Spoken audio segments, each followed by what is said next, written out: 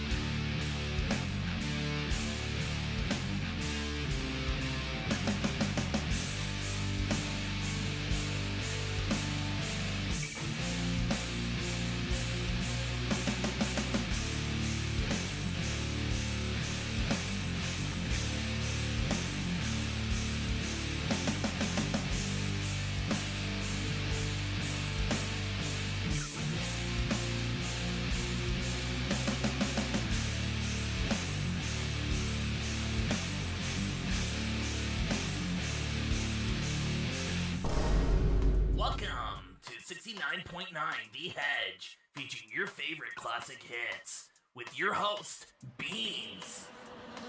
Oh, wait a minute. He'll be right back after these messages. Have you ever felt sad, lonely, bored? Well, come to Beans' stream. With Beans, life becomes more fun. Follow him and join him on his adventures. Subscribe and follow today!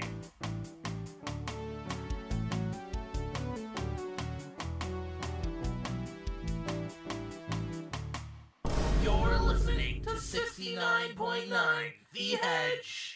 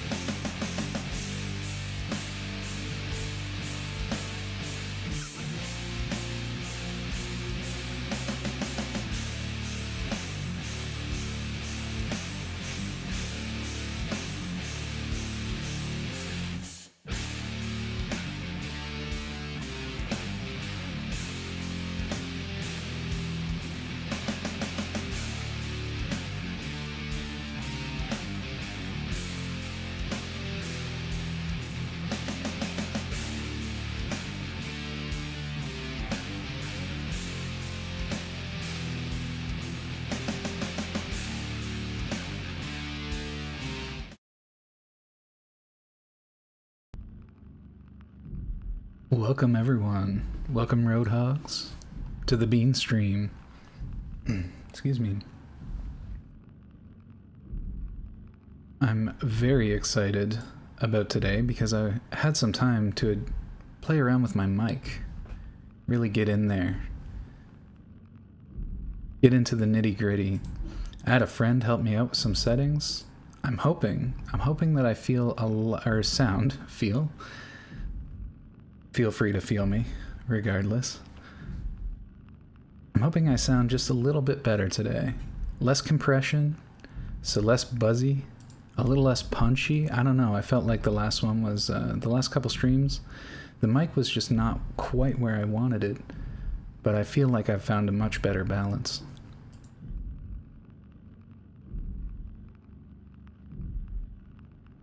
Chat out, move it up.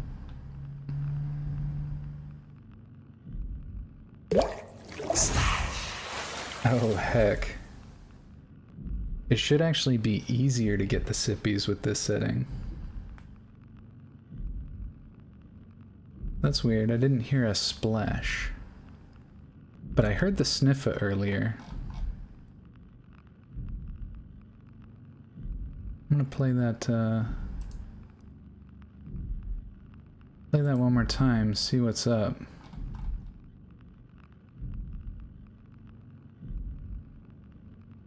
SOMA! Be lurking, mate. Just walked in the door, got a shower, now I need to eat, enjoy the food, enjoy the moisture, the moistening process, get clean. You heard the splash? Good enough for me. Let me check my, yeah, weird. Alright, I'm just gonna play a sound alert to make sure everything's kind of working here. Let's see what we got.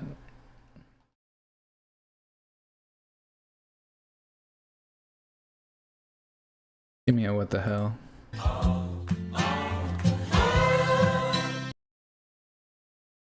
Curious. Curious. I'm not getting the sound. Let me investigate that very quickly.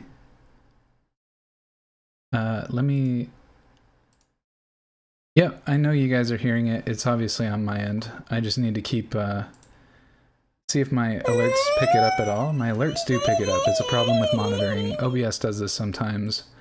Let's try turning it off and turning it back on again.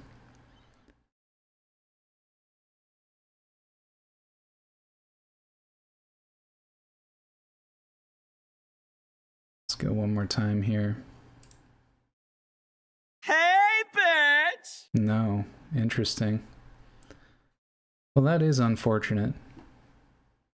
So I won't be hearing audio alerts today. I have no idea what changed between today and yesterday's stream. Certainly my mic settings are not going to do that. Very, very strange. Oh, hold up. Hold up. I think I know the problem. I'm a genius.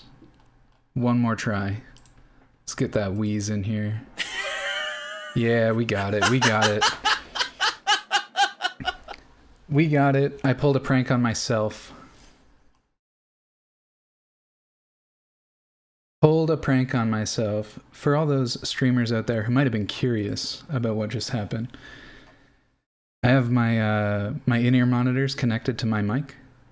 They output the mic output regardless, but my computer was not outputting any sound at all to my my in-ear monitors. So I was hearing myself. It sounded like the in-ear monitors were on, but they weren't tracking any actual computer volume. So there we go. Now they are. We're all ready to go. But first, it's my favorite to greet y'all. How is everybody? Zaki, easy third. Zaki keeps rolling in. Coming third, which is A-okay in my book.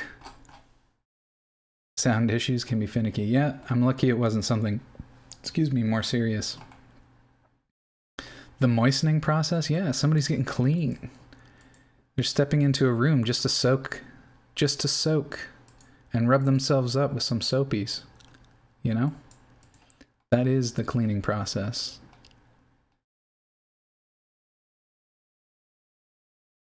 Yeah, welcome Glenn. Hope you're doing well. It's always good to see Cheeto in chat.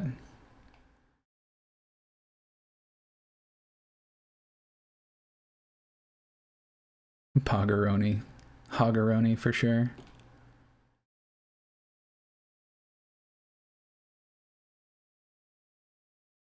I believe we're Oda Sippy. You are in fact Oda Sippy.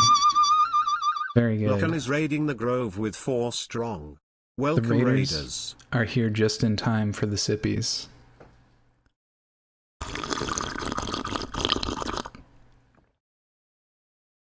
Alright, less compression. I'm hoping that worked out even better than the last one. Big Sippy moment. Oh my god, a Sippy. Zlorb. Zlorb indeed. Apologies if you have any phonetic sensitivities, but the Slurpees are an important ritual. Some good Sippies. Means you spoil us. Oh, I do like to hear that. I do like to spoil people. Oh, there's Larkin. Every time I hear that now, I think it's Lex. It's basically his theme song every time he's here. You didn't miss a Sippy? Never missed a Sippy in my life. Alrighty, how's the game audio doing? Game audio sounds good.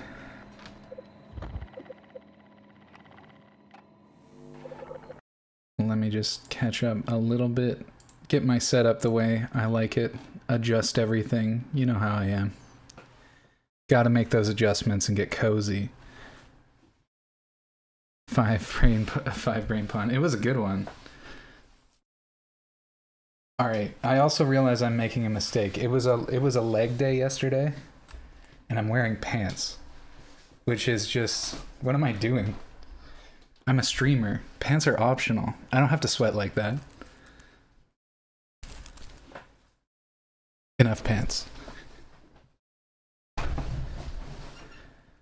What's up, Ling? Stuck in Final Fantasy 14 at the moment. Have a nice stream. Thank you so much for popping by. Always great to see such a talented individual in my stream. We were showing off some of Ling's art yesterday. That was a treat. Thanks so much for doing that. I didn't mean to shame you by adding a piece, but it was a piece I was very fond of adding. Vampy raid. We did get a Vampy raid. That's right, we got a Larkin raid too. And I can't make Larkin shout himself out. He won't do it. I promise to never make him do it again. So let's get Larkin his shout out.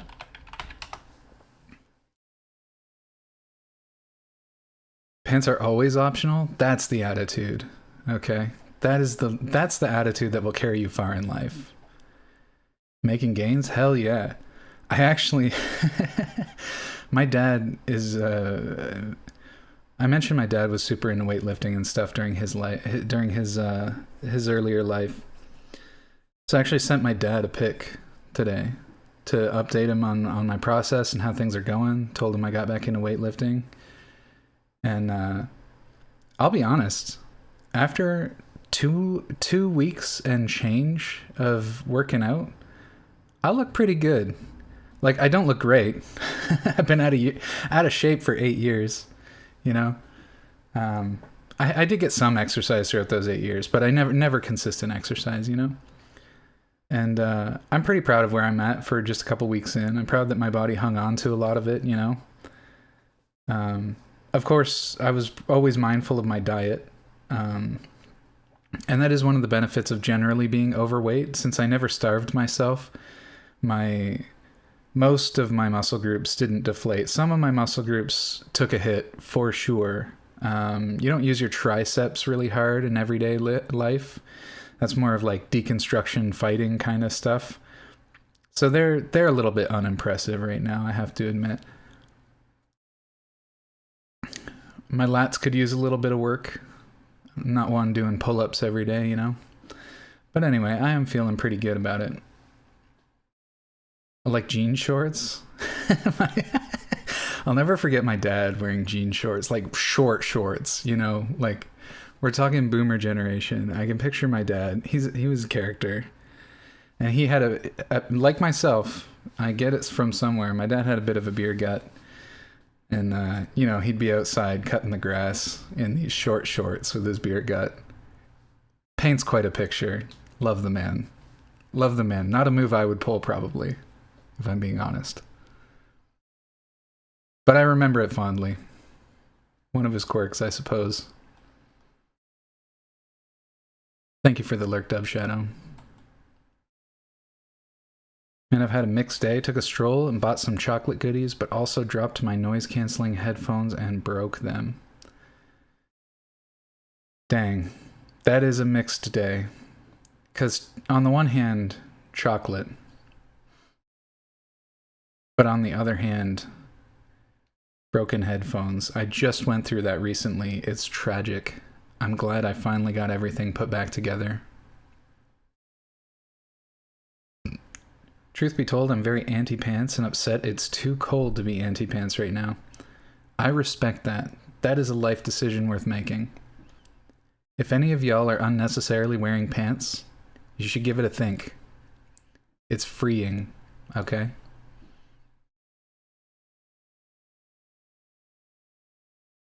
Sleep after working out is also really helpful. Higher quality. Hell yeah. We gotta get some good sleep around here. Short shorts, check. Beer gut, sigh, also check. Oh, I didn't mean it personally. I just wanted to talk about my dad. I love my dad. Like anyone, he can be difficult. So can I. It is what it is. But he's a character for sure. I would mow an assless chaps given the neighbors wouldn't call the cops. This is a fun bit of lore. I used to ride motorcycles. And when I was looking into gear, of course you have a choice for protective gear. You can get a full leather pant, or you can get the assless chaps. Why do they even make full leather pants? Who's out there buying those? Please. You know I bought the assless chaps. I still have them.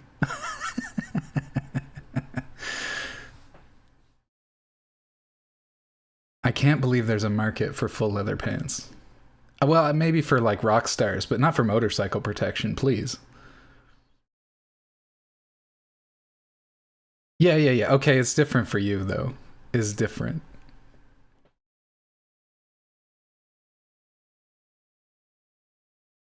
Yeah, exactly. Leather pants do not breathe, and I'm a big man. The swamp develops quickly.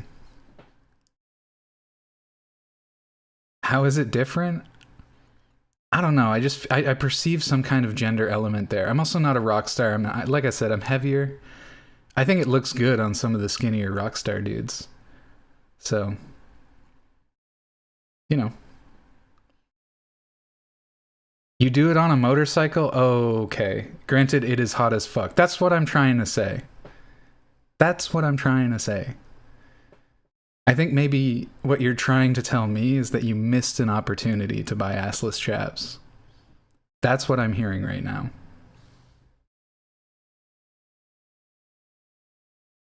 Leather pants or suede? Do I even... Can I even picture suede? Oh, I see. No, I was definitely talking leather. I'm talking motorcycle protection.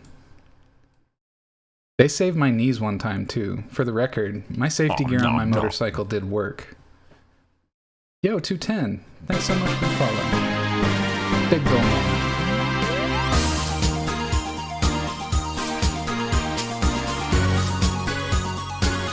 Leather does not belong on the backs of car seats. Preach, Jackalope. Preach. It was good. See you, buddy. Yep, later, Cheeto. Thanks for sticking around just a little bit. It was nice to hear from you. You must away. I mean, it is called safety gear for a reason, yeah. Exactly. Alright. Enough about me and my assless chaps. Let's get back to Soma.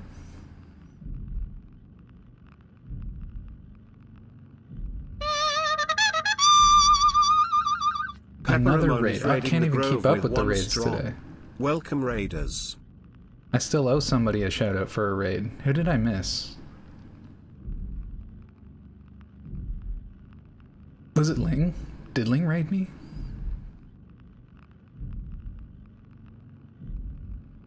We'll make sure we get Pepper for now.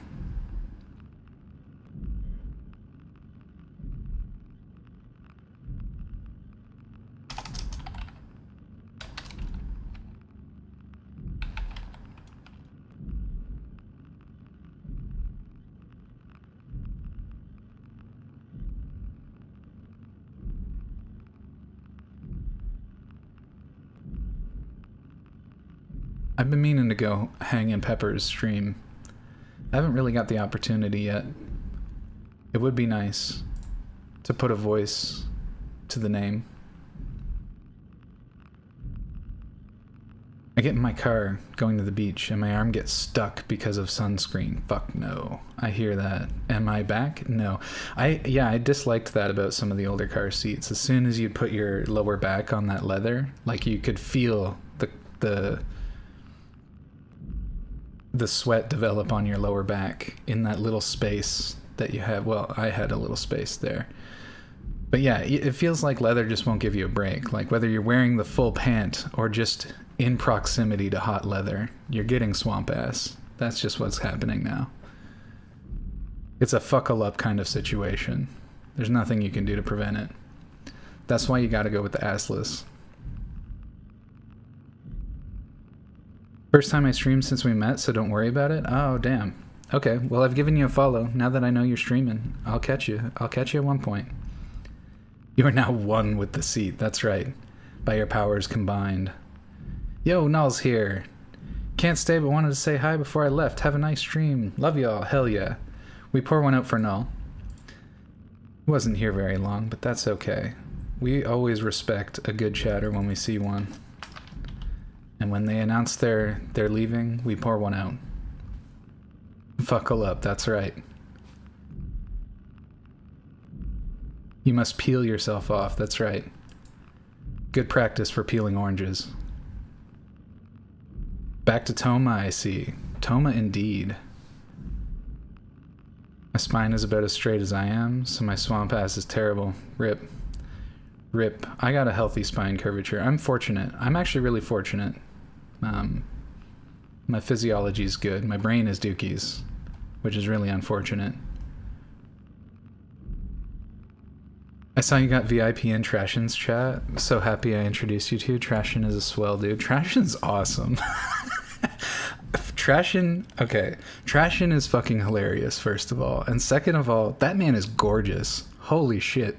He's got flowing locks like I've never seen on a man his age. Just saying. Trashin is beautiful. Did you sit in a leather seat with leather pants? I feel like at that rate, they might protect you from protect you. There'd be some kind of weird anti-synergy there that would actually help you out. The swamp would still happen, but at least the worst of the leather heat wouldn't be so bad. You are never leaving that seat? That's a good point. It probably would stick you right there. Peel oranges. Oh, you beat me to it. Yeah, it was low hanging. I could have worked a little harder on it, but I wanted to get it out. You said fuckalope. No, I said fuckle up. Like buckle up. We were talking about car seats, so. And fuckle up's one of my favorite expressions. They do not. My source. I've been there. Fair. Yo, Papa Lucker. How's it going? I cannot with leather, man. Too sticky in my perspiration-prone skin. Yeah, for the record, I don't own like a lot of leather things. You know, I'm not a huge stan. I did have a leather coat for a long time. I've still got like a leather duster. It's blue, which is not ideal, and it's not quite a full duster. I wish it was, because I think I could pull off a duster. In spite of my heavy-set frame, I think I could do it. I have the faith that I've got duster energy, you know? But I did have a leather jacket for a time, and like I said, I bought the chaps out of necessity for protective equipment. And like I said, they did do work. I fell off my motorcycle about 3 times. Never once sustained a serious injury. The worst I got was a twisted ankle. Which, again, I'm grateful for. I was a little bit lucky, and I do have some cat-like reflexes when I'm airborne. So that really helped me out a lot. I have an old-style trench coat and a black wool long coat. I live in... is that Tennessee?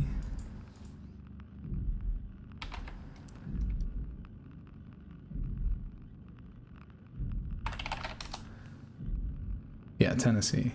Nice. Well, that's got to be fairly warm, I gotta say. A little bit uncomfy. Alrighty. I've put it off long enough. Let's get some spook. It's a little bit past Halloween. I'm really sorry for the delay in SOMA in particular. It honestly was tragic that I had the headphone outage, and while some games I was okay trying to play with mono speaker and just trying to work things out, I did not want to suffer that with SOMA. I feel like the 3D sound space was kind of important in this game, and I just wanted to make sure I had something workable for it. Actually, I'm using the wrong audio gear for this. I should have my open headphones for it, but you know what? We're late. I don't care to fix it. I don't care to fix it right now. We'll do it later.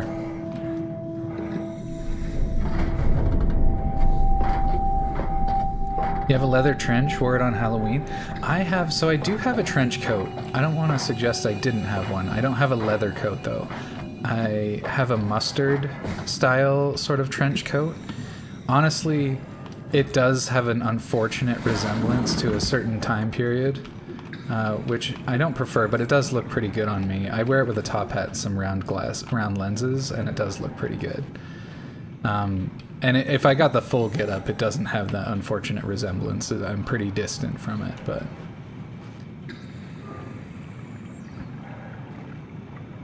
Desai, what's up? Welcome to the stream. Eh? I gotta see that. I mean, I meant to dress up on Halloween and take some pics for y'all. But I still haven't done a face reveal yet. Like I said, I don't think I'll do that until 500, maybe 1,000 followers if I'm not feeling cute enough by 500. But I was saying my workouts have been going good and I've been feeling good. So maybe by 500 I'll be feeling cute and happy to share. Are we done here? Yeah, Activate the cloud, please. sure thing. Oh, I just want to check some brightness settings. I like you faceless just the same. Turn the lights off. Don't look at me during. Bit of a Quasimodo over here. That's not entirely true. I am just heavier set, and I do carry a little bit of shame about that. Currently, we're working on it. My set weight is unfortunately quite high, and I put on weight easily, which does help me build muscle when I want to. But my set weight's like 280 to 300 pounds. I'm actually below it right now. But my body does like to be that heavy. Which is tragic. My brightness is a bunch.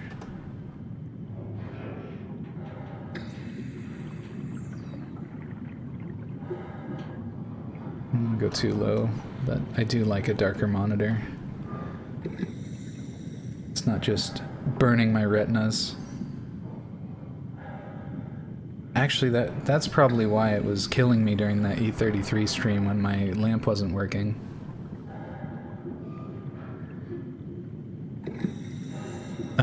Checking out some work stuff, no problem, no problem. How am I doing, by the way? I'm doing good. I'm doing good. I was talking at the top of the stream. Oh, my little axolotl guy's, he's floating away.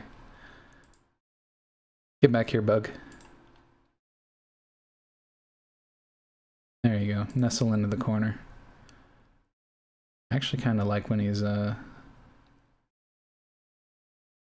poking out. There we go. My preferred configuration. Let me move the chat up just a tad so my spine's not tickling it. There we go. That feels cozier. We've all got some room to breathe. I think this is super lame, but I am going to take a moment to adjust the lighting in my room because I've got a more powerful bulb in my lamp. And I can switch that later, but right now it's glaring on my monitor pretty aggressively. So I just want to handle that. I will be right back. Thank you for your patience.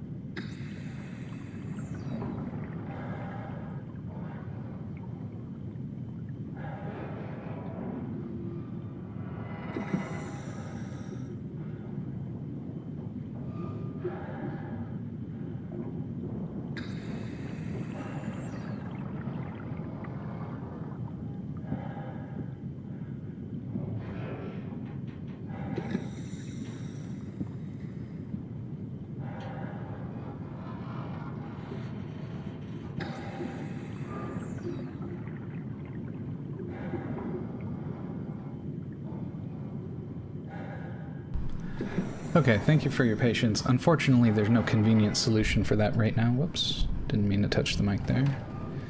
We are just going to have to undo what I did to the monitor. Brighten it up. I'll catch up with y'all in a moment. Thank you for your patience, like I said. Is that a chumpkin I see? You missed the conversation about assless chaps. Just saying.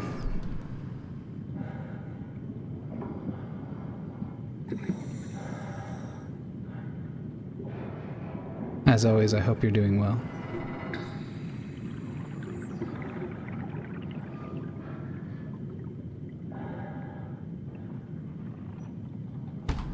Let me check my raids because I swear I missed a raid.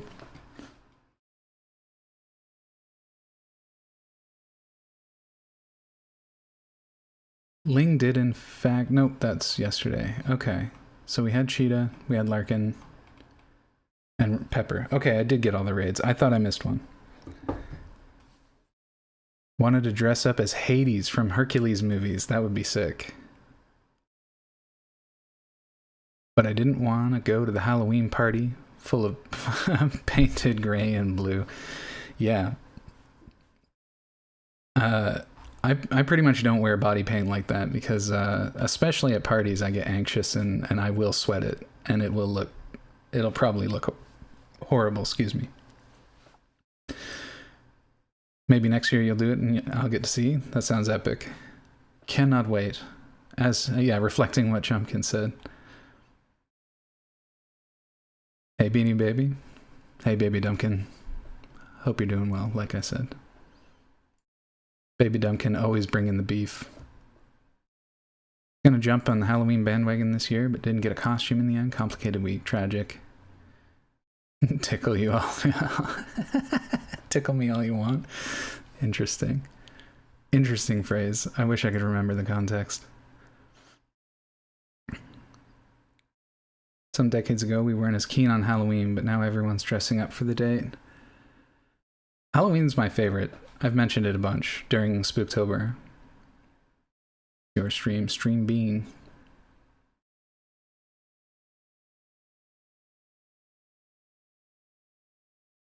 Keep touching. Get my hands all over this mic.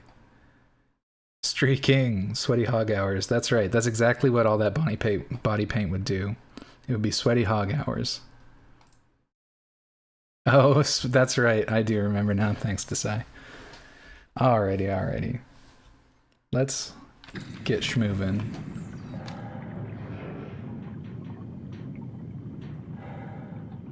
We got some horror to run. ACR stop passengers 5. Passengers 1. What else can we get our mitts on? ACR is stop. Descend. We're supposed to descend into the depths. quite excited for this part of the game, getting deep into the dark ocean. We have to go deeper.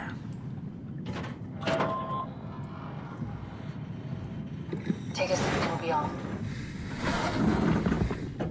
Here we go.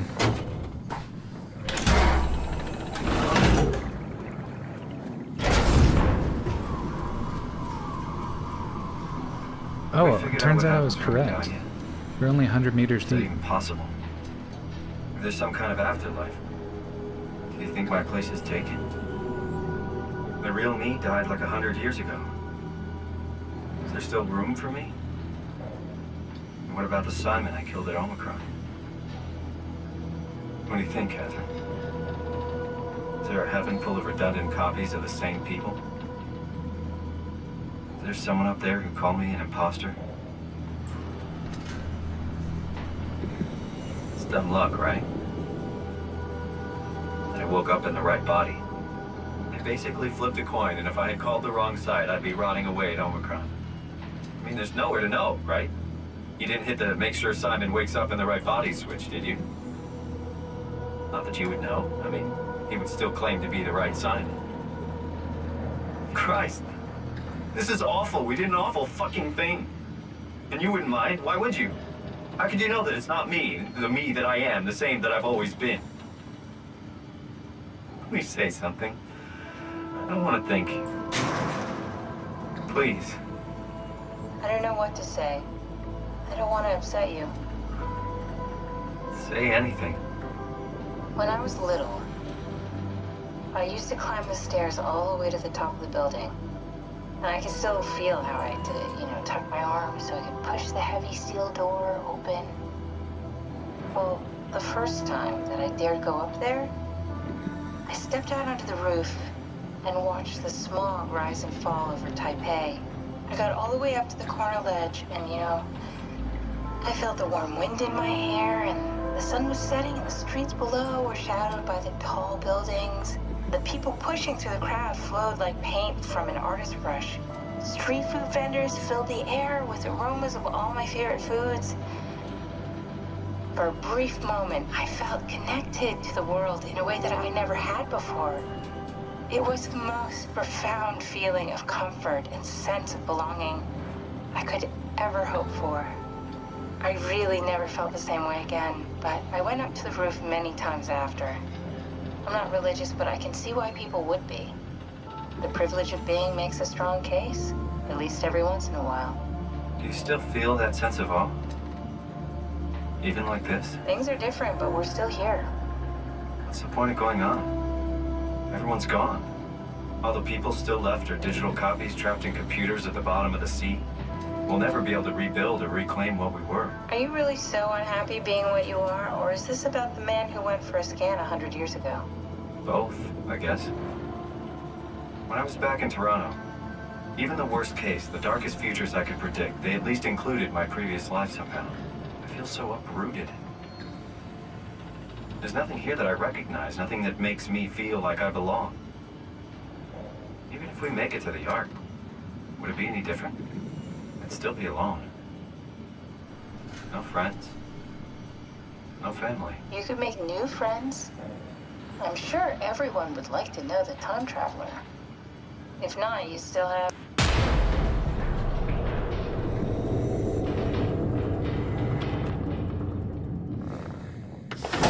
Catherine?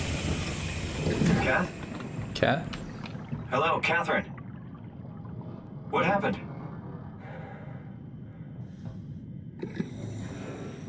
That was a nice little sequence. I like that. I do feel that our character's getting a little existential about us murdering ourselves way back when. I think it was the best course of action. I stand by it. What, the alternative was to just leave him there, let him suffer and get hunted by the being that was haunting those halls. Do you think that's the future they wanted? Certainly not one I would want. I would see it as doing myself a favor.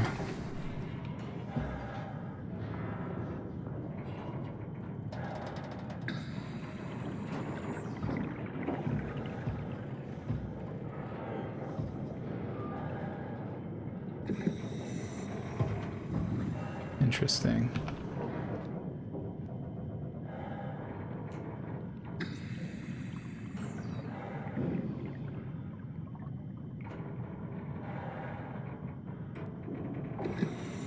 Must lurk got a call? No worries. Enjoy your lurk, Dumpkin.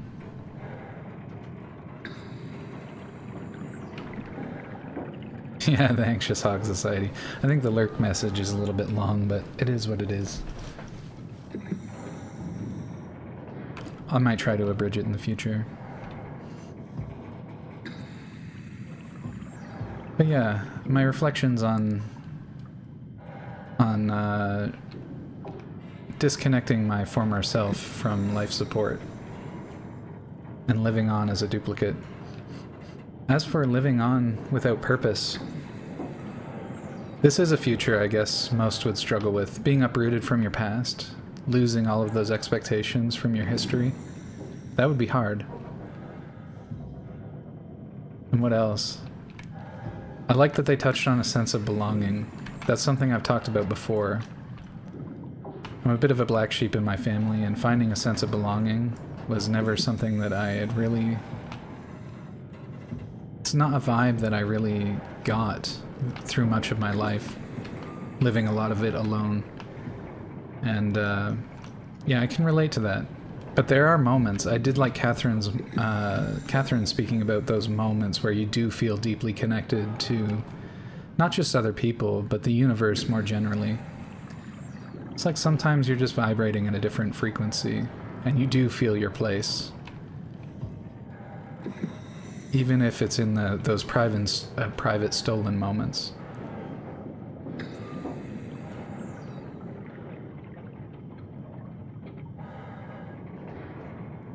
Hey, I know it's not much, but why don't we stop moving? The power blacked out for a moment. Think it could be the atmospheric pressure.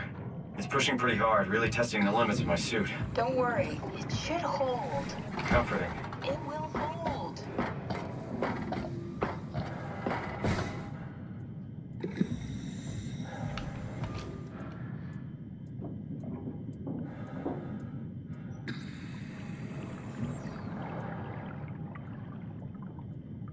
It's okay to sigh. It's something I've been making a lot of peace with in the last 2 or so years of my life. And it's just been on my mind a lot. I've talked about it quite a bit on the channel. Sometimes I have a bad tendency to overshare. But I think I've got a better handle on that now.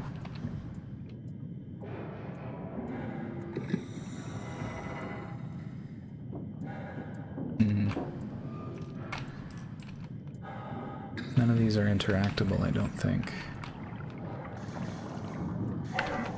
And also, I realized that a big part of my lack of sense of belongingness has a lot to do with just the people around me and how I don't often fit in. I feel like Twitch has really helped me find my tribe. And that's something that I've really enjoyed about the whole experience.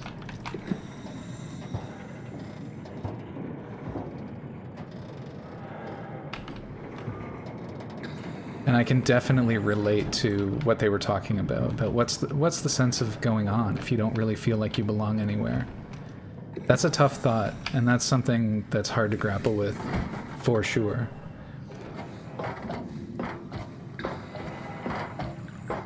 But it's been truly wonderful to meet a lot of like-minded other folks. I was just waiting for me to sit. Does Yeah. time freeze when you're not powered? Time feels omitted more than anything. What's the difference? I don't feel like I'm being held back or hindered. And I don't have the opportunity to reflect on the time I'm missing. It's simply missing. Sounds like sleeping without the dreaming. Yes. But generally you anticipate when you're about to sleep, and there's a natural continuation since we tend to wake up where we went to sleep.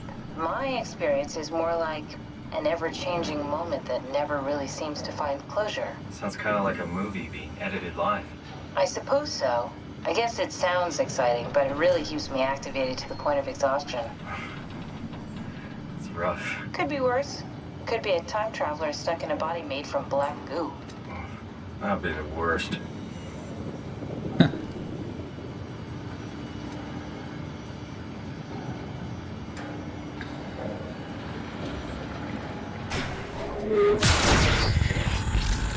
As was inevitable. Here comes the big drop, surely. Oh, sheesh. Very friend. You did it! You did it! I will make preparations. I'm sorry, I didn't mean to do it, man. I'm just living my life, doing the best with what I got out here.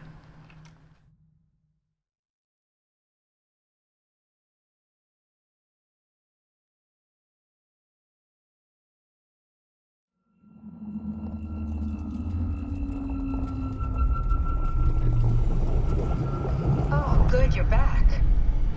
What happened? Something dropped onto the cage. Knocks you right out. It spoke to me. Looked like a man, one of WoW's creatures.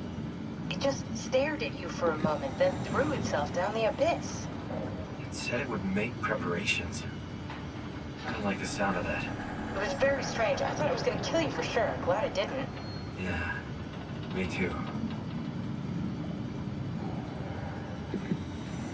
We must be in a trench. Looks like we're closing in on the ocean floor. Good, not sure the climber can take it maybe much we're longer. not. Okay, so this is the Omega Sector. It's about an acre of the abyssal plan used by Pathos 2. I expect we'll have to do some walking before we reach Tau. You haven't been here before? Not in a way that'll help us. Right, the other you has been here.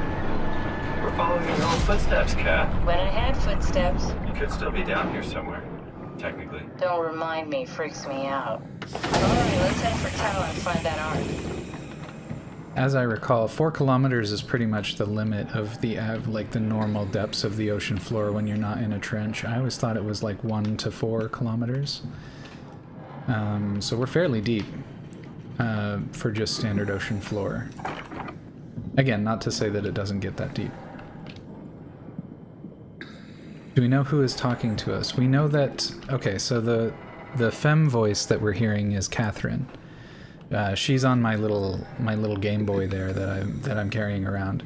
She's an artificial intelligence, but she's also a brain scan that's been put into the electronics. So she was a real person at one point, as was my character, though my character has now been stuffed into some electronics as well.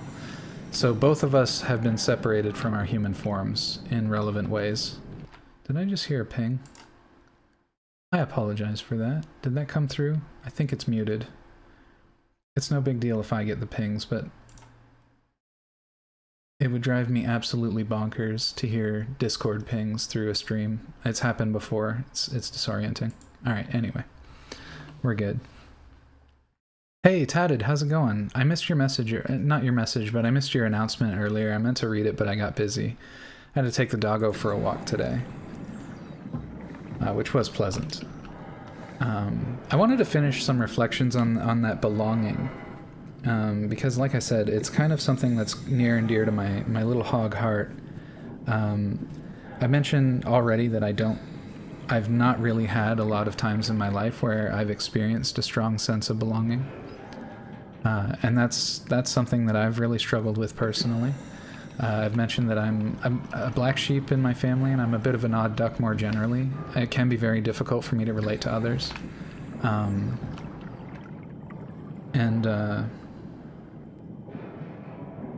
what I think's interesting about that conversation is the ways in which a lot of that feels self-imposed in hindsight. Now that I mentioned that I sort of feel like I've found my tribe. I found a lot of like-minded individuals on Twitch, and it's been fantastic.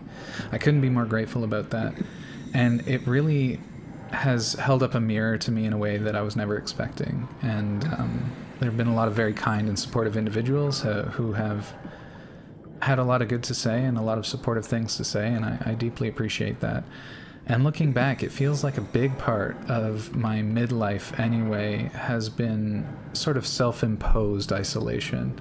That sense of belonging sometimes might have been, or that lack of sense of belonging might have just been me failing to seek out a tribe and having a tendency to isolate. Now that is of course a big part of the anxiety that I experience. But there are other facets too. Like I said, it's not just that I'm anxious, but I also relate poorly to most people. A lot of Twitch people are quite quite intelligent and tech savvy and have a lot of interests that I share. So it's been a lot. It's just been very interesting, and I've met a lot of like-minded people, and I appreciate that. But to expand on that sense of self-imposed isolation, even when I reflect on it, I still feel deeply that there's a part of that is a consequence, a natural consequence of my history. And so, on the one hand, while I want to blame myself for it, and I want to just say, if I change my behavior, everything will be better, part of that's true. But the behavior that I exhibited during that time in my life came from somewhere. It has a history. It's rooted in my foundation, in my core. And so, as much as I'd like to blame myself for it and recognize my own error in it, there are other factors at play that go a little bit beyond my control. And I think that's something that our main character is also not considering, that there's a lot here, a lot going on that was significantly out of his control. And I feel like he's trying to impose that control in a situation where it's simply not possible.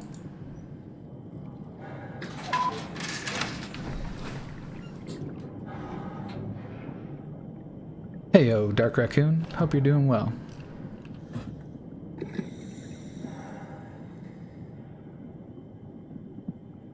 I missed Pepper. I'm just catching up with chat before we advance because I was busy pontificating, ruminating, and reflecting.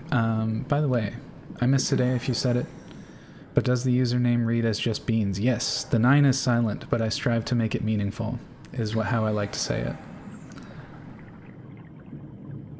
That explains how you're able to breathe underwater. Yeah, we're kind of a diving suit. We're an electronic diving robot in a diving suit. So, we're 4 kilometers deep.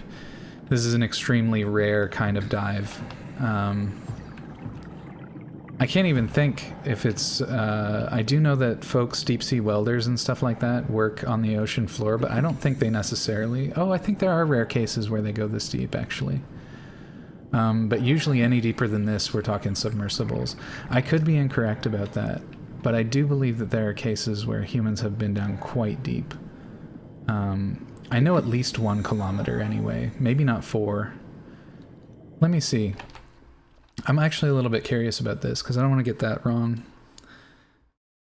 How deep do commercial welders dive?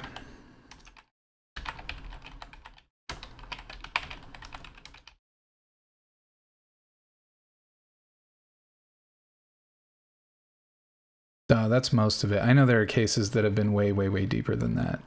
Okay, so I'm starting to think then that yes, I think most of the diving we do outside of vessels is within 1 kilometer of the ocean floor.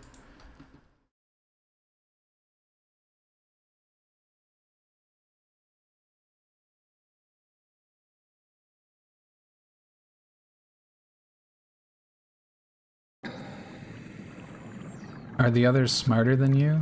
That wasn't quite my phrasing, I think. I actually shared this with somebody recently. I'm sorry, we're going through this game really slowly, but we're being a bit reflective today, and there's new people in chat, and I'd like you to get to know me a little bit better. So, I know I'm clever. I don't know that I certainly resist the title of something like genius. I haven't done anything really to warrant that.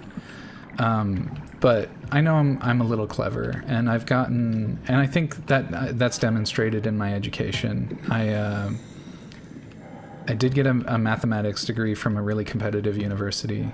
I also hold degrees beyond that. At the very least, if not, intelligent or clever, I'm educated.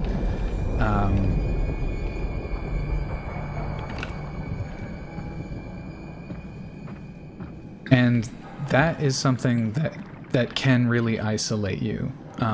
Being both a little clever and educated sets you apart from most people in a way that can feel really isolating.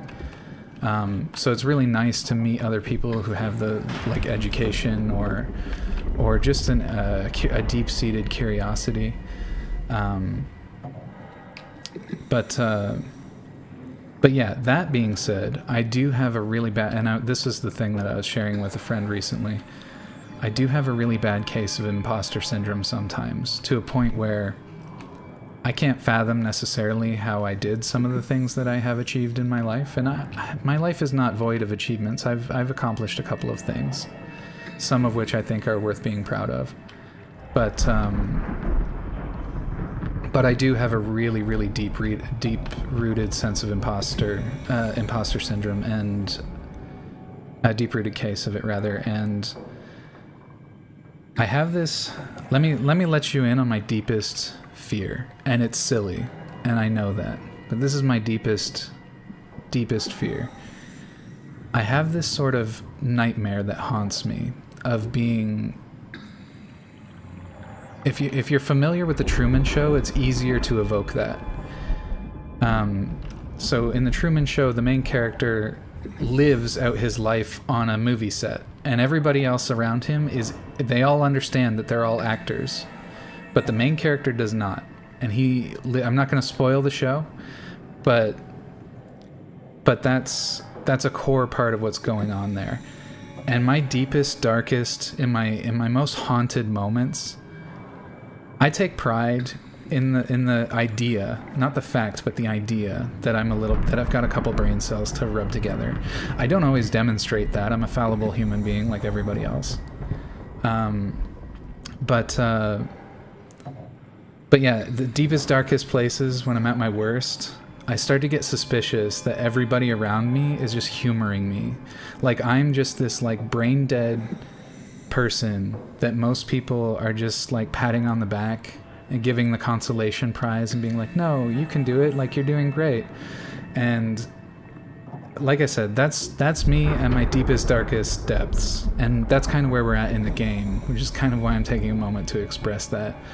But that's me at my worst, is that deep rooted imposter syndrome not allowing me to even experience myself in a honest way. But anyway, maybe that's a little bit too serious for just some alleged video game and streams. Also, welcome in, Sky. I appreciate you being here. All right, let me just catch up with chat because I was busy again, just pontificating and reflecting. 9's my favorite number, so I already feel deeply connected. Amazing. That's actually really cool. There are things I do like about 9. I like that it's 3 squared. There's something about something having a nice square root that makes me happy. 9 also has just a nice shape. And I do like that it's sort of the last single digit number, the highest of the single digit numbers. There's something to that. But to exchange, I like to take turns, I like to trade. My favorite number is 2. I like 2. I don't mind being second.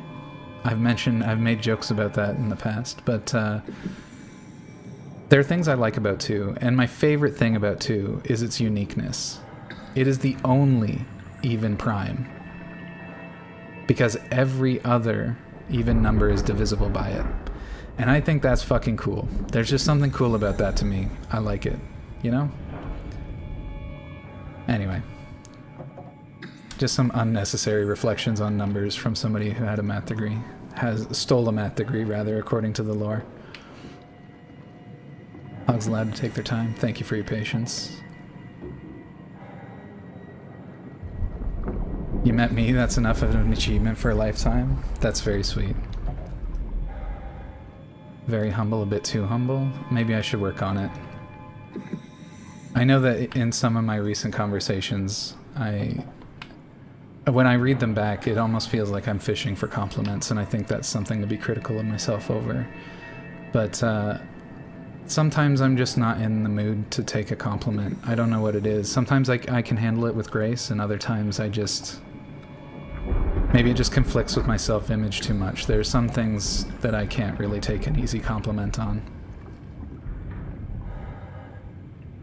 Haven't met a good person who doesn't have imposter syndrome. That's an interesting sentiment.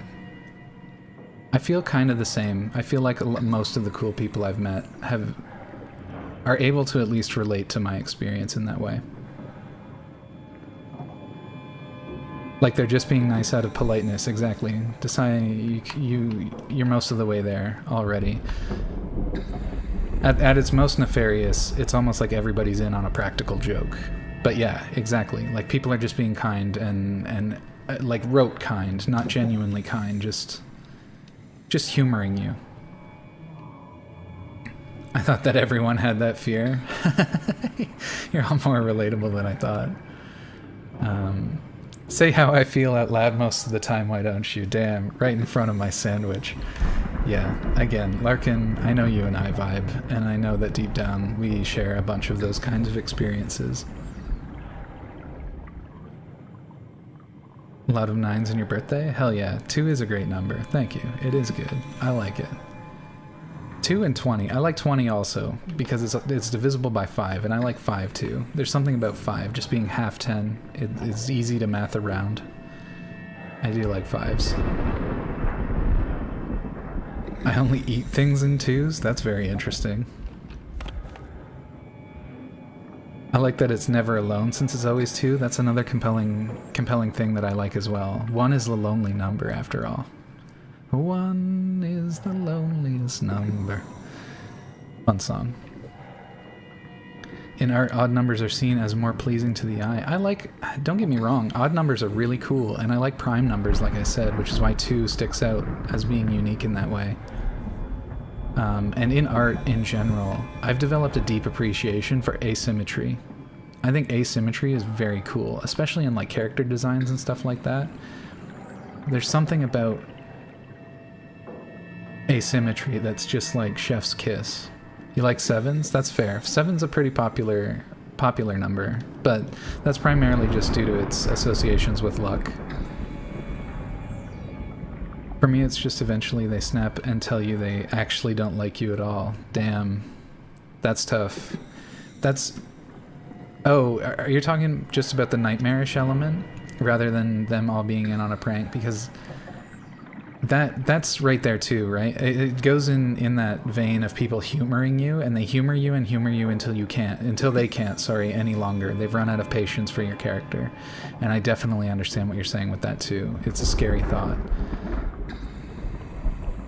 And there are certainly people who I wear on their patience. But that, to be fair, there are people that wear on my patience. Not everybody's compatible, and you don't have to be friends with everybody.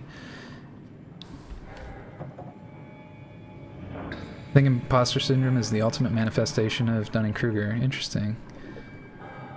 No, I said that wrong, but you might still understand what I meant. Like, you're a good person if you're constantly worried that you might not be one. Moose, you've hit on something so chef's kiss.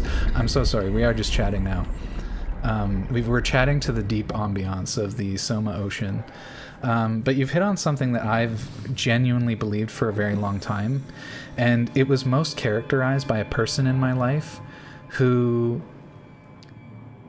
was liberal in their politics, and I don't want to get too into politics right now.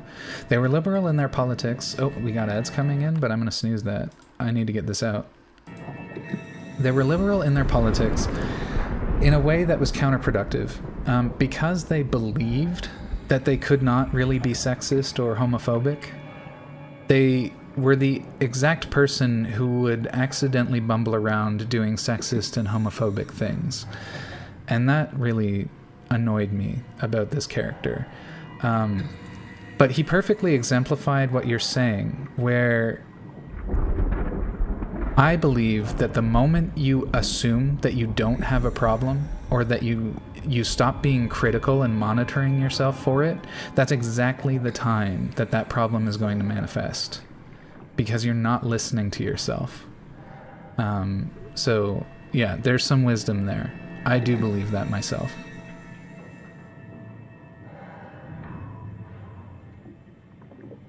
"23 is my favorite number. Nice to see one in the double digits."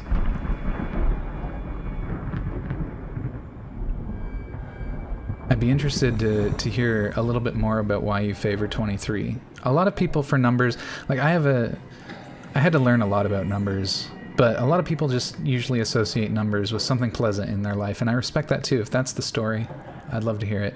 Obviously, don't feel compelled to share if it's personal. I will digress. You can be full of anxiousness, but not do anything about the things you did wrong. You just think afterwards about all the fuck-ups. Yeah, I would definitely characterize myself that way. I really struggled to be vulnerable and apologize to people in my earlier life. It wasn't until much later that I really learned to sort of take responsibility for my own behavior. And it wasn't until I developed a really keen, what I assume or believe is a more keen awareness of my behavior and why it manifests and why it is the way it is. And of course, I'm not perfectly self-aware. I don't think anybody really is. So I have my blind spots. And just, again, knowing where you're weak and knowing that you have blind spots can do you a lot of favors. To be fair, people are fairly open about being frustrated by him. He's just in constant denial. Oh, you're talking about BoJack, yeah. For example, BoJack Horseman, I need to rewatch the show. BoJack was fun. It went to some dark places. I like how genuine and real it could get sometimes. It had a lot of good contrast. You know, had some lighter stuff, some fun jokes, some good wordplay. And then it would sometimes just take you into some of those serious moments, those personal ones that are difficult to navigate and troubled. It's been over 2 decades. If you haven't worn down my patience by now, I don't think it's going to happen. Oh, trust me. We'll be snuggling till we're 80, Quasi.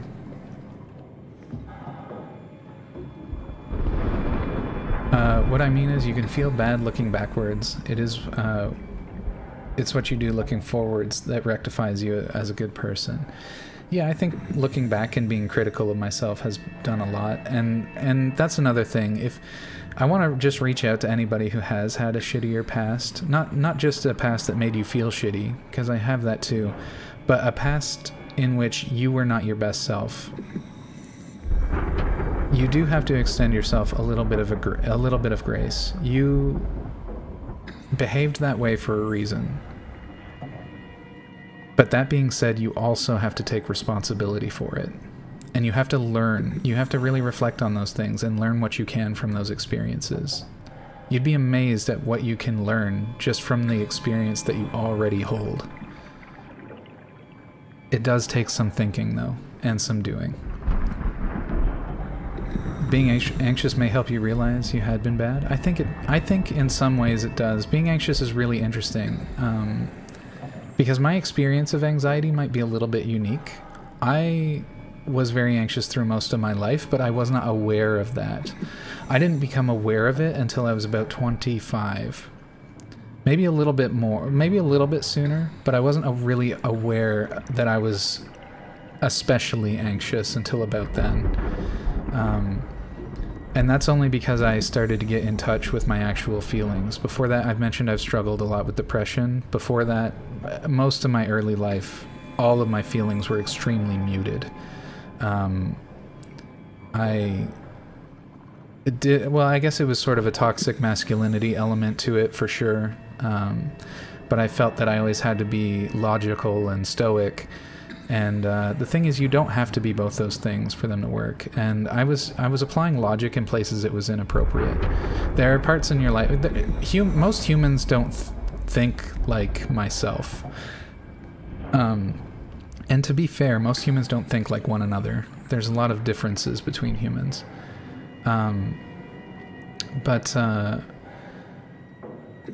But yeah, I eventually had to be really critical and understand how to develop myself in another way.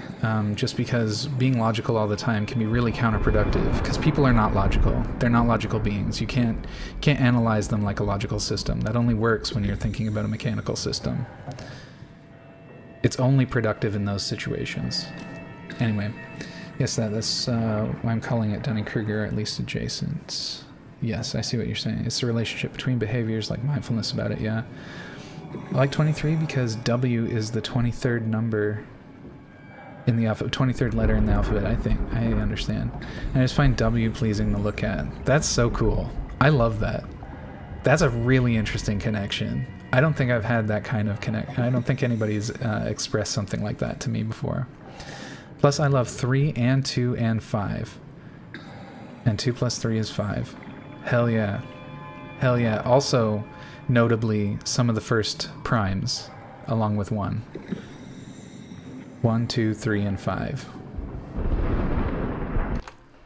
BoJack, really example of addiction. Really enjoyed it because it's a really rare in media. Yeah. We'll read these in a minute.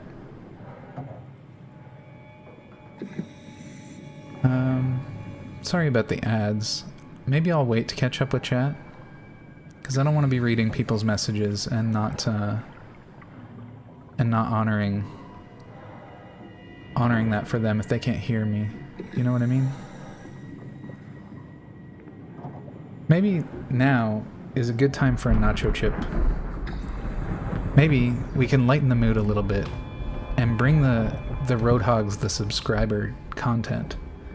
A big crispy.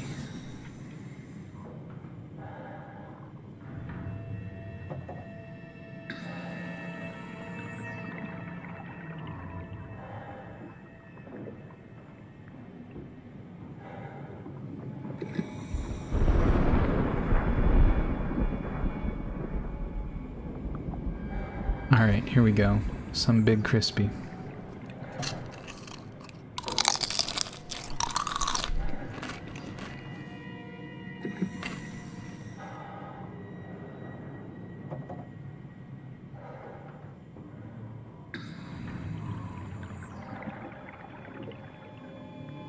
That's right.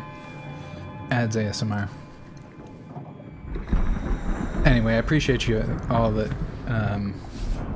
appreciate you all being here and humoring me while I just ramble on about life in the context of SOMA. And while I make silly noises into the microphone. I really do. I think it's one of the funniest channel memes that survived, the Sippies and the Crispies. Don't get me wrong, I'm a big fan of the glazing too. I've been feeling a little out of sorts though recently.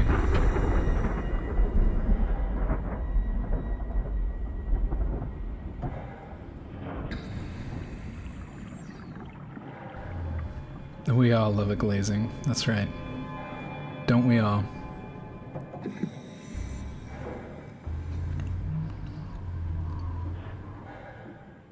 Sometimes we get so worked up we need a towel after.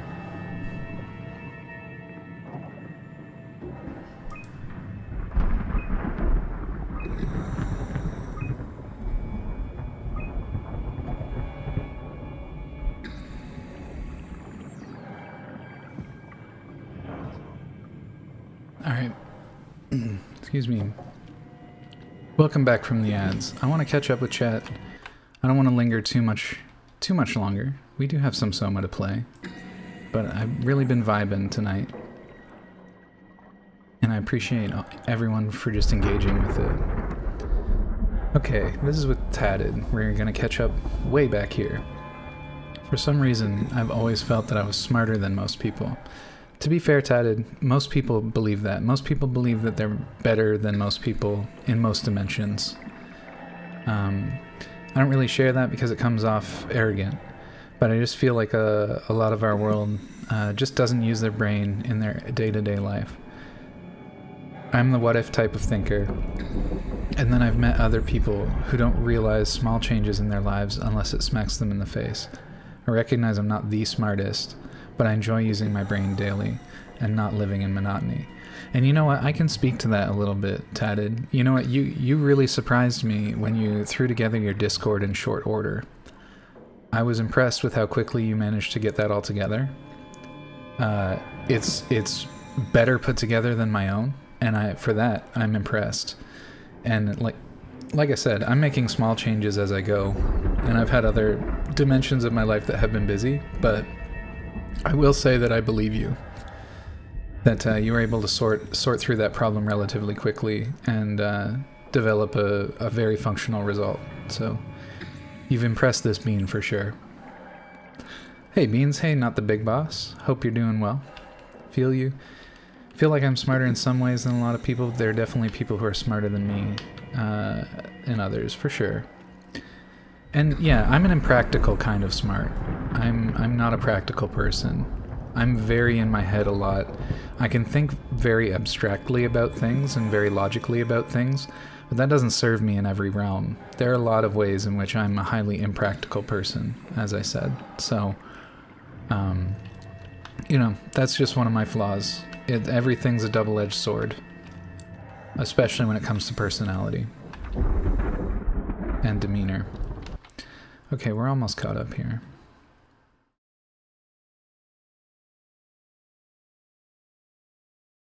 I didn't know that not everybody feels like that all the time.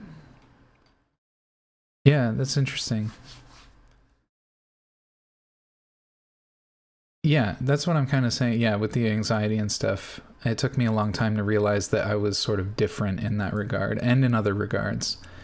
The thing is, we're very biased in our thinking, and we extend onto others a lot of our own stuff when that's actually not appropriate. I was that way in my early mid-20s, had to do lots of reflection to understand why I was alone and couldn't keep friends. Yeah, like I said, I think you're reflecting to me how I felt quite a lot during that era of my life as well. Humble enough to recognize faults. That's just a big part of it, right? I don't expect everybody to be perfect, but I do expect people to recognize when they've overstepped or stepped way out of the bounds in ways that are unproductive. And I don't even necessarily always expect an apology, but I do expect to be able to talk about those things in an earnest way. I have some friend groups in which there's a lot of, we'll say, just like interesting stuff going on. Personality disorders, neurodivergence, other stuff. And things can get messy in that friend group sometimes. It's just how it is. It's a fact. But we all deeply care for one another, and we're all very quick to apologize and acknowledge when things have gone off the rails. And I deeply, deeply appreciate that group of friends. They've been very important to me for a long time. They stuck with me before my radical shift era. Yeah, I've known them for decades, and they're very dear to me. Why did I think you had a solid Dutch accent during the collab streams? Ik spreek een beetje Nederlands is perhaps one of the reasons. Yeah, Will and I speak a bit of Dutch. Well, Will speaks more Dutch than I do. Will Sleep's not. He's actually one of the reasons I learned Dutch.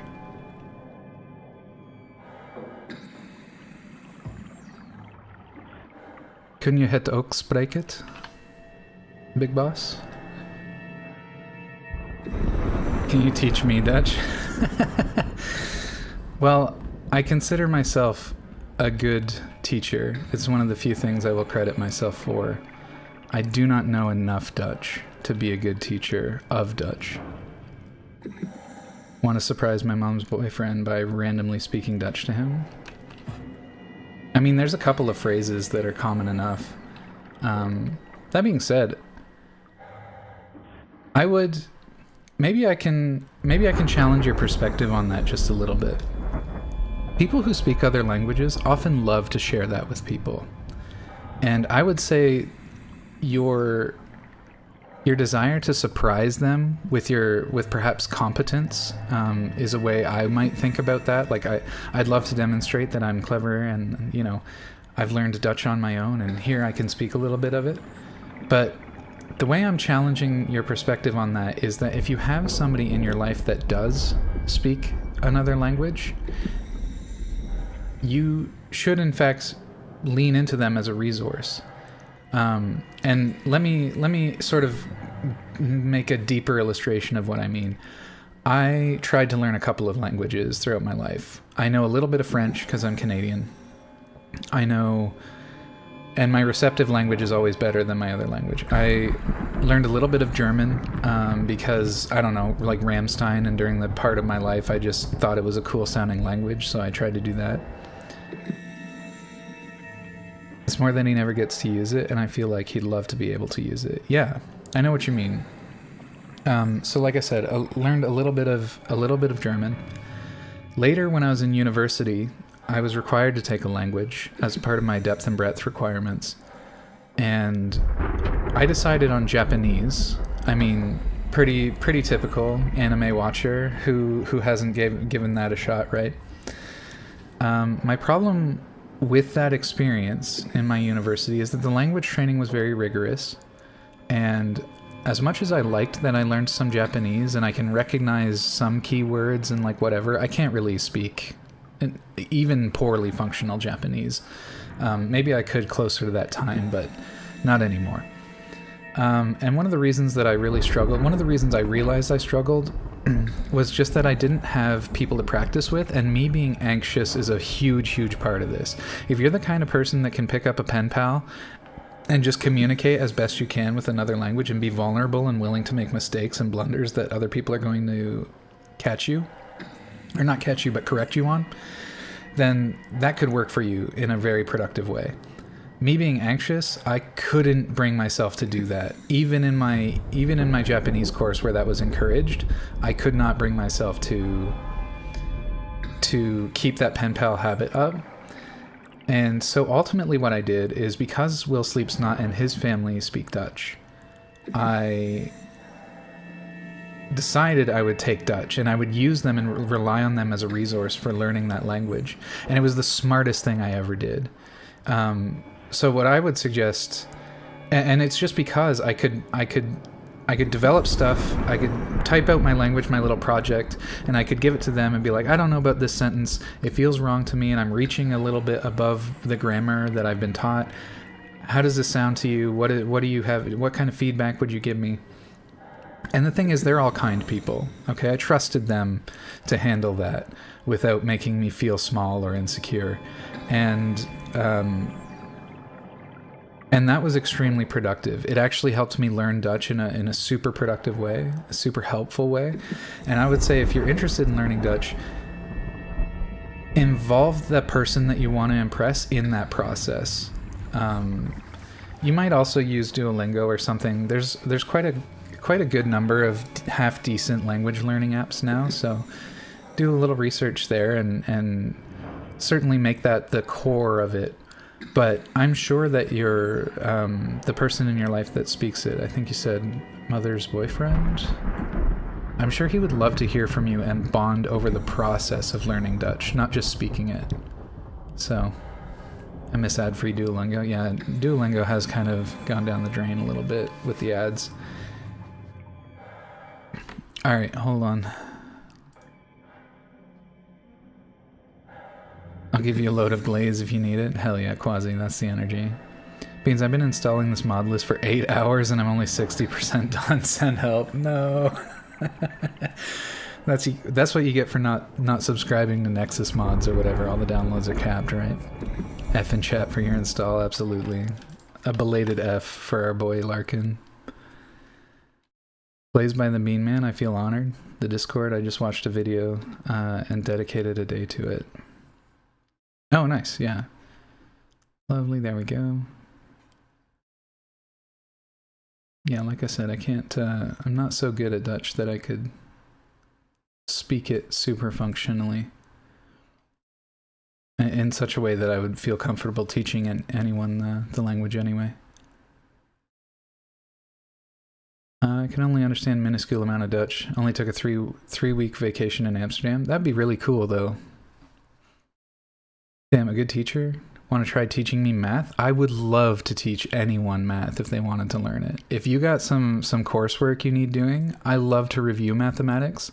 One of my favorite things is that my close friends will sometimes shoot me a problem about something and just say, hey, you know, I'm playing this game and this is a situation I find myself in. What are the odds here so I can make better decisions? And so then we can work through it together and ultimately arrive on an answer that will help them, you know, play better. I've always been told it'll click for me eventually, and that never happens, so I'm open to try. Yeah, like I said, it really depends on what level you're willing to, that you're interested in learning. I have tutored up to university level, first year kind of level. First and second year university, I'd probably feel fairly comfortable with, as long as you're not in a dedicated math course, because that's the extent of my education. But if people are in science courses, I've taught people that are in like pre-med and stuff. That's all fine. That's easier math than the kind of math that I was doing. The stuff I was doing was like highly conceptual. Half of it was proofs. We don't really work with numbers but letters most of the time. It's not for the faint of heart. I would actually liken it to learning a language more than learning processes like you were in high school. In high school, for the most part, you just needed to know what a formula was and how to do the algebra to rearrange it. In university, math is a different monster. I'll admit that I don't think I was really ready for math when I went to university. I wasn't ready for the paradigm shift. When I first got into math at university, I actually panicked after my first semester because I was used to overperforming in school, but I got into a competitive math school, and it was genuinely difficult. And it was genuinely difficult to switch, and I had been out of school for a while, and I did not have good study habits. It was very challenging. I skirted by my first semester. Some courses I did better, some worse. My average was a little bit comfortable where it needed to be. But that's actually why I have multiple degrees. I went to uni. So I went to, let me cover it all in an abridged version. I went to college for engineering technology. So I'm like half an engineer. I don't know, it took three-year course, half an engineer's worth of education there. But not really half an engineer because it was spread out. So I know a little bit of electrical engineering. I know a little bit of mechanical engineering, and a little bit of chemical engineering, but none dedicated. And then after that, I spent a year off just working part-time, sort of wasting my life, if I'm being honest. There was other stuff going on, though, that I'll share at another point in the stream. Not today, though. We've already really talked about a lot, and this is allegedly a gaming stream. But yeah, so I got that, and then I went to school. I got accepted into mathematics, but they required me to update my grades for mathematics. So I had to do adult learning education. That actually worked out for me because I do have a bit of an aptitude for it. So in a matter of 3 weeks, I completed the high school course in mathematics that they wanted and got like a really high grade, and then did that again with another course. And I'm a little bit proud of that, I'm not gonna lie. But at the end of the day, now that I've been through the actual ringer of mathematics, I look back and that high school mathematics is not really that challenging. And I don't mean to sound pretentious or superior about it. It's just a fact of my education. Anyway, so after that, I got accepted into mathematics at like I said, a competitive university. I originally applied for engineering, but I didn't get that. They actually offered mathematics as an alternative because the engineering program was so competitive that not a lot of the people, like, it happened to be an extra competitive year, and not like 10% of the applicants actually got into the school. So they gave me a counteroffer. They're like, hey, it seems like you're working hard here. Consider going to our math program. I thought, hey, why not? I was thinking originally engineering, but I also had this sort of idea that I could teach mathematics. So I was like, okay, I'll teach math at a high school level. I'll do this course. And I was feeling really good. I was feeling kind of like, yeah, I got this, no problem. And then when I got there, it shocked the hell out of me. And it was really challenging and really difficult, and it was really hard to maintain good study habits. And I was spiraling, and I wasn't in a very good place mentally when I was doing that either, which was a big factor. And I don't make friends super quickly, so I again felt very isolated in uni. And after that first jarring semester, I panic switched into a joint psychology and social development studies double degree. And that's not what I did initially. I just switched into psychology, but eventually I made a double degree out of it. But I switched because I panicked. And then nearing the end of that, I got feeling like, hey, I'm in a better place. I feel like I can handle the math now. I've got good study habits. I want to prove myself. So I asked them if they'd let me back into the math program. And they said, And I had already done a math course just as like an extra thing along the way. So I asked them if they'd let me in, and they said, you know what? We can tell you're working hard. Your grades are really good in your current degree. Your grade was really good in the course that you're taking. Take this one additional course. If you get a grade, and the grade they asked me to get was very challenging.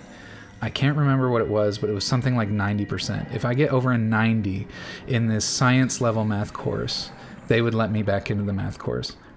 And I did it. And I was very proud of that. And then I went on to get the mathematics degree after I got my other double degree. My mathematics graduation was one of the proudest moments in my life. It was a very challenging part of my life. I've never been that stressed out before. And the finale, so my senior year of mathematics was actually during COVID. And I moved back home with my parents, and I felt extremely isolated again for another point in my life. I had been removed from the few friends that I had made in university, and that was extremely challenging. On top of being disconnected from my classmates and the professors, I honestly believe that I might have a lingering amount of PTSD from the amount of stress that I went through in my senior year of mathematics. I wanted to take some time off, but my parents had been supporting me.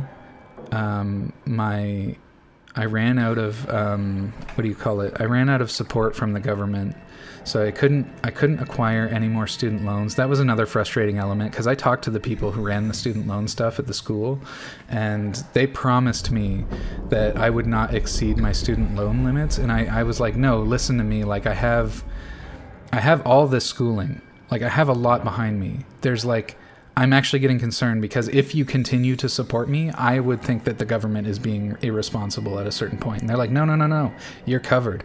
And then sure enough, halfway through my mathematics degree, the funding wasn't there. The extra support wasn't there.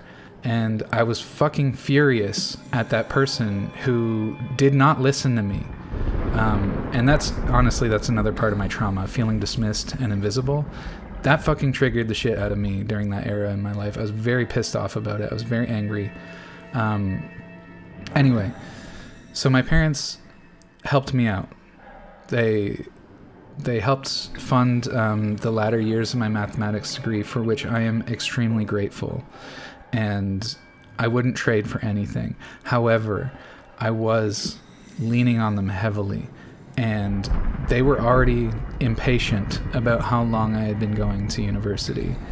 And it was at that point, they basically said, like, I was really suffering. And this is one of the flaws in my relationship with my parents. They really, throughout all of my life, they've dismissed when I'm struggling. Again, I care for them deeply. They've helped me out in great ways. I'm not sitting here just ripping on them. But I was really struggling in that math degree, and I was at my wit's end. I swear I lost a majority of the hair that I lost during that era. And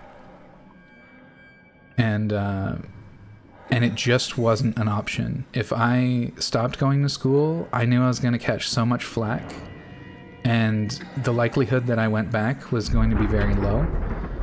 So I pushed myself through the final 3 semesters of mathematics, through some of the most challenging courses I've ever had to do, and I did it alone and feeling imprisoned in my room. And like I said, it was an extremely challenging time of my life.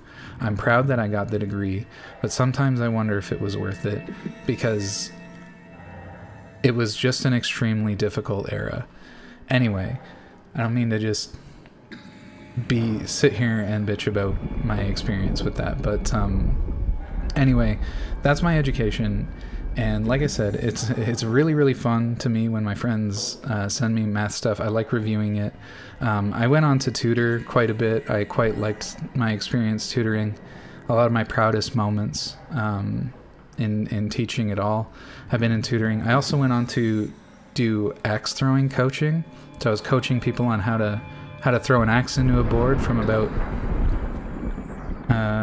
6 to 8 meters. Why is my stream cutting out? I do not like that. hold on. Let me see if there's anything I can do to fix that.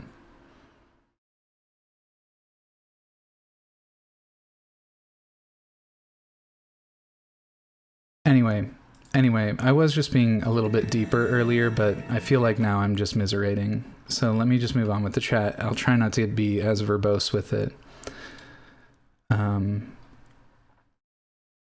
It's more than he never gets used to it. I feel like he'd love to be able to use it. Yeah, okay, that's regarding Dutch. German, let's go. Yeah, I'm not a proficient German speaker. And in fact, now that I know Dutch, German's even more difficult because they're similar. Their accent and enunciation is different.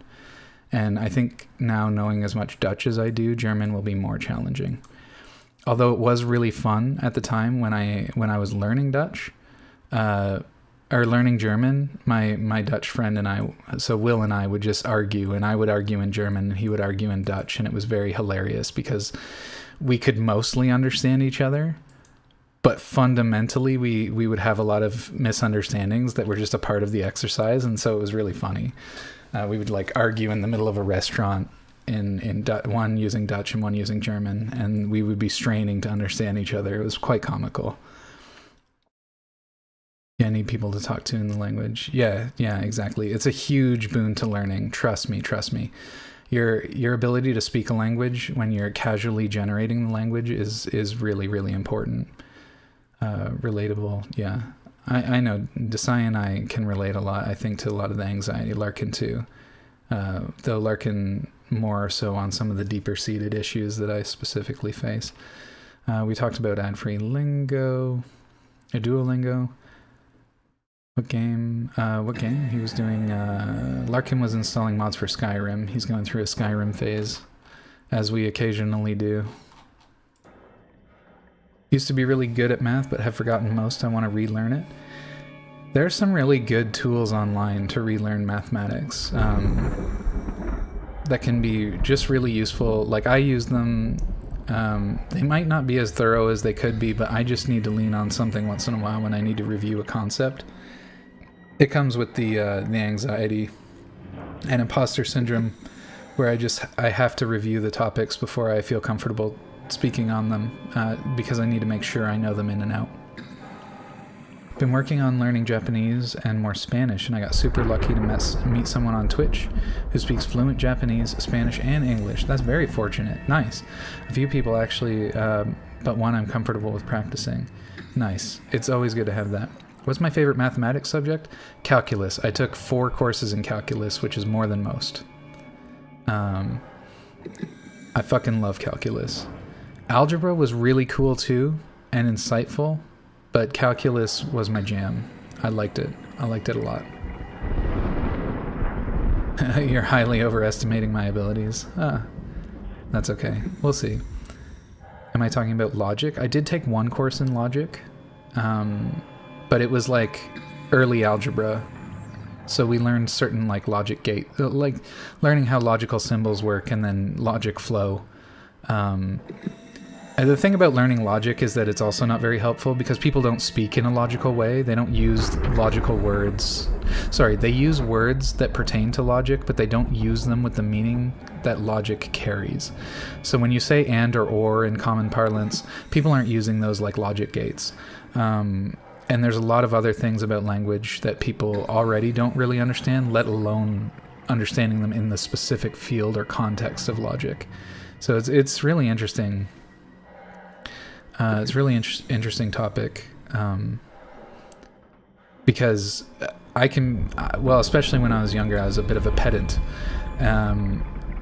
That's something I've really let go. I think the most important thing is that I understand a person. So when people tell me things that are contradictory or not perfectly reasoned out, usually I just poke for clarifying. I just ask clarifying questions to make sure I understand them, because understanding them should always be the goal, not mocking them for how they use the language. I can teach you addition. You and me equals 4 ever. Very good. It's cute. Gonna lurk? Yeah. Sorry, long-winded Pepper, but I appreciate the lurk.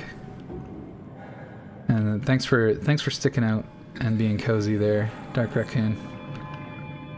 Do I like math jokes? It depends. Some math jokes don't really make sense from my perspective because if you understand them better, you're like, huh? But yeah, sure, I like a math joke. Who doesn't? Twitch knows you're just chatting, you gamer. That's right. I enjoyed the Beans lore. Thank you. Beans lore, interesting. You're all very sweet and kind and patient, and I really appreciate that about my community. So thank you. Thank you for just, in part, letting me tell stories.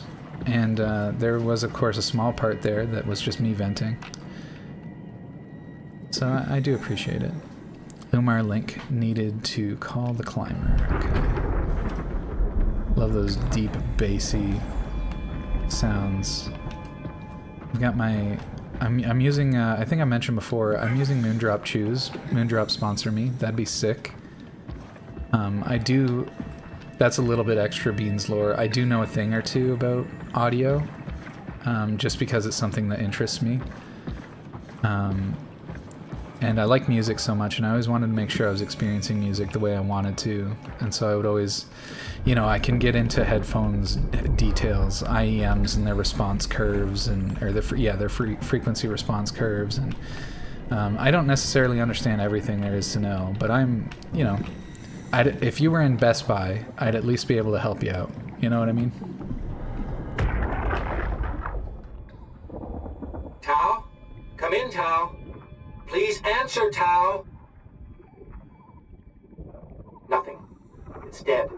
Let's move out. We'll try the next one.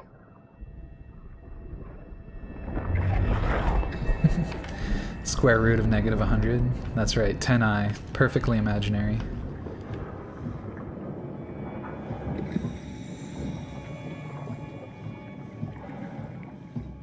That was actually a really interesting course. I took a full-ass course on imaginary numbers and the imaginary number plane and all the logic there. That's actually super cool to understand, but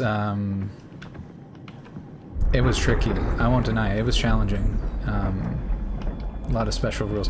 But what was important is everything I learned there applied very well to quantum mechanics when I took that course.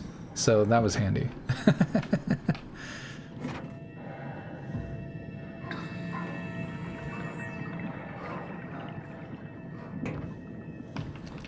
Hey, Powie. You missed the story times, but that's okay.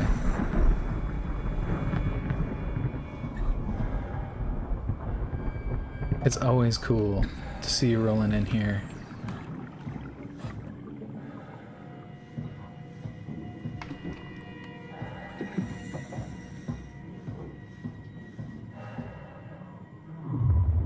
Am I good at music since I'm good at math? I did play guitar for a time, but here's the thing. My family couldn't really afford guitar lessons or anything like that, so I had to learn a lot of it on my own. I don't necessarily... I love music, but I don't necessarily know all the ways in which math translates, except for through like tempo and polyrhythms, stuff like that. But I would have to dig a little bit deeper into it to really understand how I could personally apply those maths, because it's not something that I've ever had to do before. Mostly through reading sheet music. I've always wanted to learn how to read sheet music. I understand the basics. I understand certain concepts, but not others, you know? It's all fractions. Yeah, fractions are relatively straightforward. And I don't mean that to mock anybody, because I know fractions can be really difficult for the average person. But yeah, time signatures and stuff with fractions and bars. I don't think I'd struggle with it so long as I learn the notation. That's a big part with mathematics, is that you're just learning a lot of notation. All right, warning. Faculty activity, strong torrents. Oh. We got strong currents now. We've got to deal with. I haven't even dealt with a baddie yet. Oh. Oh, that's one of those funky longfish with the flat head. Deep sea fish. All right, I already investigated here. Let's continue on.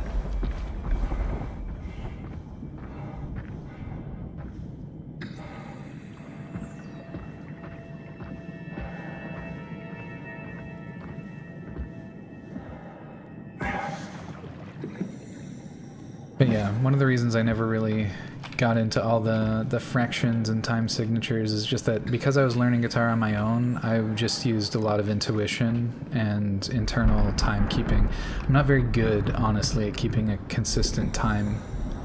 I'm good at tracking time in like the back of my mind, but I'm not good at tracking. A lot of times just because I would get really anxious, and when I'm playing in front of somebody, I really struggle to coordinate timing properly. But I think that's something I might be a little bit better with now. It's been a little while since I picked up my guitar, about 10 years in fact. I've went through a lot of sagas really since I played music. I would say that my understanding of music is actually much deeper now than it was.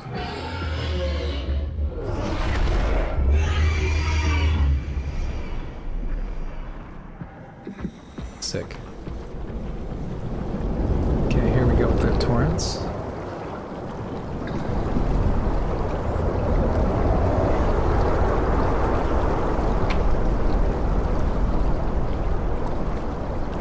My expected move through this, I'm not sure if my heavy, dense robot body will be able to dig into the dredge enough.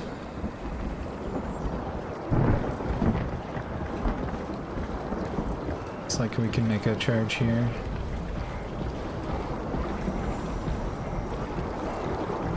Robot body? Roboti? Consider it.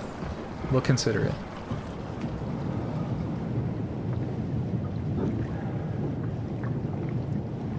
Am I in the deep sea? That was my dream job for most of my life. I feel like I'm yapping too much. No, don't worry about it. I'm here to hang more than I am to play the games. But yes, I'm 4 kilometers below the surface, so we're quite deep.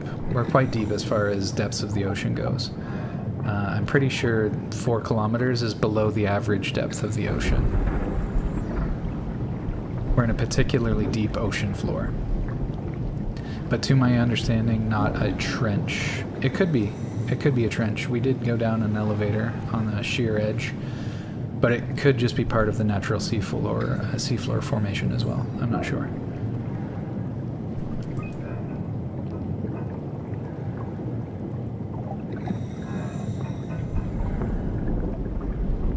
But it's just sort of telling us we're out of everything except for artificial lures.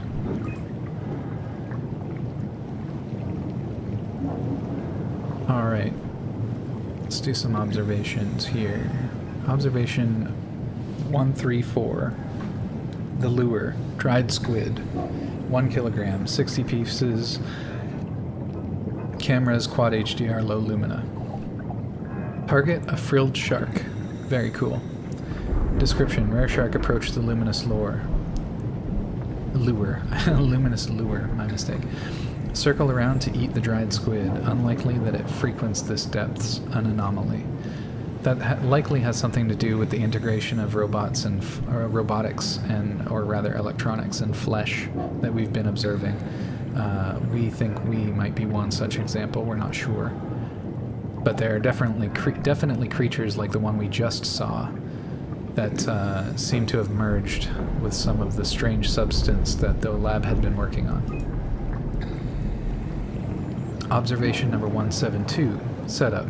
Lure. Atlantic blue marlin. It certainly feels deep to see a blue marlin.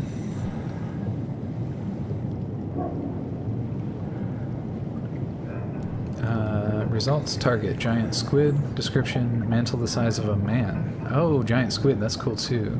Oh, the lure was a blue marlin. What am I talking about? Yeah, so we found a giant squid. That's really cool. Estimated length of the whole thing is about 10 to 12 meters. Frantic attack tore the marlin apart as soon as we turned on the lights, quickly fled the area. Clearly another specimen affected by the leaking structure gel. Yeah, the structure gel is what I was talking about, the integration between flesh and machine. It has some kind of interesting situation going on there. Partially covered in scales and newly formed bone structure protruding through the mantle. Bone structures in a squid. Squids notoriously having only one bone structure, and that's the beak, which is why they can squeeze through tiny passages. So a squid can fit through anything that its beak can fit through, which is kind of interesting. Well, the beak plus a little bit of clearance for its fleshy bits, obviously.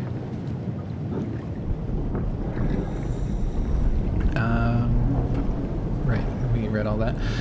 On that note, there is a really good animation.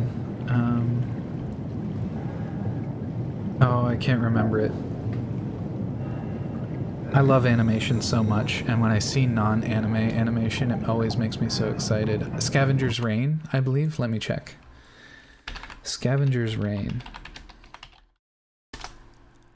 Yes, Scavenger's Reign is incredibly fucking cool. It is some of the best non-anime animation out there right now. Very fantastic first season, very cool concepts, incredible world building. The show has its faults, but it has really good characters. I would say some of the imagined species are a little bit too unrealistic, a little bit too out there. That being said, incredible world, very cool, just an incredible show. Definitely worth a watch if you like animation. Alright, another lure. We have 15 pieces of... I'm actually not even sure what that is. Anima? LAL and RAL? Results unknown. Description: the creatures disfigured by the gel are manic and will attack anything. Still hard to determine how the WAU has affected their behavior beyond the apparent aggression and affinity with the light. The creatures seem to hunt something in particular, something not present in this ecosystem. Statistics, let's see. Humpback whale, what is this trying to tell us? Population size? Oh. So it crashed. We had a population crash. I need... Where the heck is the legend of this graph? How am I supposed to interpret this?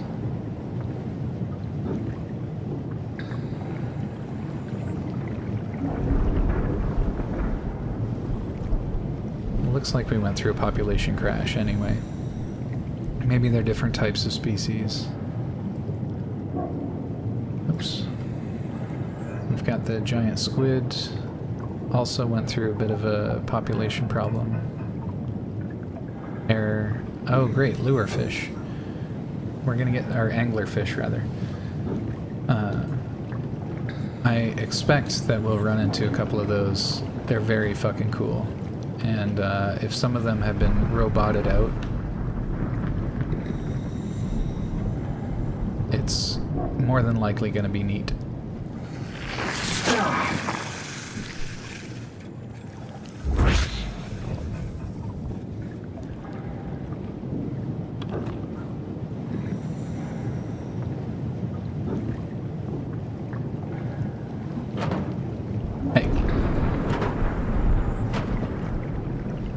Jiggling the thingy doesn't work, unfortunately. Alright, well, it doesn't look like we'll find anything productive here, but we did get to heal up.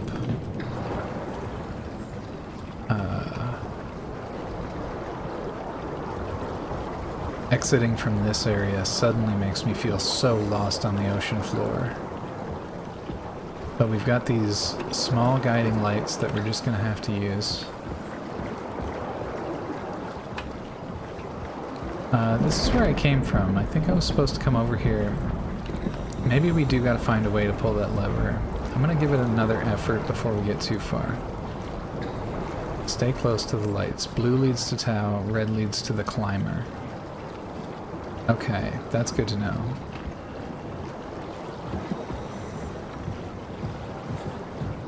Blue leads to Tau. So let's go back and investigate these lights, because I think if we spin a Rooney on one of them, they're going to be blue on the other side, right?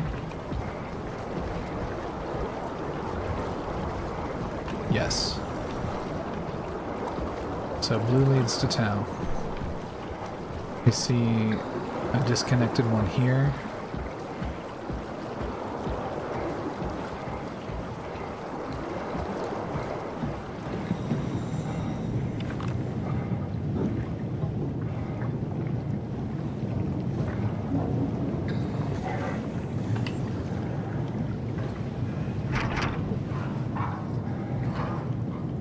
We got some green light. And a hose running out here. Let's follow our hose.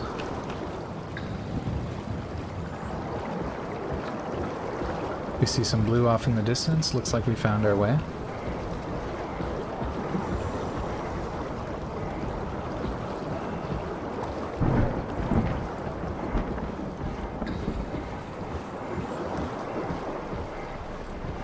I feel kind of funny. I yapped so long this stream that I doubt I'm going to make any tangible progress in SOMA before we switch to MechWarrior Online. And for that, I apologize to the fans. Oh shit, hello, hello. Please no. Please leave me alone. Do not want. Do not want the fishy nibbles. This seems like a mistake. Keep it going. Get out the door. Let's go. Good, good, good, good.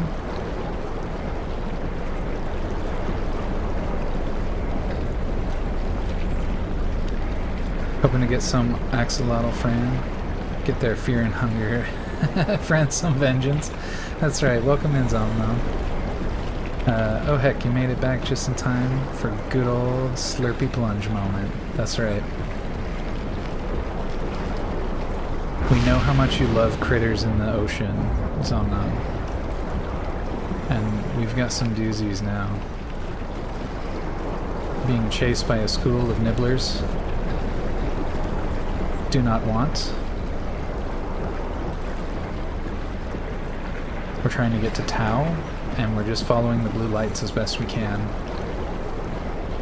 That being said, Zomnom, you didn't miss much. I spent a lot of the stream yapping. Got some newer folks in here, and I just wanted to get to know them a little bit better and reciprocate by telling a whole bunch of stories about myself.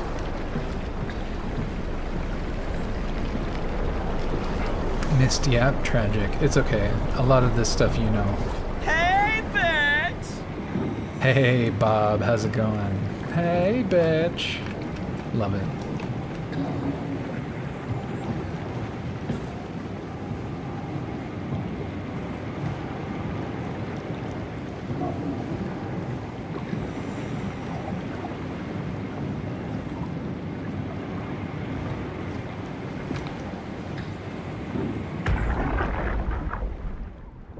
Can you hear this? Anyone there? This is Tau. Who is this? This is Ian Peterson of Theta calling. I got a team with me, and we're about half a kilometer from Tau. What? How did... You came in the climber? Listen, we're having a really hard time with this sector. Heavy turbulence is making it difficult to move forward, and the wildlife you got is absolutely rabid. The storm comes and goes. Instruments show the weather is relatively fair right now. You should move out as soon as possible. Stick to the lights. The critters should leave you alone. All right, you heard the man. We're moving out, people. Tau, keep the doors unlocked. We're coming in.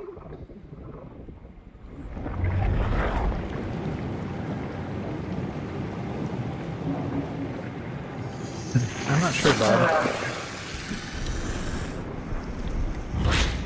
But, yeah, that being said, I assume most of the areas here are not meant to be flooded. I'm sure they were meant for dive suits and human existence. Hey, come on.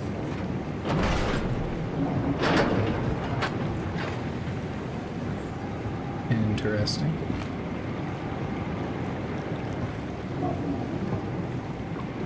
Splorch. Big splorch moment.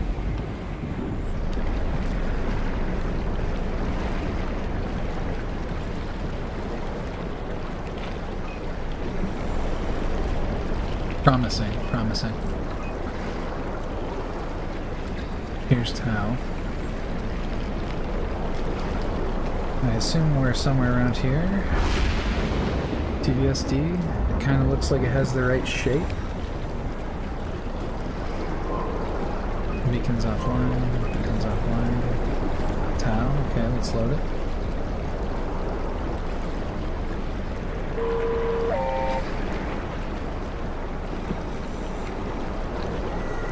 Okay.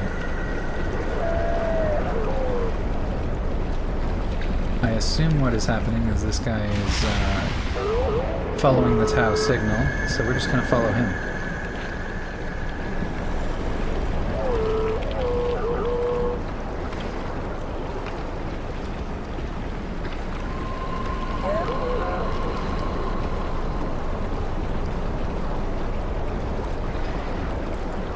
Look at him, he's a good boy. What a strong swimmer. And it looks like, yeah, I must be much, much denser than the humans that were navigating this space, because the storm isn't really... Uh-oh. Uh-oh. No, leave me alone. Because the storm doesn't seem to be impacting my...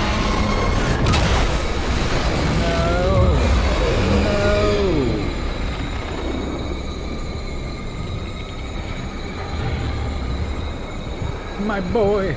Look what they've done to my boy! Alright. We're just gonna have to go on faith, right?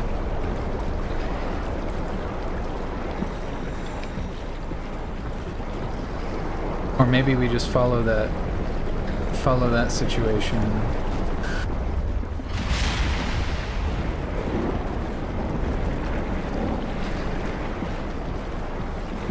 Okay, looks like we've got some light. That's a good indication that we're moving in the correct direction. Oh my god, I feel like I'm navigating so blind.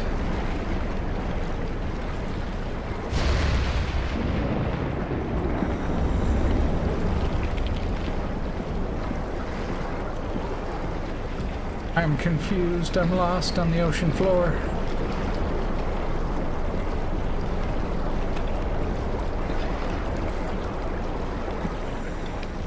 Okay. Let's try to keep calm. Head back into some landmarks. Oh, we shouldn't head too far that way. Oh, we can't head over there.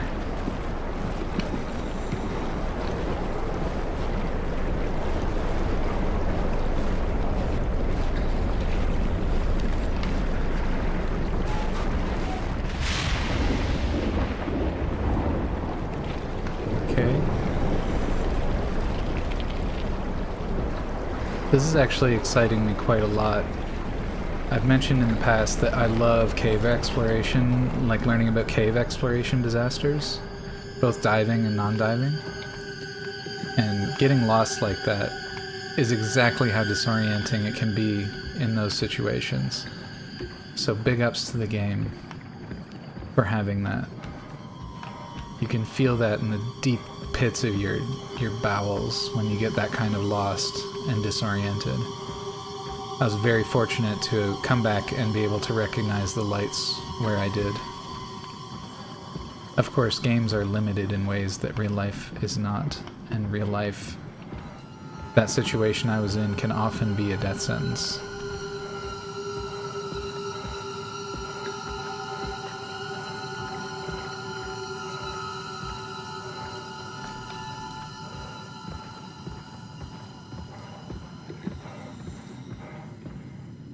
Have I tried navigating with vision? I was giving it my best effort.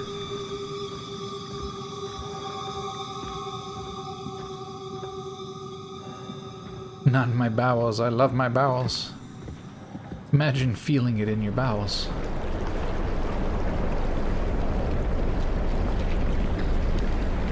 Okay, there's our lanternfish that we knew we were going to get. Anglerfish moment. The game taught us to follow the lights. Just before hitting us with the anglerfish.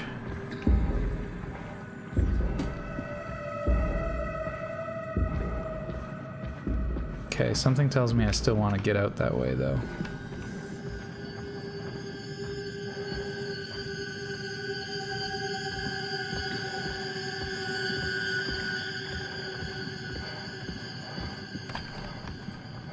Okay, let's turn off our lights so that we're not attracting anything. Looks like it very deliberately gave us 2 openings for the precise situation I accidentally provoked.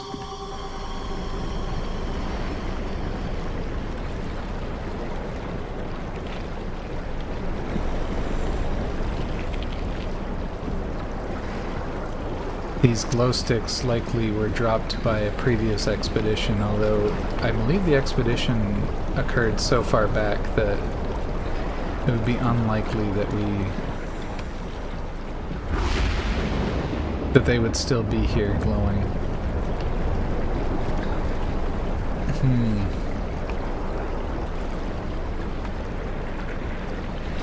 Blue is this direction, so let's try looping around the rock to the right, if we can. Okay, we don't necessarily want to do that, it appears.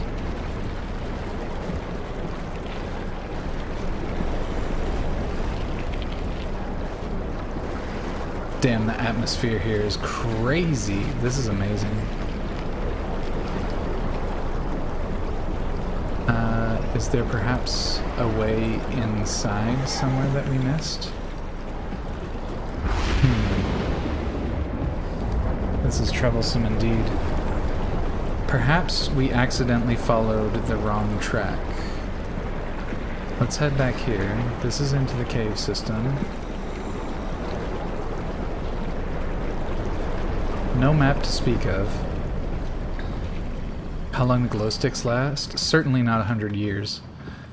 But I can't recall when the last recording was suggested to actually be. Got this rock situation. Can we get up on here? That would be really handy. Not that we can see anything anywhere. Okay, let's just keep the rocks to our right and keep venturing out so we have some kind of landmark to come back to. Okay, we don't like that. We don't like that.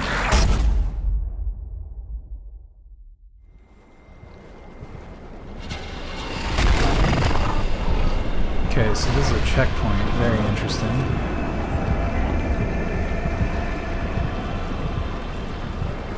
Maybe we go out this way.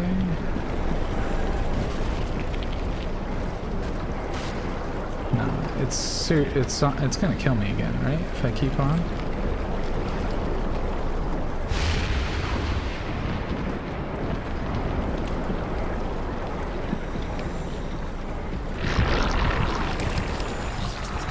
Yeah, there I go again. Interesting. Well, I don't have enough vision to actually decide on the next course or direction here.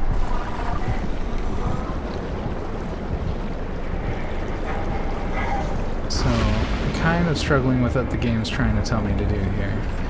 So, maybe we take our best guess and say that actually one of the tunnel systems that I left unexplored is actually the way forward and not the way back, like I suspected.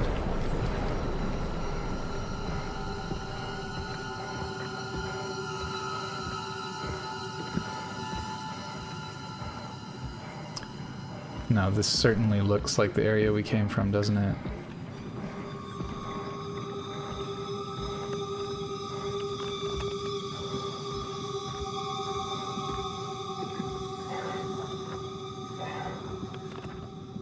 It definitely is, right?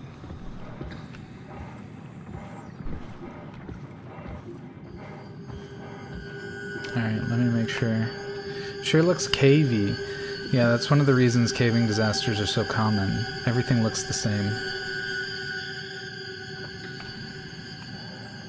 Alright, let's see. Felt it in my family jewels. I think they're haunted. Yeah, that's fair. One thing is to feel the balls, the other is the jewels.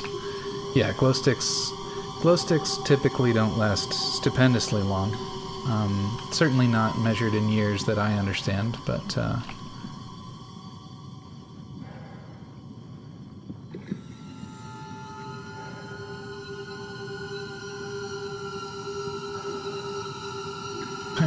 excuse you, string section. That's right, you tell him, Dark Raccoon.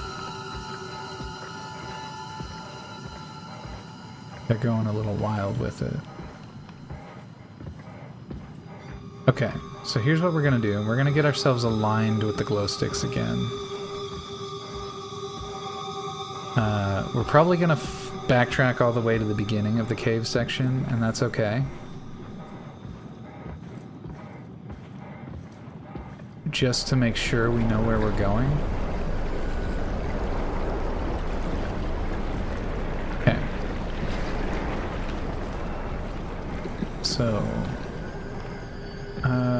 let's see if we can't see any glow sticks out here.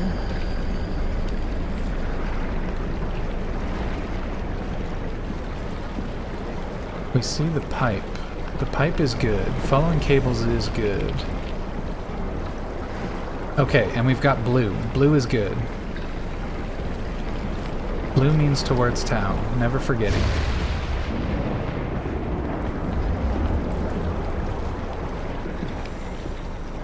So hopefully we're on the correct track here, and it must have just got turned around.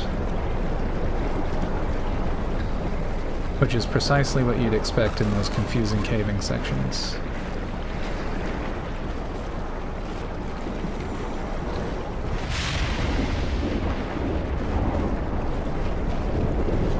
Come on, where's the next one? There it is. Leave me alone. I just want to get to Tau.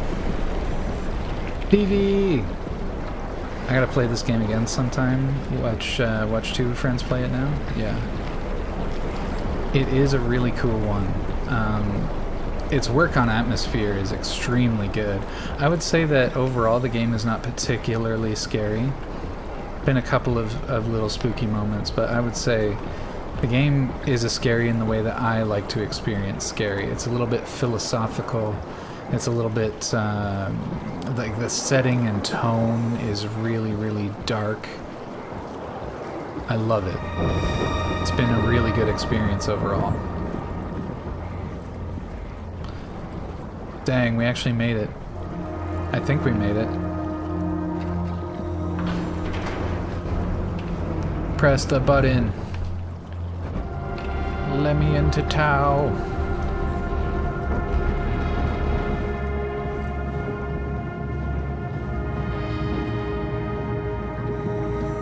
Wait, that was...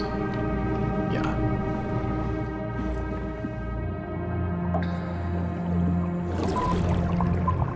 Alright, let's get it closed and sealed up. Drain this bitch. Get all the fluids out.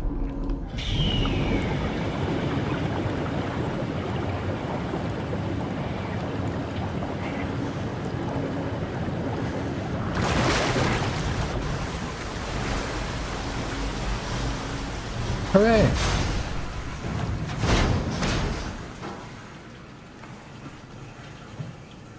Oh. A little bit of lock there.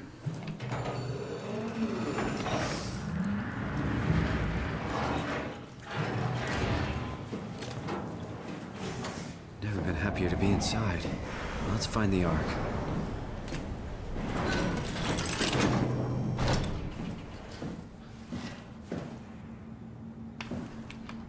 Alright, let me just take a quick pause here. GG, interesting.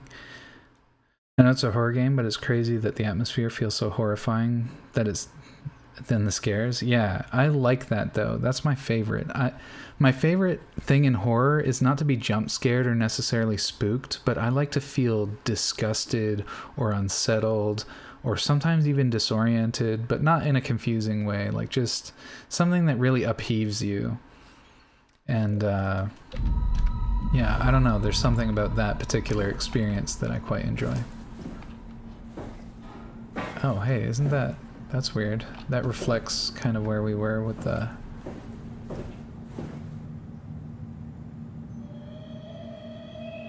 Okay. So before we continue, is anybody familiar enough with this game to know if I could finish it in the next 40 minutes? Have I watched The Substance? No, I have not.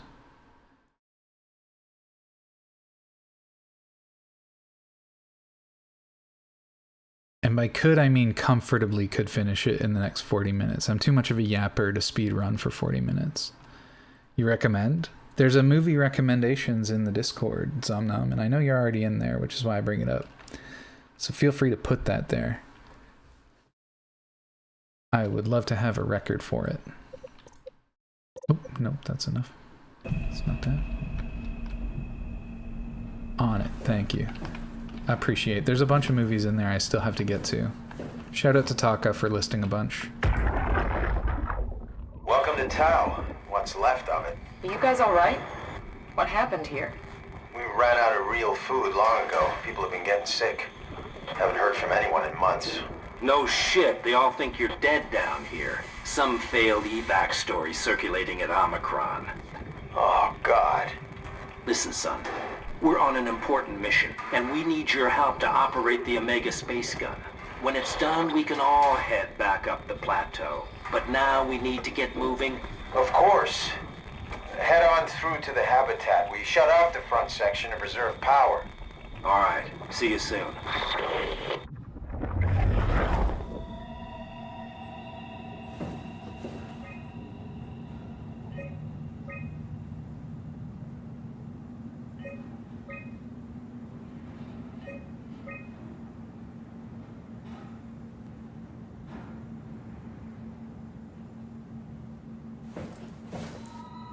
Something tells me I doubt it. Is there a name for this section? I could look up time. We just got to Tau Station. So, looking up from Tau on. Nice. A little good suck. Get that healing.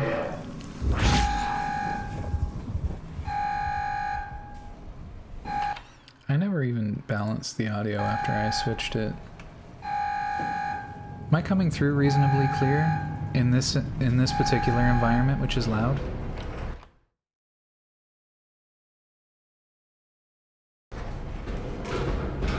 You fish sting. Yeah, it was a little visceral there, wasn't it? Squelchy, I might even describe it.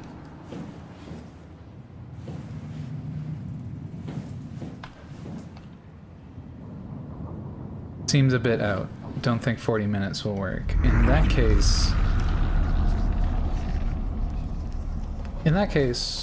we're gonna roll back to the beginning of town. We're gonna roll back to the beginning of town, and we'll save it here. Looks like I've still got a decent amount of content to go in the game, so we can just pick it up next time. Something tells me if I don't get super yappy, we can get through the rest of it next time. I was coming through clear even in that louder section. Okay, good. Okay. Then I'm gonna take a... Just came out of nowhere with that one. That's okay. Fish sting. It's fine. A little bit of fish sting. Yeah, no worries. We're going to be switching over to MechWarrior Online now, so it's time to get our spreadsheets out, the big nerd hours. I believe so. Let me check the Discord before I for sure commit.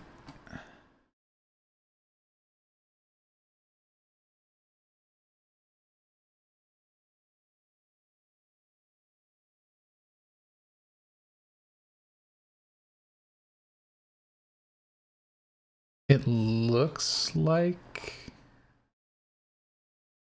I think we're on for MechWarrior, right?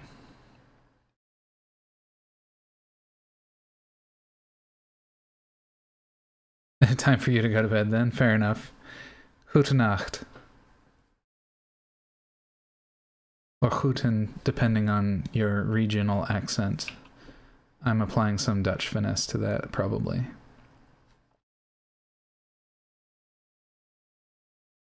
You got an axolotl? That's right, in honor of Fear and Hunger. Better than the xenomorph, I figure. Alright, I know Bojaz is gearing up for it soon. Okay, in that case, yeah, we're gonna be switching. If Bojaz is in, then we're in for a pair. In for a penny, in for a pair, right? We pour one out for Baby Dumpkin.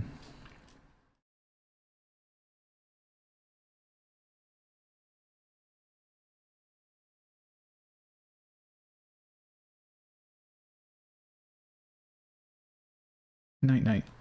And we have, okay, Bojaz is gearing up. Oh, Lex, you're here. Nice. Welcome. I didn't hear an ah. I'm gonna hit you with that because I know you like it so much.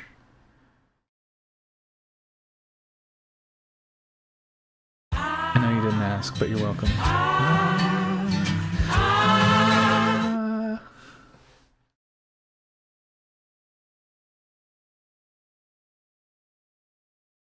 You gonna want me in the channel for this? You are welcome to join us. As far as I know, we still have a slot open. I've missed a bit of Soma. Are we still the good guy? I do not know. I do not know. I kind of killed myself, but I felt entitled to do that. Or a version of myself. Ah, is always appreciated. Very good. Okay.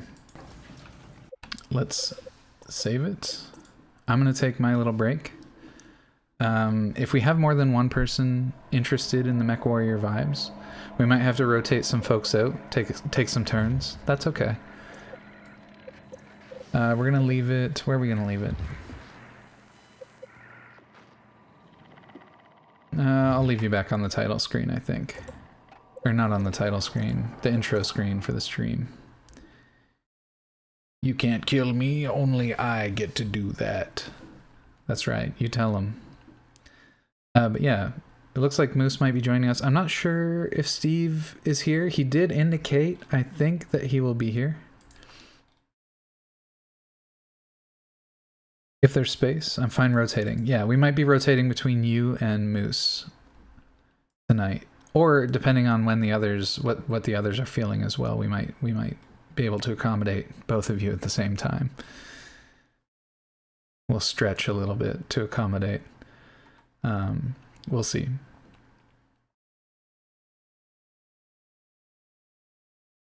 But yes, for now, I am going to... Hey, he's here. Okay. What's up, Steve? I just wasn't sure. I wasn't 100% sure if you were in for mechs tonight. But we'll catch up in a moment. I'm going to take my quick break, get a little bit of snack, maybe make a decaf coffee, and we'll be back for some 10-ton steppies with your boys Stone Steve and Bojaz. Stone Cold Steve Irwin, rather. I should say the full thing. And Rocket Bobcat.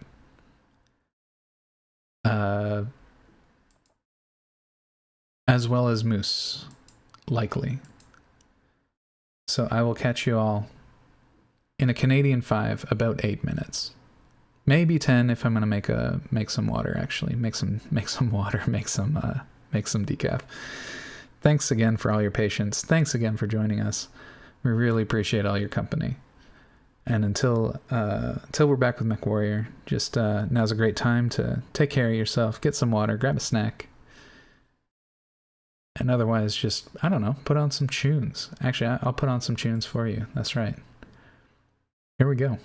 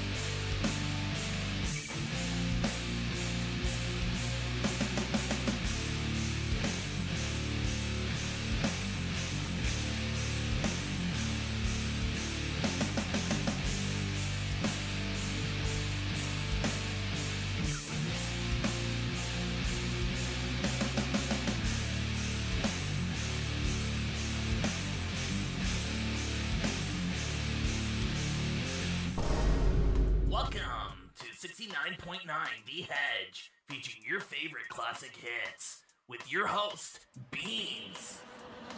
Oh, wait a minute. He'll be right back after these messages. Have you ever felt sad, lonely, bored? Well, come to Beans Stream. With Beans, life becomes more fun. Follow him and join him on his adventures. Subscribe and follow today!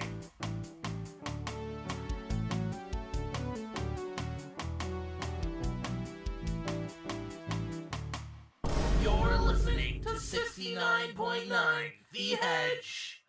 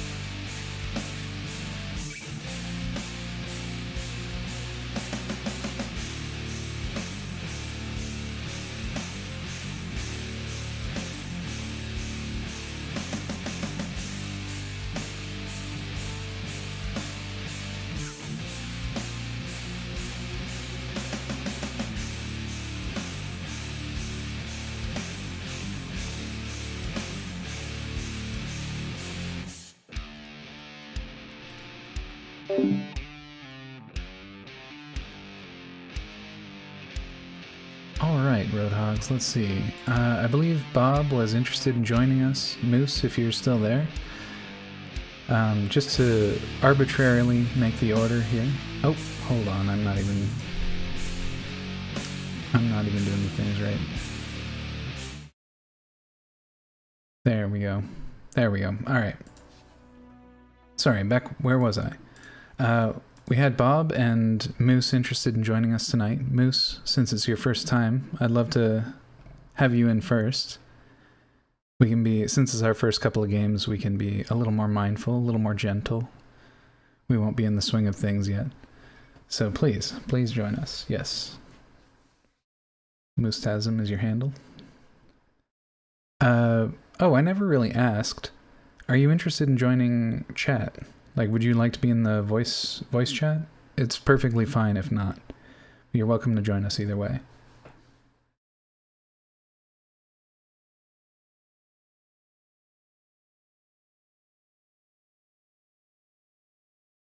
Yeah, by all means, Bob. I'm not worried about it. I joined Twitch to get bullied on the internet, even if you want to screen peek and dunk on me. Yeah, that's what I'd asked earlier. Alright, yeah, of course. Alright, are you in... If you're not already in the Discord... There it is. But I can't remember, honestly, if you had joined. I have not been curating my Discord very well. So the process... Once you get in, I'll make sure I give you... Or once I'm sure you're in, I can check.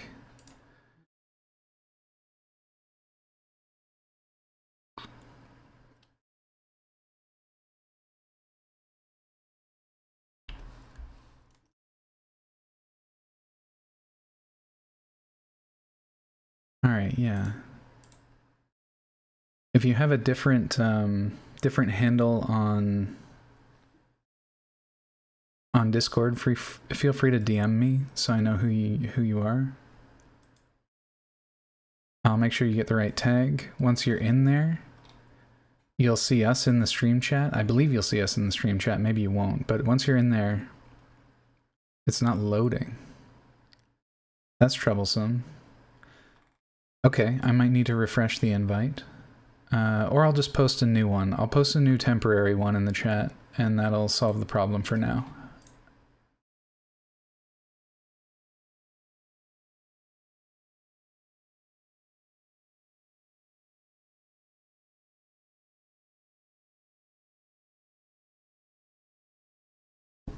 Give this one a shot. Oh, you got it. All right. Perfect.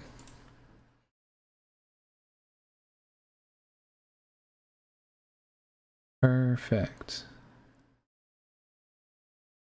There you are. Always like when I see the same handle, makes things easier. So you've got the Roadhogs tag now. So you should be able to see in the Chill Out Lounge a staging area. Join that voice chat and I'll drag you into the stream chat. Could I kindly read your after messages? I can. I just wanted to get coordinated first. But yeah, I probably would have forgotten, so thank you for the reminder. Would you kindly? Are you going for a bit of a Bioshock reference there? That's fun. Alright, remember, baby, going to bed. As always appreciated. Can't kill me. I'm down to play some MechWarrior if you're down to live with someone who's never played it. Yeah, we got some people who are new in here. No worries. Are you ready to go today, Lex? Just so I know what the rotation looks like. If not, we're perfectly happy to host you in the future. No worries. Imagine throwing shade in the Discord and not showing up for Fallout. That's funny. Alright, making water is hard. Yeah, that reminds me of, what's his name? Carl Sagan. If you want to make an apple pie from scratch, you must first create the universe. Beans continues to torture my ex-web dev brain by gluing chat to the side of screen. I pulled it off today. I pulled it out a little bit. I can go a little further for you though. Because I knew you'd say something. Here we are.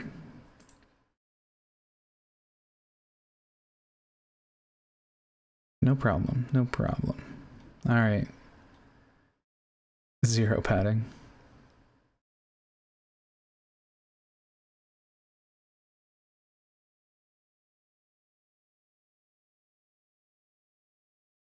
Can't set our div for my life.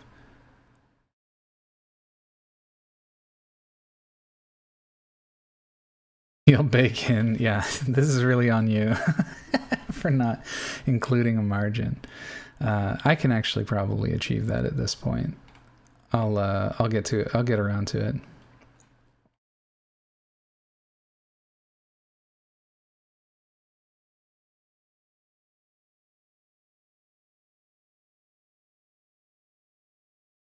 The hedge. Oh, I see. Yeah. The hedge, as in that.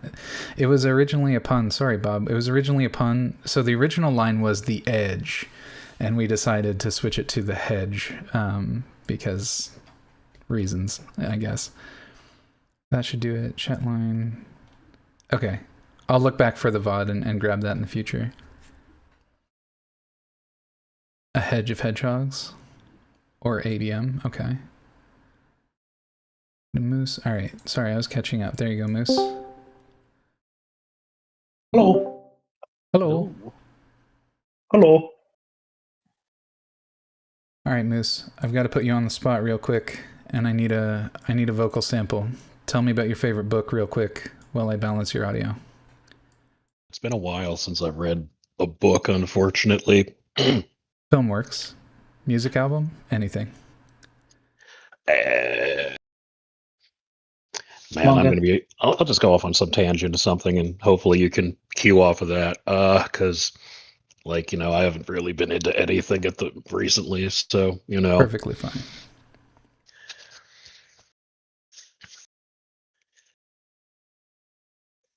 Except this, I guess. All right. So I probably got to turn Discord down just a couple decibels because my mic is a little bit quieter than it used to be. And we'll just do a vocal check around. So Steve, hit me with anything. Hey, what's up? This is the Steve. Okay, Preferred short form is Stone Steve. I feel like if you say Stone Cold Steve Irwin, that's like first name, middle name, last name, like giving them the full name. True. Like, oh shit, they're in trouble. So we'll have to take you out to dinner to use the full thing at some point. All right, Bojazz. So where the Horsey begins is kind of a matter of debate, because really you could start it with the Great Crusades, with like the big second expansion as they reclaim the Lost Worlds, which is sort of like when the God Sword wounded Horus, like just before that type thing. Or you could start it like way back, like, oh, how did the Emperor start? And there's rumors about like, oh, well, like all the psychic shamans around the entire. Okay, I appreciate it, and I know you want to finish that story, but I gotta cut you off here. All right, and then Moose, just anything. Is it okay if I chew really loudly? Will that do it? Chewing might have a different. It looks like you only need a little boost anymore. I don't know. No, that's fine. Yeah, everything looks fine. Your mic is actually at a nice level right off the hop. So I'm just going to turn you guys down just a tad, and that should work out for us. All right, thank you guys so much for entertaining that. Oh, you're welcome. Anytime. Really. You're like, I'll preach about the Omnissiah anytime you're ready. Tell you about that. Yeah, I get it. It's awesome. Beans mute him. That's amazing. All right, let's see. Moose is rocking a Marauder, if I recall, and then let's just see. Oh, let's go. Good choice. I go kind of light on weaponry, just 2 larges and a binary, but it's a long-range brawler kind of thingy.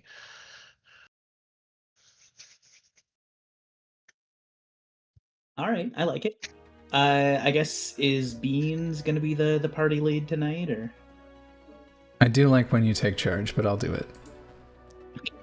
I'll do it this time. I just don't have Spasm on my list. Yeah. hold on, gotta add you all to my favorites. Now how the heck do...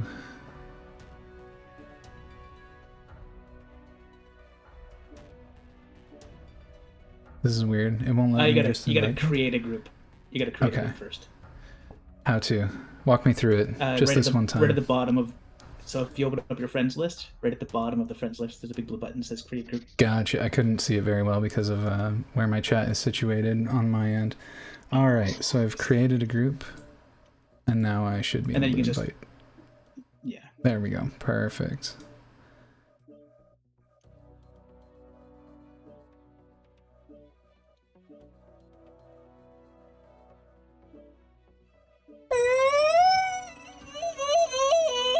All right, so you've got a brawly, long-ranged marauder. We've got the trebuchet, Mr. Stonecold Steve Irwin. Training grounds, maybe? Oh yeah. Let me get out of that. All right, I'll choose something small for now, and then we'll see where we can go from here. Oh, we only have 20 tons free, so yeah. Dang, max tonnage is 260? Oof. Yeah, I can also go in something not as heavy as what I'm currently in. This is just what I played last. You're good. I'll just play a little guy. Alright. Welcome in, chicken. It's always good to see My you. other mech is a piranha. Oh, nice. Oh, we can do a light hit squad tonight sometime? Heck yeah. Ooh, yeah. Hell yeah. All right, what's our tonnage? Our tonnage is 20. I'm okay with running a trebuchet this early. I love a good trebuchet game. I'm just rocking a little warthog. I rock a little warthog myself from time to time.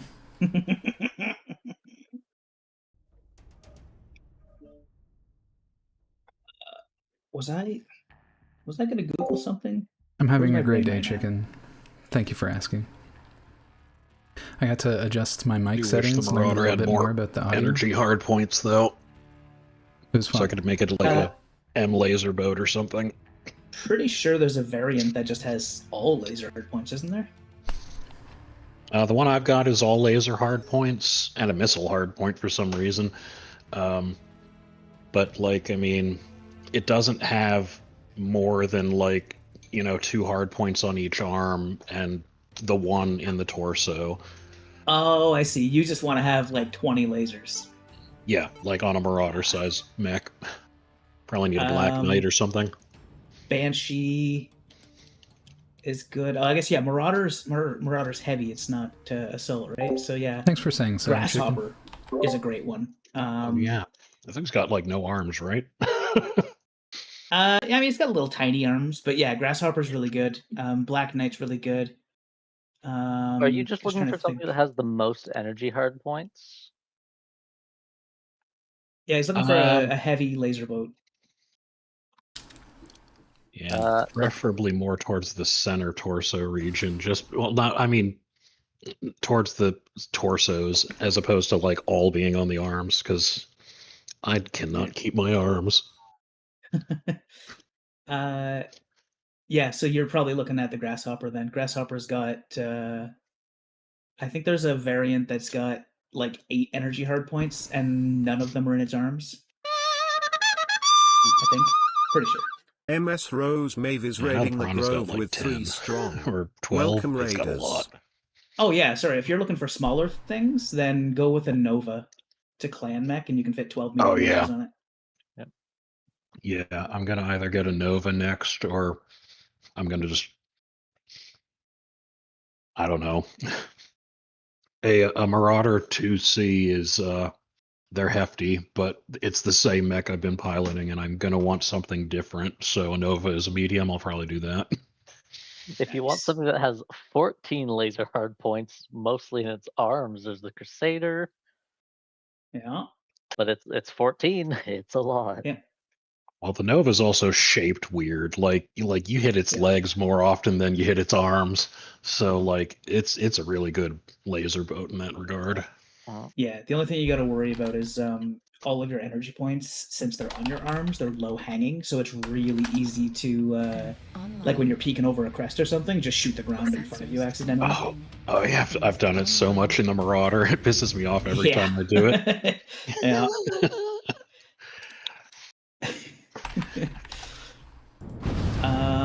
I think if you want something big, like an assault, I think there's a hero annihilator that's got a ton of energy hard points. I forget what it's called. It might be the Stone Crusher. Oh, you're an awesome. I'll say awesome, I guess.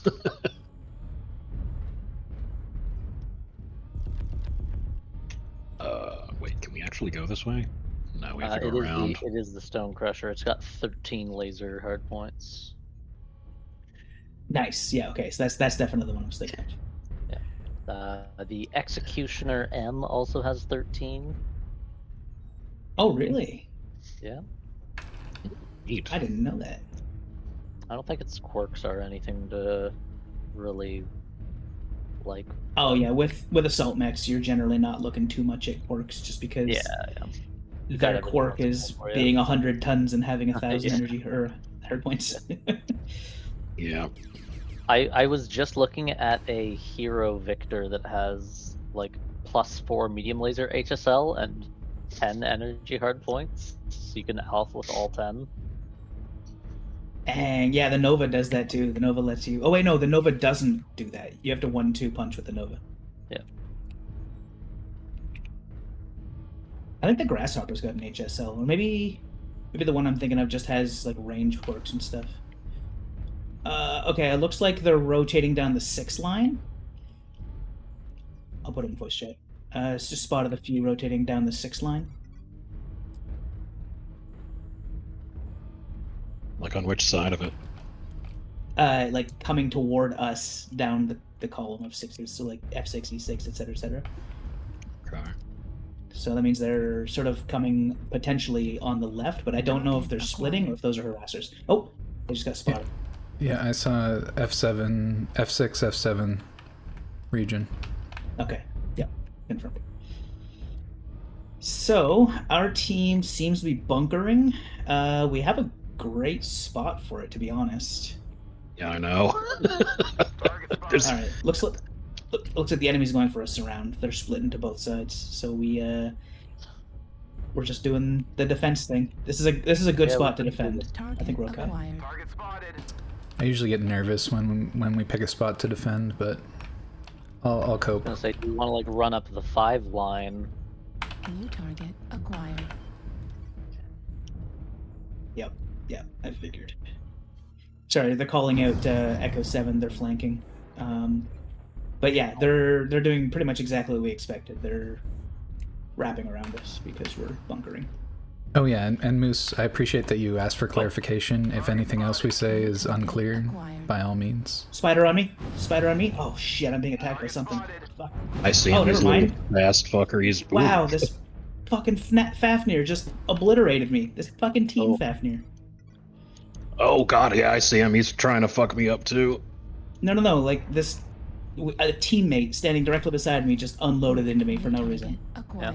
Well, I mean, not for no reason. We've all done it. Yeah, there's something about you that just invites people to unload on you. I have done a full AC-20 unload into a teammate, just by mistake because they walked in front. So yeah, I get it. I wasn't even walking in front though. I literally stood still. Oh, I can kill this Seraph. We got a UAV. Target. Okay, UAV takes down. I'm on Bravo. One on lead. Ooh, hello. Charlie looks very juicy. Lock. I can probably execute Charlie. Target destroyed. Bravo down. Target acquired. Okay, I'm gonna help with Charlie as best I can. Oh, never mind. There's 4 of them over here. Oh, I'm leaving. Target acquired. Yeah, I was gonna say we're not over there. Ow. Yeah, he was just trying to get an opportunistic kill. Flee, Delta? Yeah. Fuck. Buddy, you got an AC-2 and I got a freaking large laser. You're not winning this. New target and a spider or Shadowhawk is dueling with them, I'm gonna go see if I can give him support. Should I flank around this E6 or no? Just follow the column in, converge on them, I guess. We have a mech running around in the team. If we can get any vision on him, that would be great. I need help. Acquired. Target spotted. India? Acquired. Oh, yes. I'm coming. Yeah, I'm gonna die to this. Oh, this is gonna suck me to lose an arm doing this. Whoops. Oh yeah, I ain't stopping.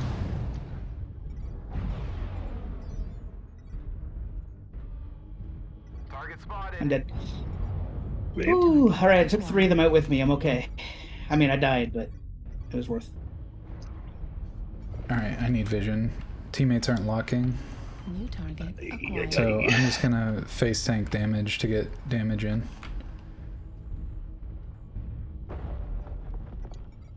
This flea hopefully is about to have a bad day.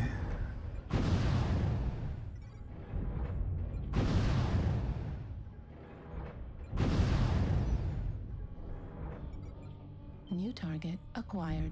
Target Maybe hotel. destroyed. Nice, good one, Steve. Kilo? A Jenner, that's what I need. Yeah, Jenners are great. They can do a lot of different things. Jenners are like one of the most versatile weapons platforms in the game system, and they are cursed by the fact that they are they were used in war atrocities Yeah. frequently Yeah. by Kurita House loved using them. Kurita. Yeah. So like the entire line is like cursed essentially. Target destroyed. Like no one wants to pilot them. They're also cursed because they look ugly. Oh, yeah. They're like little boats with legs. How dare you? Who doesn't want a boat with legs? We call it a paddle boat. They really do look like a paddle boat with legs. They do. Alright, just for the format, because these games don't take very long, and we don't have a huge rotation, we'll probably have you in for 2 games, Moose, and then we'll rotate in Bobcat, because he wants to play a bit too. So we'll do 2 with him. Nice. And so on and so forth. I don't mind getting in on the rotation. Yeah, I was gonna say, eventually you guys probably will end up on the rotation, so if you don't mind starting now, that's all good. Sure. I'll rotate out whenever you need me to, so... Yeah, I can as well. I'll probably keep playing, I'll just queue alongside. Yeah, that's what Bob was doing too. Yeah, I mean, Did he try to get in on this match against us as well, or with? Yeah, he asked if it was cool if he co-queued, and I was like, yeah. He's like, I won't watch you. I'm like, it's whatever. If you feel the need to watch me, that's on you, I guess. Might end up on opposite sides, but oh well. Mm-hmm. I wasn't on this Yeah, we've match? had it Oh, nice. What team was he on? I didn't even look. Oh yeah, he was. He's already dead. Oh yeah, he's on the other side. Nice. Oh yeah. God, this Jenner going at 140 kph. Okay, this awesome going 48 is gonna get to their base and do the cap. They had something big-ish sniping way back here, but that was a while ago. Yeah, I'm afraid of being alone right now. I'm gonna group up on you, Steve. Jenner needs to zoom out. Oh, Holy. I'm sorry about that. Oh god, the Jenner really needs to a third person it whenever he does those jumps. he just about broke his leg. Oh, yep, there it goes. Oh, no. Incredible. It's that same sniper mech that was tormenting us earlier. Oh, he's in D4. How do I call that out? Caps lock for voice chat. E4 area? Might have ECM or something, which is why we're not pinging him. E4? Which is crazy too, because he sparkles. Like, if you've seen him, you know exactly what I'm talking about. Like, he is glittery. He is. He is Yeah, he's easy like to white. see. Like a sand flats color. Enemy base is I wonder if being he's rocking the human PP. Because that thing's he's all bigger. chrome. I might be wrong. Yeah, he could be. He was definitely using autocannons. Enemy Yeah, base is being he really wants to captured. draw this out, eh? Yeah. It's a shame you guys are all still alive. We could just quit and requeue. Yeah, the tragedy of being alive. Yeah, the tragedy of being good. Whoa, let's not get too excited. Shots fired.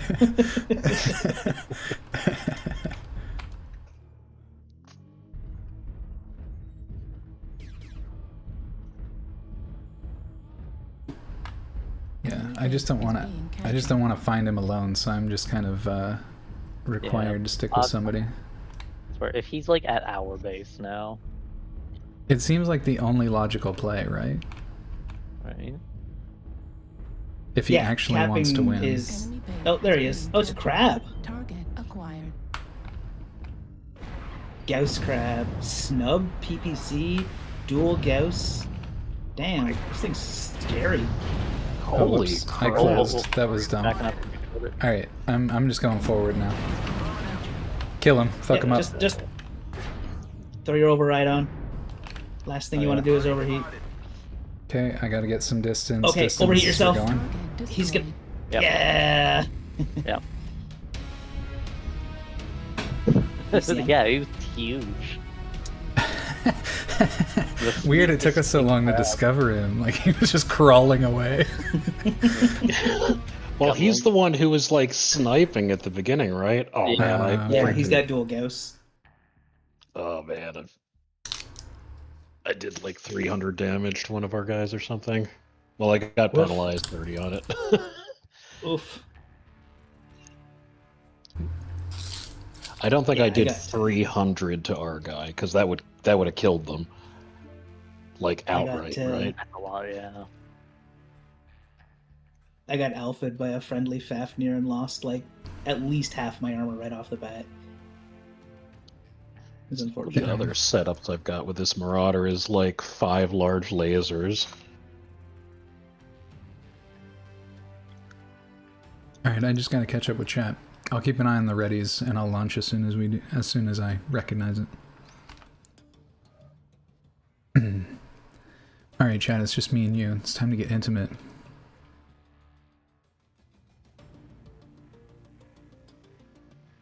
I didn't even get to really address the raid. Thanks so much for the raid, Maeve. I appreciate you being here. Did it dealt with a very chaotic city gal at the end, so ended early. Very nice. Well, not very nice. I guess ending early is not always our favorite, right? A little bit of a premature finish. But happens to the best of us. Game looks great. It is really fun. It's very nerdy, chicken. Sorry for the dumb question. What is this game about? What do you have to do? It's just PvP with think like tanks. We fight each other in big tanks. The tanks just happen to walk. Oh, did it not launch? Boats with legs. Don't tell Ambitious. Ambitious got some boat stories I haven't heard. Why is it doing this?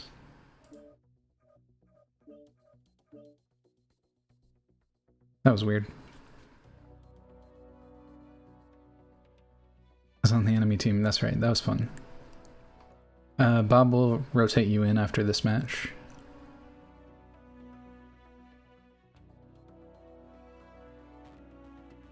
It's funny how I'm dead watching the enemy POV trying to pick you guys off while also watching you guys closing in. It's funny.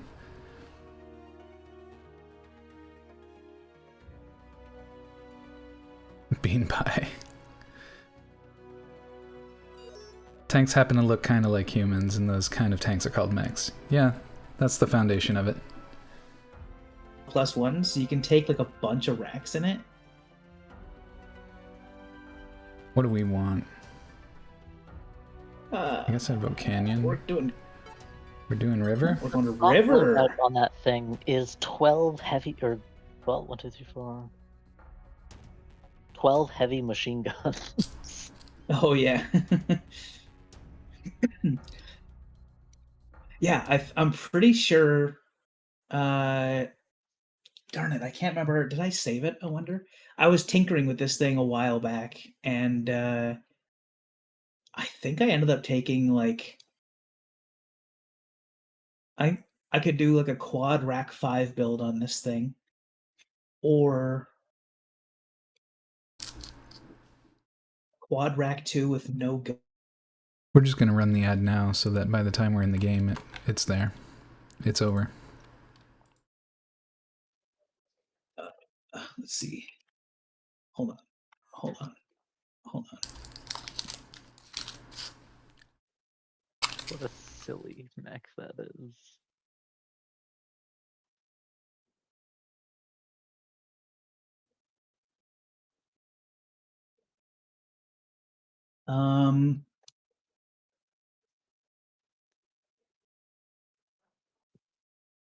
That's right. So you can. It has enough tonnage for you to comfortably fit 8 AC2s on this thing. Now the AC2s are the longer range, right? So you can just pop off against pretty much anything. Yeah, they're very long ranged. Like their regular optimal range is 720, and that's before you do skills and quirks. And as a comparison, my Annihilator that I regularly get like 1,000 damage with only has 6 AC2s. Yeah, I remember. A little more armor though, which is nice, and you need line of sight, right? So, I'm not sure if they have more armor or not. Oh no, they're both 100-tonners. Oh, they're both 100-tonners. I misunderstood. Yeah.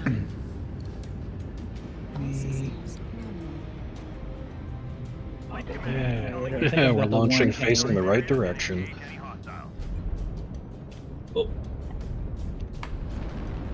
I say as we face giant tower of whatever the hell these are. Like storage silos or water treatment. I was gonna say water plant. Oh yeah, it definitely looks like water treatment. There's tubage. Piping. Yeah. Oh. We got a stone rhino DC, that's not good. That's a big Water mech to factories. lose. Nope, he's back. Hey, there he is. Nice. He was probably just having trouble connecting. Oh, I didn't check. Did we get we do. We got Rocket Bobcat on our team. Let's go. Oh hell yeah! Where is that guy? Flea. He's in a little flea. Let's say let's group up with him, but he's Oh yeah, he's He's doing his own gone. thing for sure. All right, so we very handily took center. Where's the Checking fake over. one? Oh, all right. We have New target acquired. interesting. I think I chill here, and I wait for a close range fight to happen. see a bunch in the F8 area as well. I'm right up on G6 waiting for something to point blank me. Oh, am I Just actually adding stuck myself. here? This is really bad.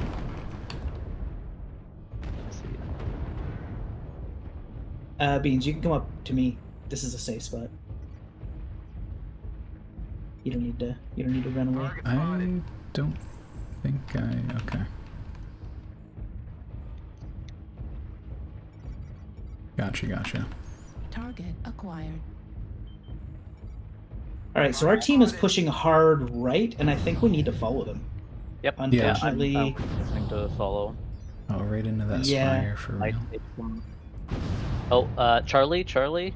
Oh, we can turn. We can rotate. Let's get him. There's also golf. New target acquired. Call which one you want to focus. I'm about to join you. Charlie. He's Can you target him, please?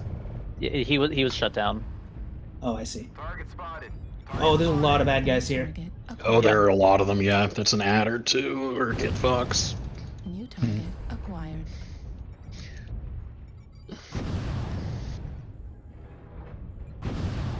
So I'm on...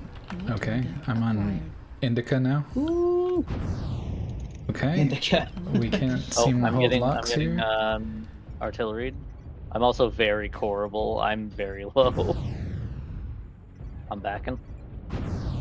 Yep. This is not a fight I want to be part of, and No, I need not to right, yeah. just back away from it slowly. Yeah, I crossed and there was like 3 people. Alright, I got flanked, so I'm just fucking dead now. Good game. I'm coming. Yep. Shit. Okay. Oh, fuck. This guy's got me. And there I go. Good game. I'm here. Rough one. Oh. I unfortunately was not able to do anything about him. I need to go be with the team, unfortunately. I'm sorry. No, we probably should not have lingered so long, and then. Oh no, I we think could have not gone in on that. so. We kind of like single filed into that, and it gave them an opportunity to react better than we could. That could have gone very differently for us.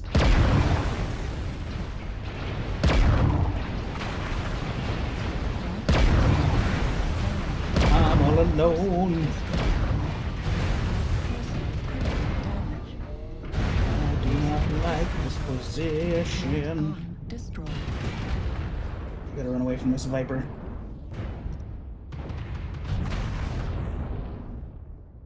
Well, that's Charlie. Yeah.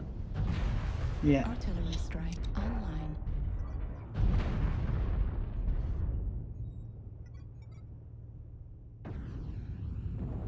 Come on. Oh, I'm stick. No, you got SRMs. A bean of the jelly variety doesn't even compare to the starchy bean. Just saying.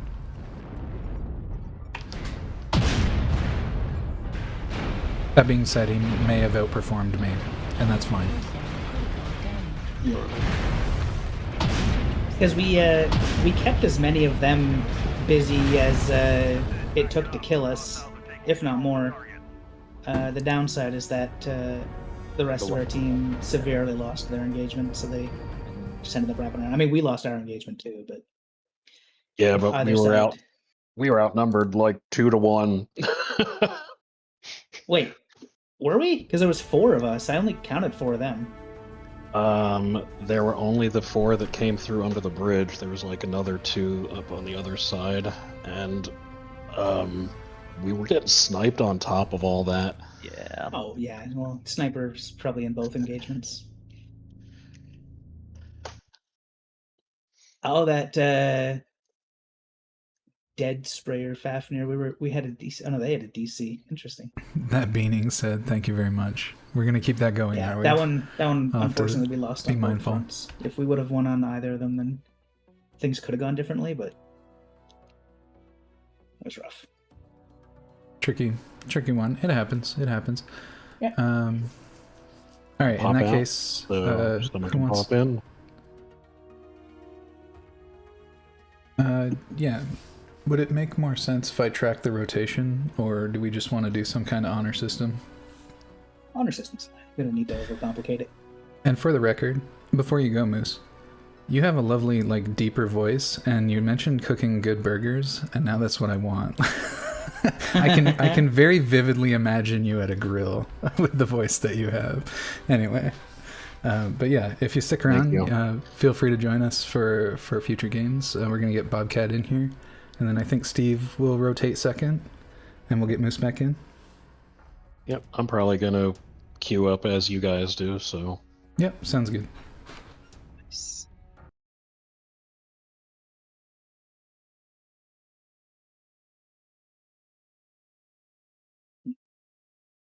Steve, you rocking a Gauss on your Cicada? No, this is a binary laser. You got your ECM? Yep. Okay. I might Hello. also go with Cicada. Hello. I do the talkie talk to get the audio balance. Yes, thank you. Yeah, just give us what you got.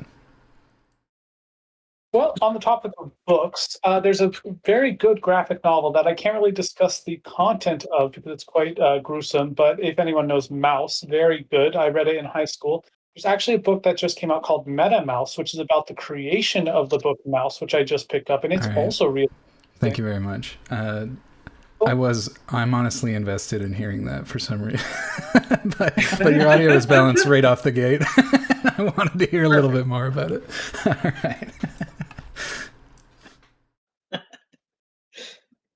I need a recording of you talking that, and then Bojaz talking about Warhammer. But the thing is, Bojaz talking about Warhammer is going to be like a 24-hour recording. Like that would be something to put people to sleep to.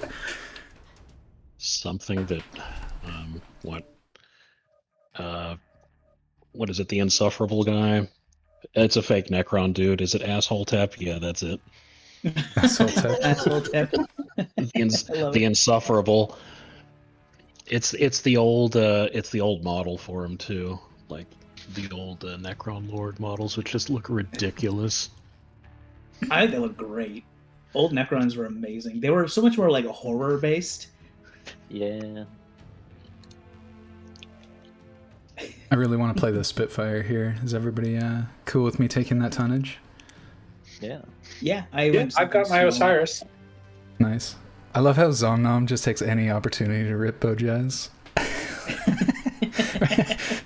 Zomnom quote of the day. Actually, I'm going to pin that.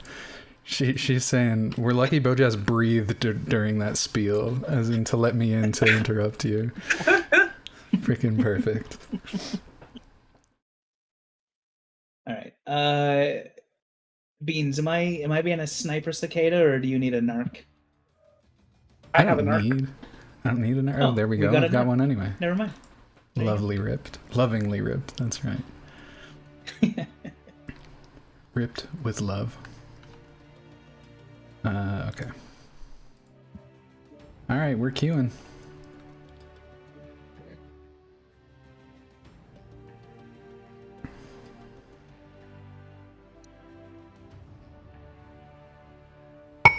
Oopsie.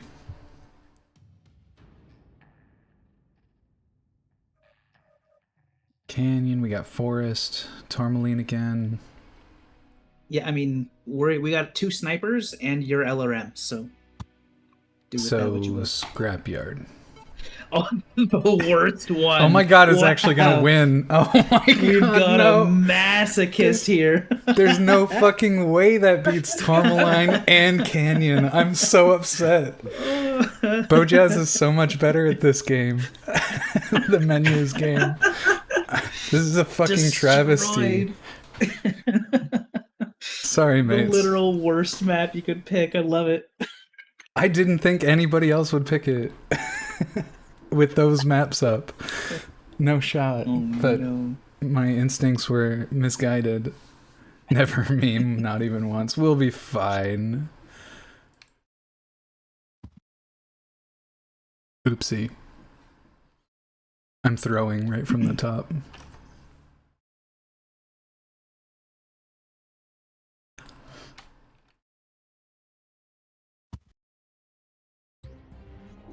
All right, well, online. At least Sensors online. Weapons. At least this is going to be a really good map to be an ECM sniper on, because like there's so much junk everywhere that it's going to be impossible to see me.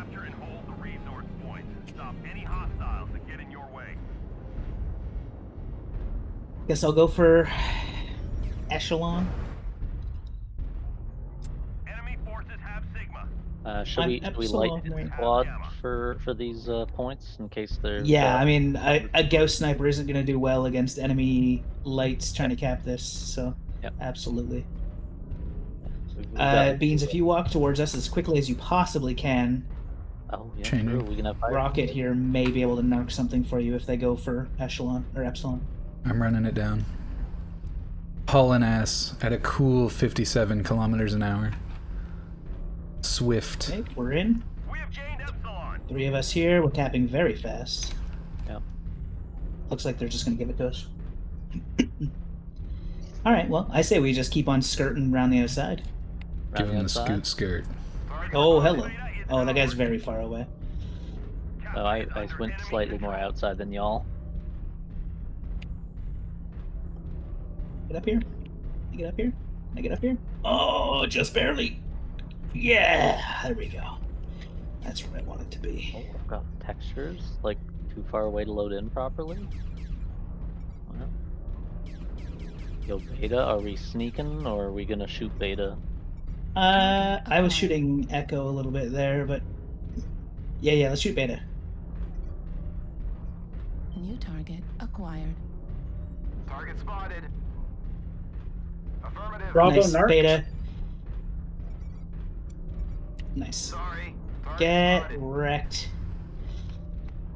New target acquired. Shooting something else, but... Gonna take me a sec to get in range of Bravo. Target spotted. There he goes. I cannot re-narc. He's behind hard cover. Acquired. Yeah, that's You wanna okay. attack You actually made a really good shot Bravo? initially. Target acquired. Ooh, I might get hotel. Target spotted. Alpha is a good spot if you're... Oh, you were already on it. Did you get him? No, he's still there. New target acquired. I'm gonna go for the back cap and see if it gets spicy.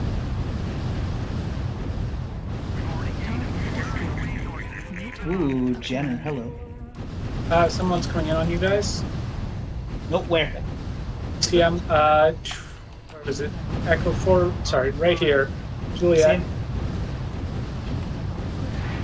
Got tag on them. Oh, there's someone right on top of me. I don't see who There's yet. a Warhammer coming straight at me. Target acquired. We're gonna... Yeah, I need On to me. leave. Nice Yeah, narc, I see Warhammer. it. Beautiful narc. Cap them. Yeah, there's a whole freaking line of people coming. That Back now. that Warhammer's gone for me, so I'm repositioning. Yeah, I'm gonna follow the Warhammer. He hasn't seen me. I'm just gonna keep narking him in the back. Okay. Okay, I need a little time to cool, and then I'm on him again. Target destroyed. He's Good dead. shit. Good shit. I'm gonna group in the center of you guys so that I don't get jumped. Target acquired. We have a lot of LRMs over here. Target spotted. Oh yeah, They're they've rotating to fight us. Target There's someone in between us. Foxtrot. Yep. Turn on Foxtrot, maybe. You got an assault with us? Oh, I got somebody on Behind me. Beans. It's Foxtrot. We're all coming to help you. Yep. Yep.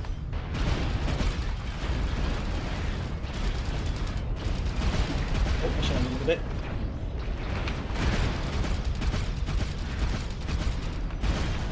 No, I don't want to body block you. Get out of me. We have There a he light goes. coming in He's as stuck. well. He's stuck. Dead. New target acquired. Light Warthog. Warthog. Warthog. He's dead. Nice. Jagger, Delta? man. Hell yeah. You can headshot him. He's open. He's dead. He's dead. Two more coming. Two more coming. Acquired. Lima. Lima's smaller and... Who do you want the narc on? I mean, it's on Echo right now. Yeah, kill Echo. Okay, I'm on Echo. Echo's big and scary. He needs to die. artillery strike. I'm dead. It's okay. It's okay. You've done great. Nice. Warning incoming. We We got are him? doing well. Oh shit, there's an ECM guy up there. Warning incoming Yep. missile. I'll switch to counter Target acquired. if we need it. Need assistance. New target acquired. Hotel? Keep vision on hotel. Yep. He's going behind something. I can't. They're It was a capping, good so effort. I'm going to counter cap. Can you guys New win the fight? Acquired. Because they're capping. Okay. They're gonna try to win on points, which we can't let happen. Okay. We're ahead Yep. at least. I'm getting eyes. I'm coming to follow up. New Hotel? target I'm acquired. on Oh, I hotel. actually can't stay here. I can't stay here. There's too many of them. New I'll try and target keep eye on acquired. hotel. Give it to me. What the fuck? New target acquired. Oh my god, I'm so fucking pissed that didn't let me have that. Ooh, But the that was Arctic gonna go Wolf is down going to be soon dangerous. Target acquired. Alright, sorry about that. I'm on a hotel just to support you. Target The destroyed. hotel's Nice. down. New target We got acquired. Lima.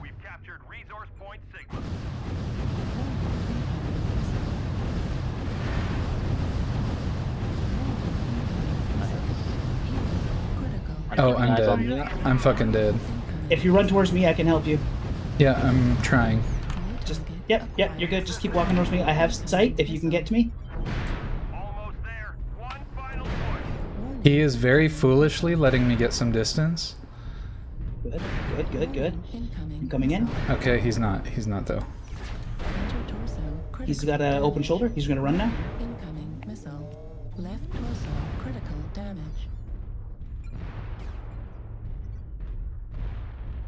Target destroyed. He's dead. Good shit. Good shit. I think I saw somebody over in Echo 4.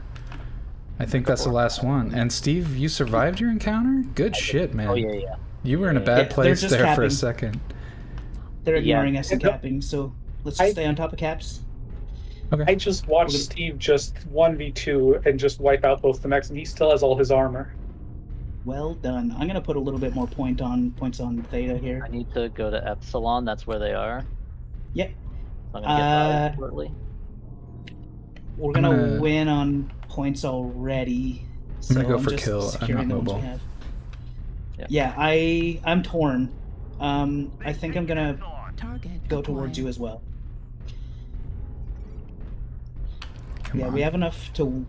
Yeah, we have enough cap to win on points, so we just need to kill that one last person. What is it? Oh, it's the bushwhacker. That guy's been alive all game. I mean, guess that makes sense. I mean, I've been shooting at that guy at like 3 different points throughout this game.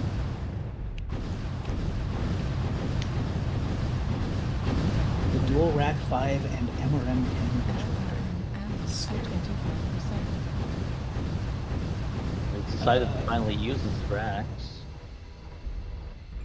He must be hot. Okay, he's pretty pinned. He doesn't want to move. Yeah, he shut down. He shut down. Okay. Oh yeah, he's just standing still. Give it to me. Yeah. Good game. This was a good match for me. This is a very good match for all of us. You know, for a map that's bad on LRMs, I feel like we did pretty good. We did. True. We were able to take advantage of some stuff. Mm-hmm. Great narcs, by the way. Yeah, great narcs. And Steve, good vision overall. Yo, look at that Boja's 100% kill participation.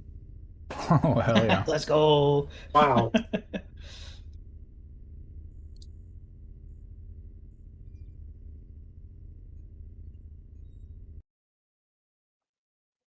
Also, does the narc do any damage?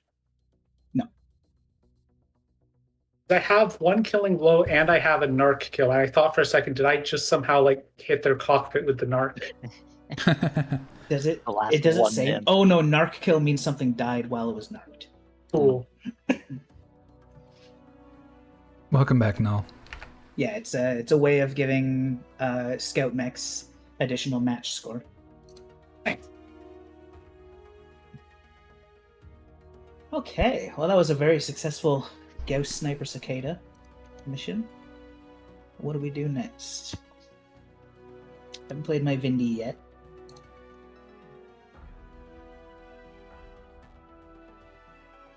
I guess we have a dedicated light. Rocket, do you have anything else you want to play, or are you just going to stick with the Osiris? As long as we have an LRM, I like playing the Osiris. I like getting practice in, because I'm still trying to learn how to do better with lights, and especially with narking. Okay. I do like just sneaking up and narking people. Sounds good. All right, so we'll play one more of this duo, and then depending on how rotation goes, we'll switch it up next time. All right. I'm gonna do something a little silly. Maybe I'll play this guy. I haven't played this one enough.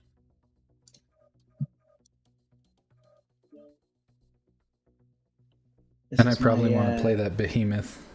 Get my racks out. Oh yeah, yeah. This is my plasma cannon Hellbringer.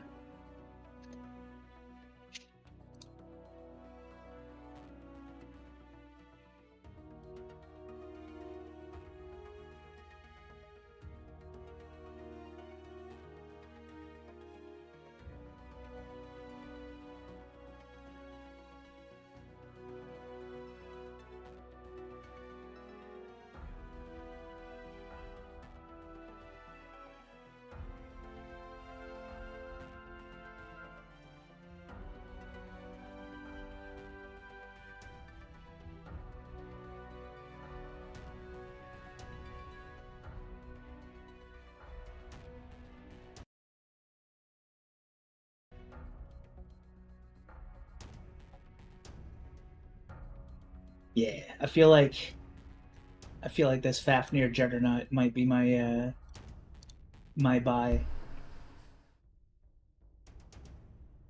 And if it can replace my AC2 DAC effects Annihilator, then I can maybe turn that into something else.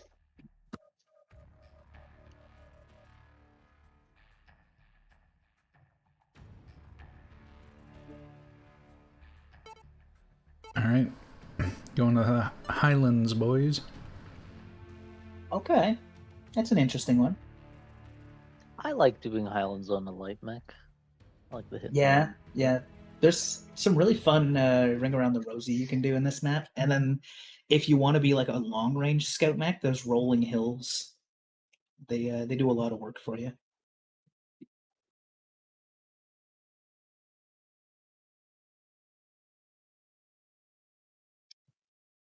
I'm not sure how good a map this is going to be for my build, but might be all right. A quick question. If you have somebody narked and you narc someone else, does it switch or can you have multiple people narked? You can have them multiple both. people narked. Yep. Cool. Yeah, it's generally useful to just, if there's like a fight happening, just narc everyone you see. Because that way, if anybody's using like streak SRMs or if anybody just has like ATMs or something, your narcs just help the whole team, and you get more points as things die with narcs on. So. And the vision is so free. The vision, never underestimate what the information is doing. Like, yeah. People can plan around knowing that mech is there, and if it tries to escape, you know where it went. There's a lot of good things to say about just having the target lock. Also, UAVs, if you get a chance to drop a really good one, if you can get like right on top of the enemy team without them knowing you're there, oh, those UAVs are so juicy. If you're right you on top of them, they can't shoot it because they can't look up, right? Yeah, exactly. It's a, if you're lucky enough to get into a position where you can just run up behind them and like not shoot them and they don't know you're there, then you can just pop the UAV. They'll be none the wiser.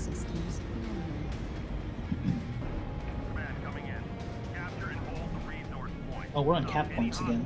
Well, I'm not a speedy mech this time. Yeah. And I can't actually fight up close and personal on this guy as well. Oh, I'm no. was dropped facing the wrong way. ERPPCs, no minimum range, correct? Right. Yeah, okay. I don't think I ever asked, but I'm finding it pertinent, and I don't feel like switching my options to check in the chat. But Rocket, do you have what are your gender pronouns?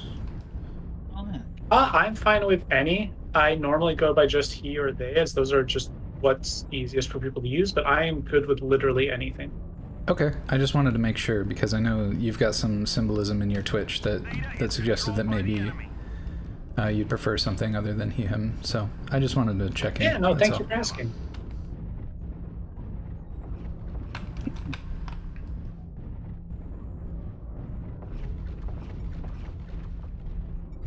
Target acquired.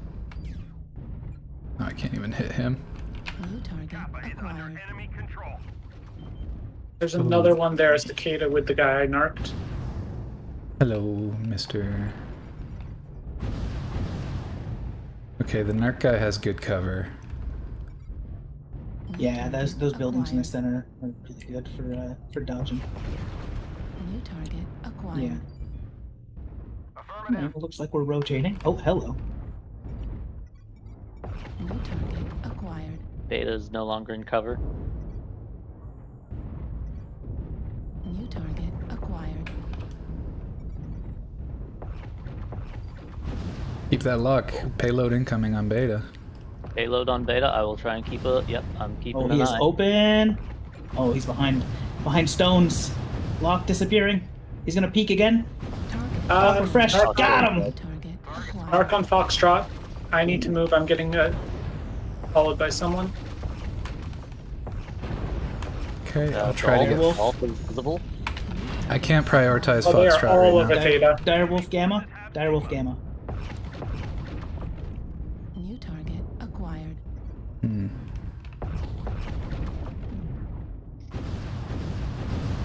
I'm gonna pop a few rounds anyway. Call out if you're ever lacking a target. I'm not sure. Acquired. Okay, they're pushing hard into us. Heads up. Yeah, They've got a I want to numbers get over advantage and they're here. pushing it. I gotta get it the heck out of where I'm standing. Yep, I'm gonna try and eat some shots for you if I can. That sounds gross. Oh, not good. I'm getting low signaled. Where is he? Okay, Gamma again, Gamma again. He's wide open.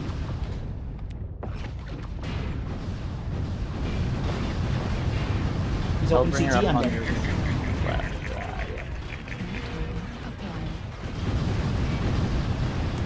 I should not have come up here. Oh my god, we're surrounded. This is not ideal. Yeah, we're losing this one pretty decently. Critical damage. LRM destroyed. Right torso destroyed. Right arm destroyed. LRM ammo destroyed. Equal destroyed. Center torso. GG.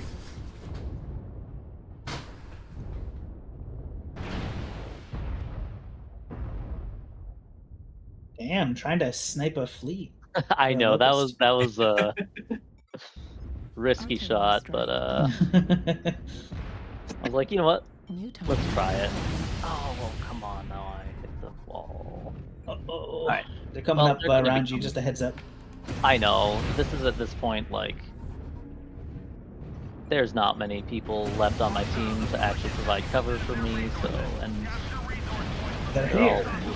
yeah. This locust is Legs overrated. You don't need legs to shoot.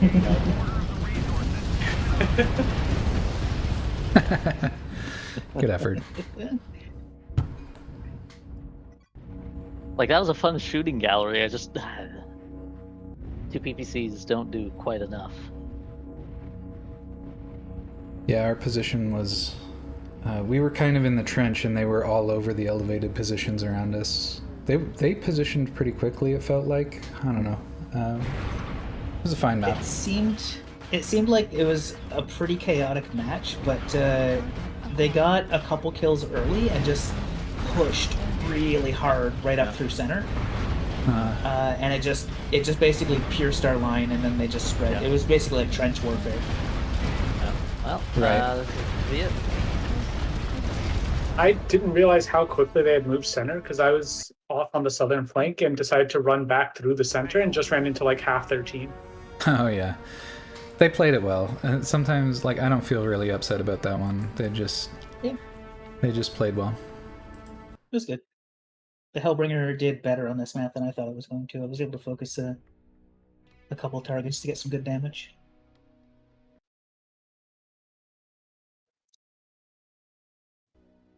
All right. Alright. One of my mainstays needs a volunteer here. Yeah, I'm gonna rotate out. So let me how do I leave this party? Leave group. Perfect. And I can get who's missing right now? Moose, right? Yeah.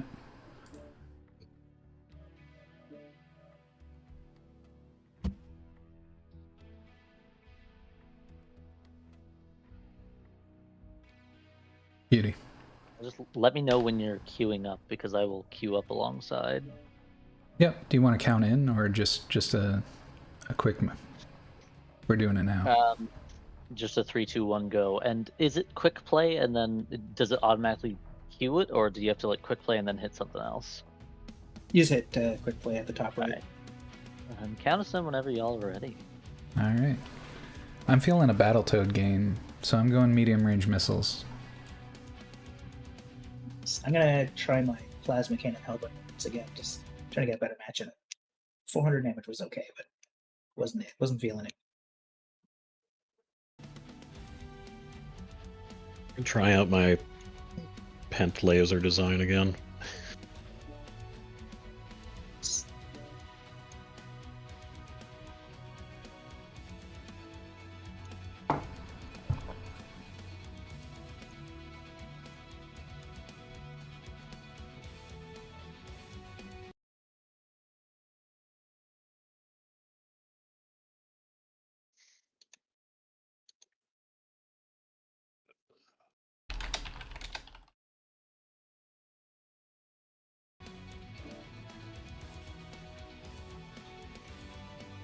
You didn't count him in. Oh, heck. Hold on. We'll do it this time. I was distracted and I immediately flipped my attention. All right. Everybody ready up? We'll count them in. All right. All right, on 3. On the third beat. 1, 2, 3. There we go. Sorry about that.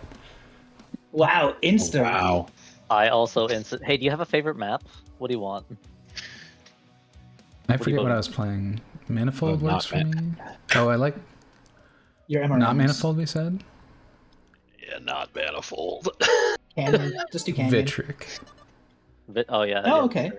Vitric is good. Vitric's not Sorry, bad, yeah. Someone's like, Manifold, and I insta-clicked Manifold.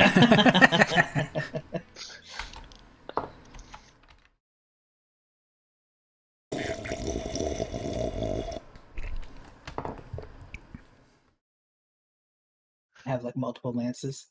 Yeah. Not my favorite Sippies, but I'll take it. I think unless you're up comp play, you against can do the, that. because unless you're up against another team of 12, the just coordination alone would just make that into a stall. Yeah, teamwork is OP in this game.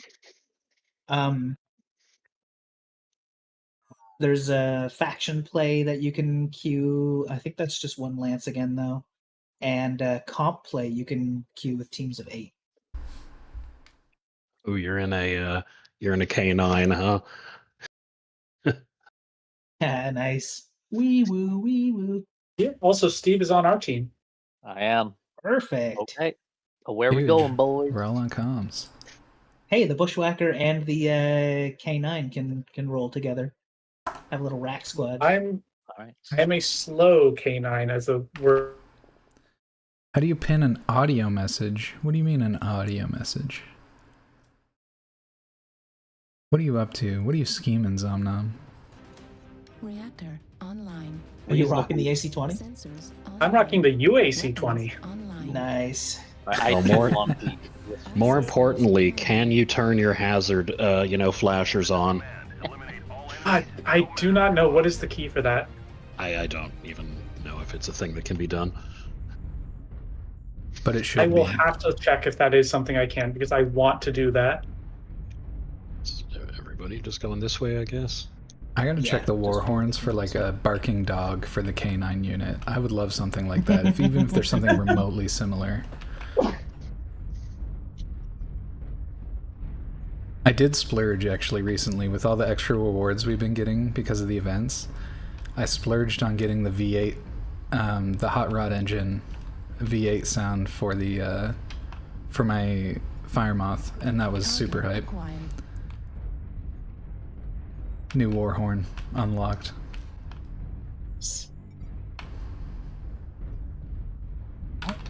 Looks like we've pushed them off top right off the bat.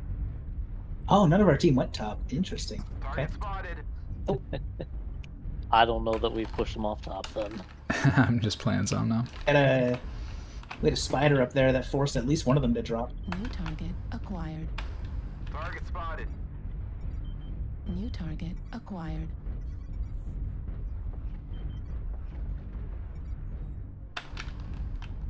Hear a lot of gunfire. Yeah. Oh. All right, well, let's push into that. We got a whole squad here, so nice. Push. Let's do it. Charlie on the right. Oh, right hand side, Charlie. Oh, Yep. Going on Charlie. all right, I'm coming over to help you with Charlie. It's a rack fight.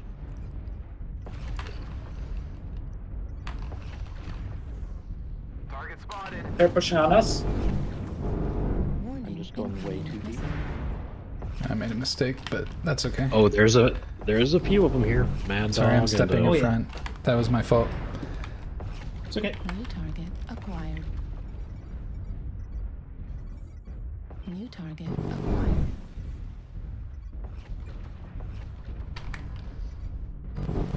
Target spotted. Shit, sorry.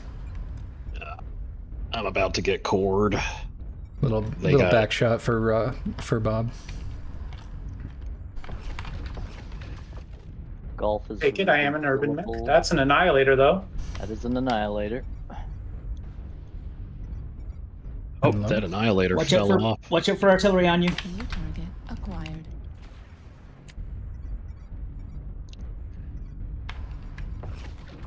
Annihilator on me.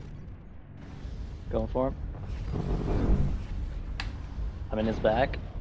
Yep. Shooting him from above is really useful. Nice. Good kill, good kill. His hard points are low, so shooting him from above is really detrimental for 2 annihilators. Target spotted. That one bites the dust. Oh. Target spotted. I'd like to stop getting hit. New target acquired. Yep, cord. Desperados, a stick. Missiles from above.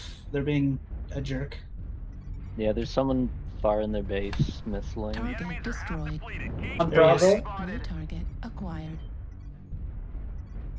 Someone behind us as well.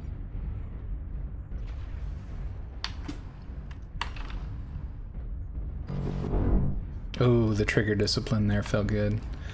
I could have went for a back shot, but not this time. 5%.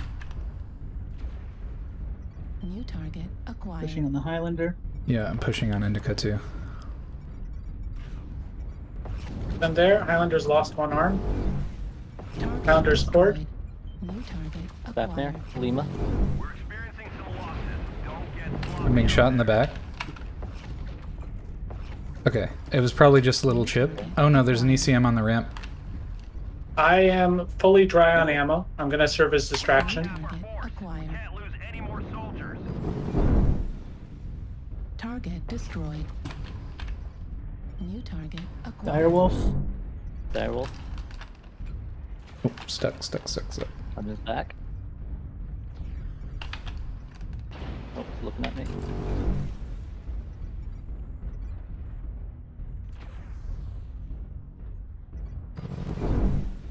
Great distraction. Oh my god, that guy's regretting looking at you. They're looking at him. Oh yeah. Acquired. That guy is like, what? that guy is upset for sure. Level critical. That is the one problem with taking big gun on this, is there's not a lot of room for ammo.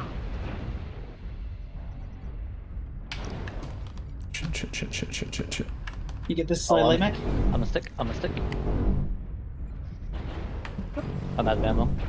How did that not work? Everything I get. This light mech's gonna kill me. New target acquired. Coming back to help? I've hit him a few times with some Oh, plasma, there's one in but my back. Oh, beta. his leg's open. He's going up top. Target spotted.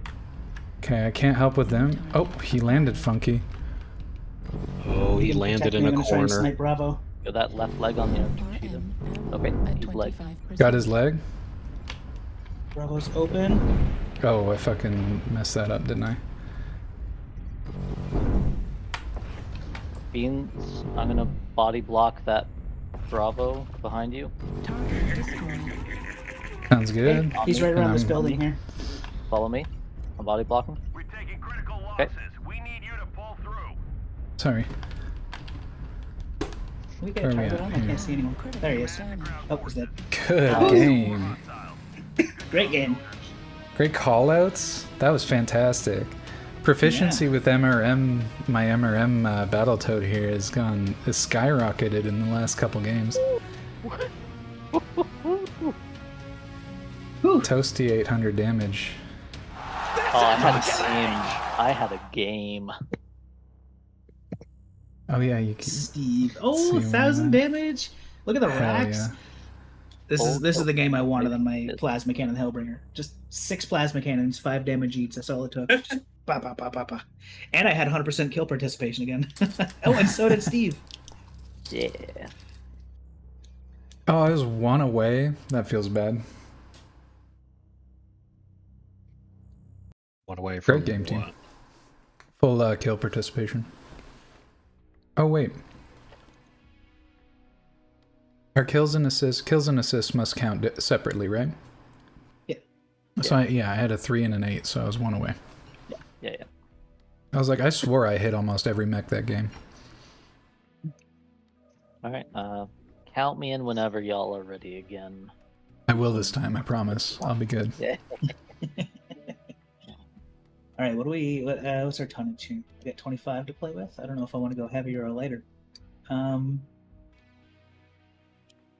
You know what? I haven't played a Jaeger mech yet. Let's do this one. Yeah, this is what I'll do.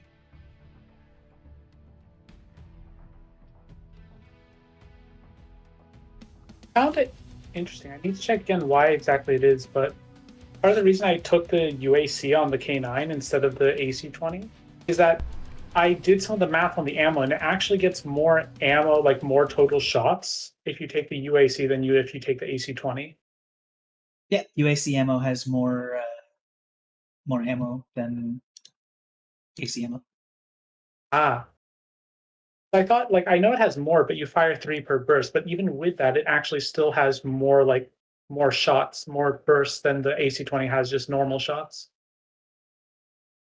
Yeah, so again, I'm pretty sure that's because like AC2 ammo, the default is 100 shots, and UAC2 ammo, oh no, it is 100. Oh, I thought they were different. Hold on, let me just check the K9. It might have quirks. Mech K9. Yep. So AC2 ammo, the K9 gets an additional 87 shots, but UAC2 ammo, no, it's still 87 shots. Huh. But you're rocking AC20, so. Oh yeah, here we go. So AC20 ammo, the K9 gets an additional 8 shots, but UAC20 ammo, you get an additional 24 shots. That's what it is. Ah. Yeah. Wait, let me pull it back up, because that should be identical, because each UAC click takes 3 ammo, so that's still 24 divided by 8 shots. It's a 3 shot? I thought UAC... Yeah, the UAC 20 is a 3 shot. Interesting. Let me grab it. Sorry, ammo. AC-20 gives you 30 plus 30 extra shots for 60. Okay, no, that's the UAC. For 60 divided by 3 gives you 20. And then AC-20 ammo gives you just 10 plus 10, 20. So it should be the same amount. I'm going to have to go back. I did this, I did a whole math thing because I thought that I remember going through a whole thing and finding that you actually get more shots if you take the UAC 20. I think it's something to do with just weight or how much you can carry, but I know you get more shots if you take the UAC, which seems okay, yeah. If counterintuitive. you're just physically taking more ammo tonnage, then that'd do it. But I'm pretty sure UAC lighter than the AC? No, UAC AC. Let's see, 1014, 1015. The Ultra AC-20 is 1 ton heavier. Yeah, that's why I'm surprised that I get more ammo while taking that than I do with the AC-20. Do you do any sort of engine changes or? I don't know. I'm gonna have to go back and find wherever I did the math for that, because I remember I did a whole thing in the testing range, just checking exactly how much it said I had each time I loaded in. Oh, count us in, beans. You bet. All right, on 3 for whoever is lingering. I think it's still Steve. 1, 2, 3. No insta-pop this time? Not for me either. Oh.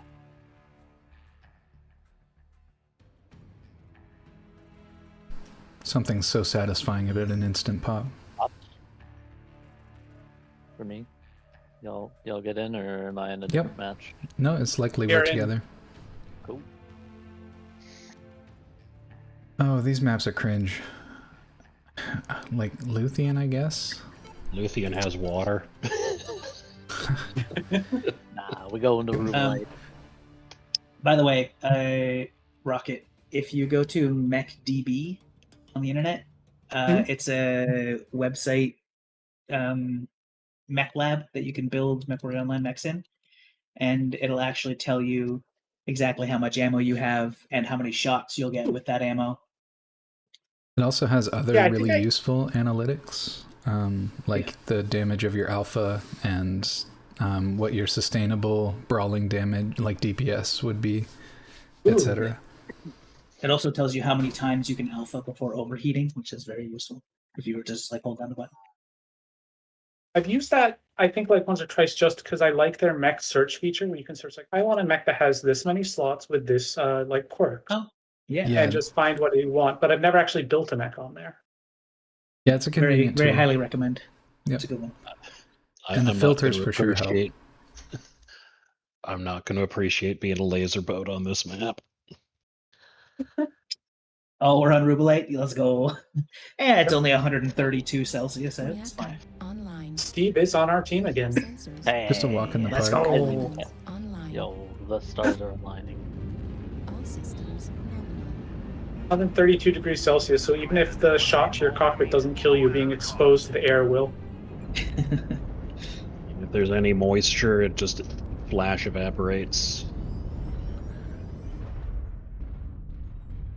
He flasherates. Huh. I was hoping that would feel better in the mouth. I'll just let it go. Didn't like the mouth feel on that one. No. Words right, definitely well, have mouth feel. I think I'm going high on this one. I got SB Ghost. That Shadowhawk's jets are on, but he's not flying. Oops, sorry, I just sideswiped you. Jets aren't on for me.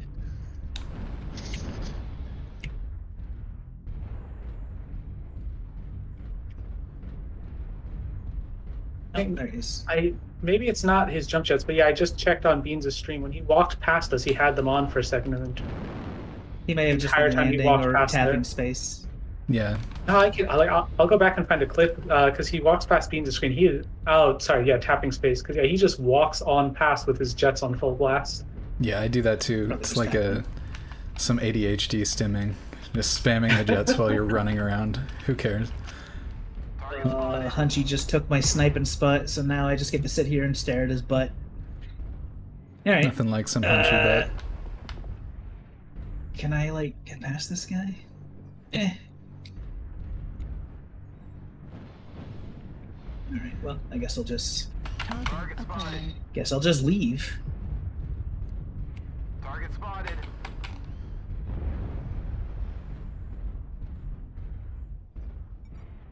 Oh, we got contact in F5. It was a Jenner.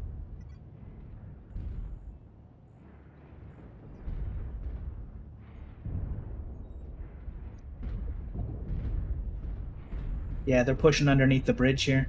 Wonder if I can snipe that. Low on F6, there was one.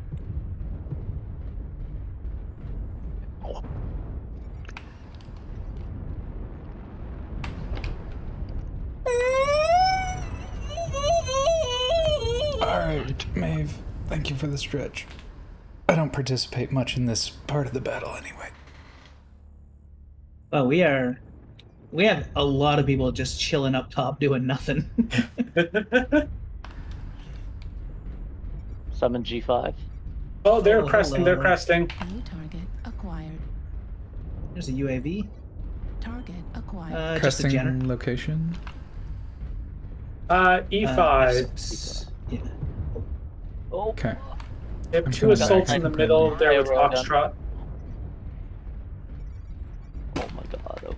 target acquired.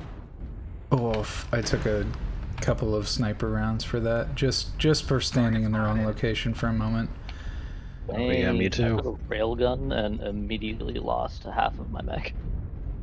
Yeah, they got some snipers over there that know what they're doing. New target acquired. Yeah, my right arm's off already. New target acquired. Oh, there's an Argent. New target acquired. My bad. That Argent go.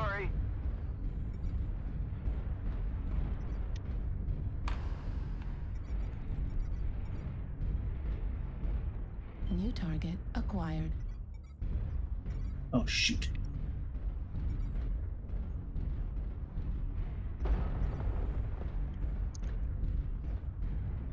Thanks.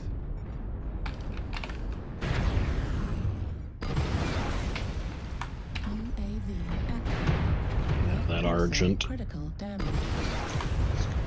Oh no.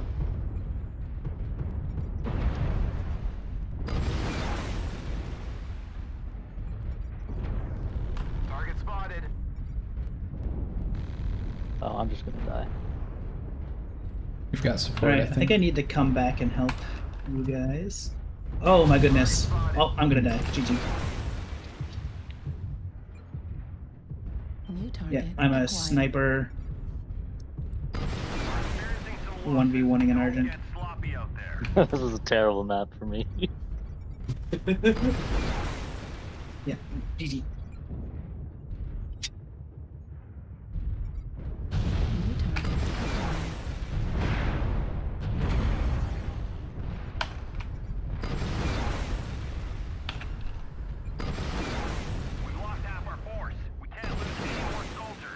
Yeah, peace. Critical. Nice. Yes. All right. Man, It's 1 to that 8. gen- You can do it. All right, that man. Jenner with Don't the fight or after the anything, fact. bro. Critical damage. Warning incoming. I think he's DC'd. He's yellow on the map. RM destroyed. Yep.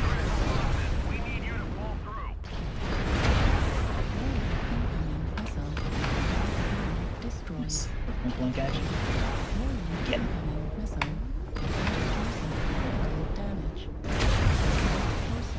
Dude, you're just farming damage on this guy. Uh, Oh no! We forgot to press O like a scrub.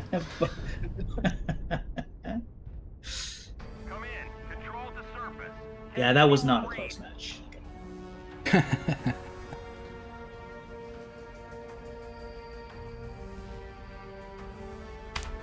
For the record, Maeve, I was serious. My mech doesn't participate in the sniping round, so early game I don't really do much.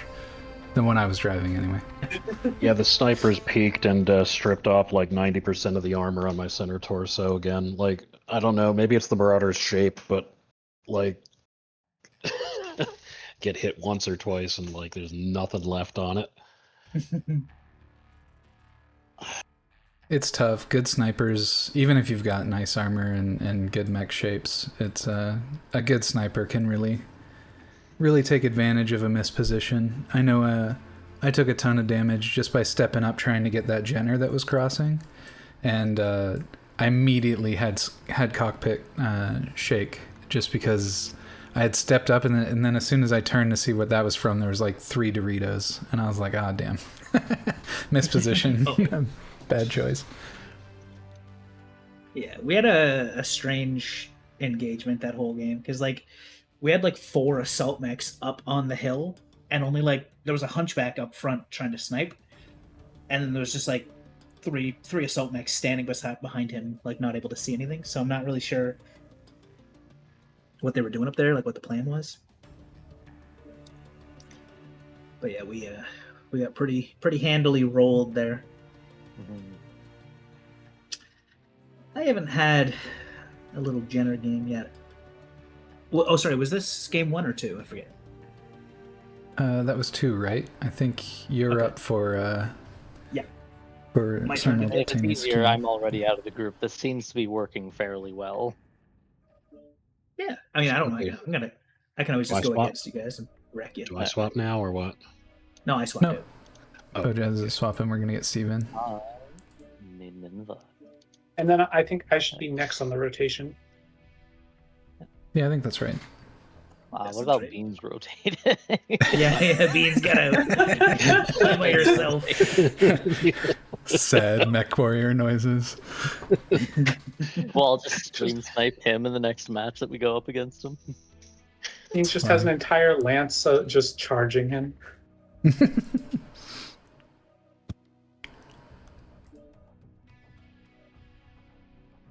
Oh yeah, I wanted to play the Behemoth, but I know that's really heavy. So if we've got different mechs, I won't play it. I can drop down to lighter medium.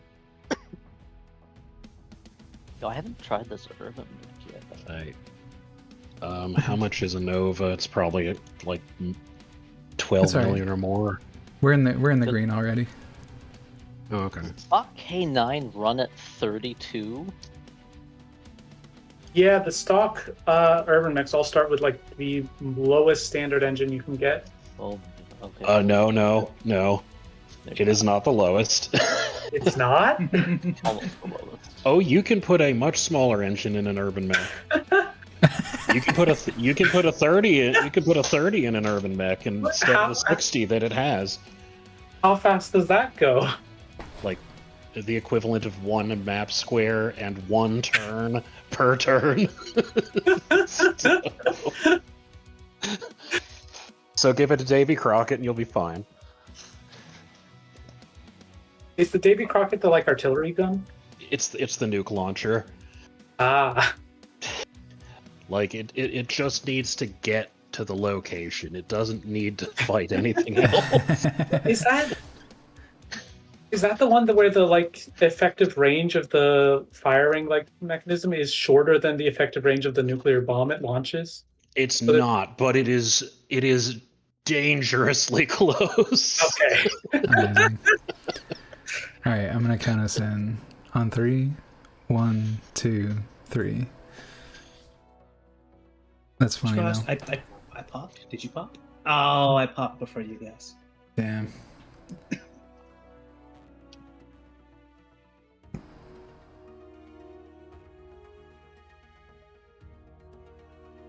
Got to play around with that stuff on the BattleTech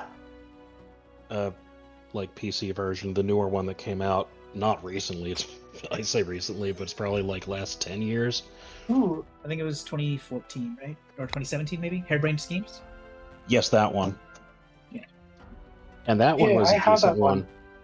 And there's a mod, and like the MechWarrior, they've got their own Discord server and stuff too. But it's not first person like this, it's all tactical from like, or strategic rather. 2018 was Hairbrained Schemes.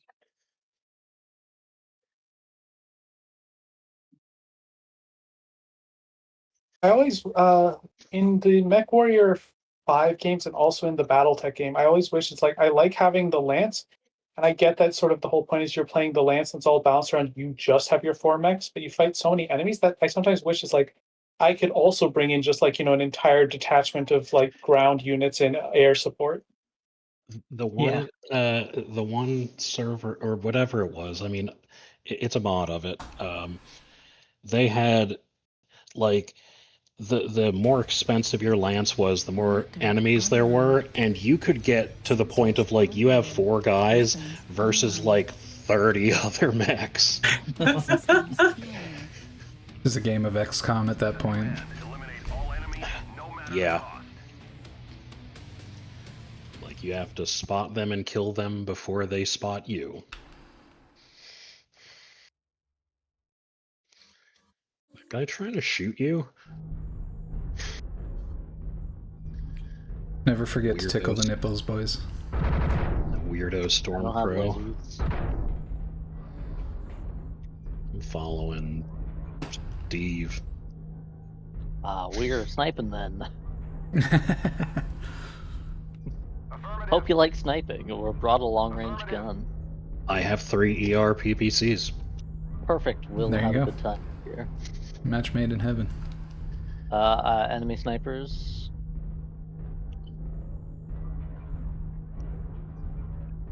Over in the D5, D6, I guess. There was a sniper. Like 1,300 out. I can't hit him. Welcome back from ads, just in time for the game.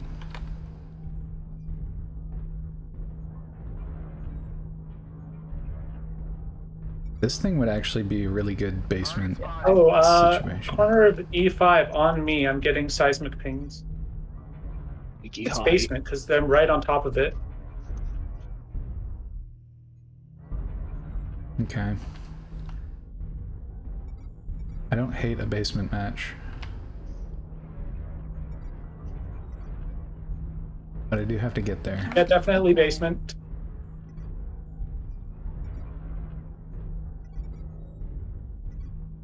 I have at least 2, possibly 3 down there. Need assistance? Oh, they're all in the D5, D4, D3.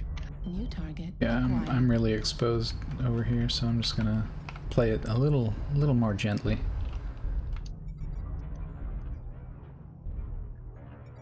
Is that a mech? New target acquired. Oh, there he is. Need assistance? Target spotted. Damn, I can't see these bastards.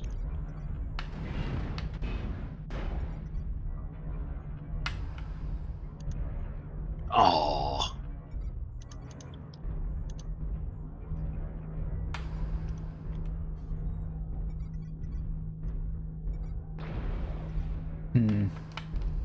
Yeah, that sniper's gonna drive me crazy. He is cord. Spider is core open. Alright, I'm joining the basement crew. I think that's where I'm best utilized. Have at least 3 in the basement. Yeah, we've got a group of 3 rolling in. Rolling up. They're all in that sort of corner on the right as you enter. Yep.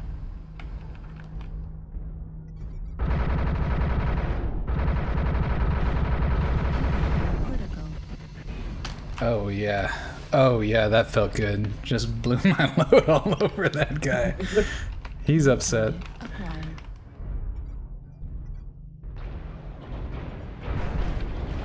Oh, there's actually a fucking lot of them down here. And I'm like stuck on somebody? I can't back up. Yeah, there's someone behind you. Yeah, they're all piling, or they have some extra people piling into the basement from their sort of outside position. Okay, I'm taking a whole bunch of damage. I'm getting overwhelmed. Their whole team's here, basically. Or a lot of their team. And I kept tripping over somebody. Jesus Christ. There's a guy up I medium just who's wanted to still back behind you. straight back on the ramp, and bro was using me as fucking cover. Damn, that was really frustrating and annoying.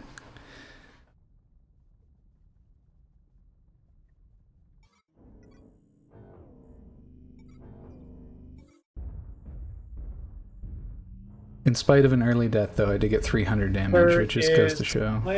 Target destroyed. Alright, I'm playing a Madge. Maybe.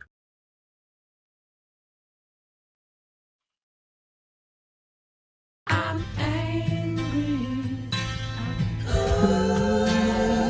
Coming out of the basement in the F4. Yep, he's running. No, they're all coming out of the basement. F4. F4 coming out of the basement. Multiple. Birdhog's down. Ooh, there's some coming up E4 as well.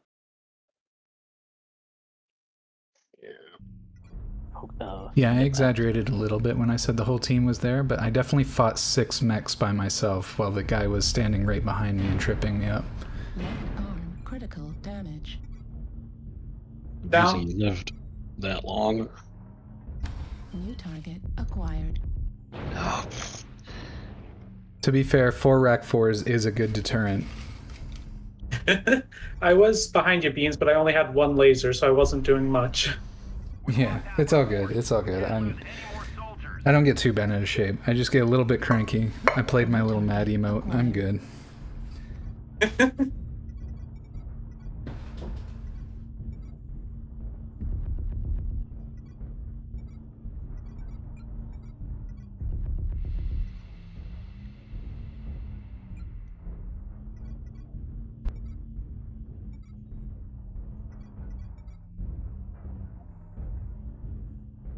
I'm gonna run out of ammo before I get anything done.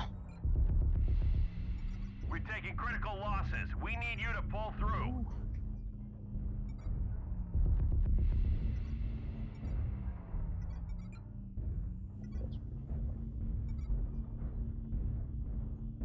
New target acquired.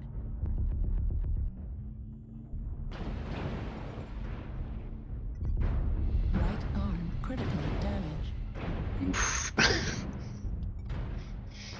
Right arm destroyed. Target acquired.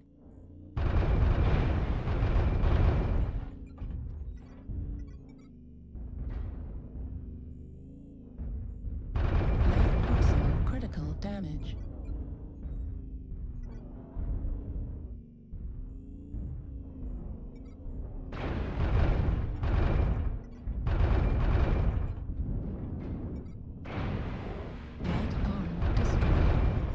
New target acquired. Center torso critical damage. Left torso. The warthog with the flamer. The warthog flamer, yeah. That was cute. Good try, good try.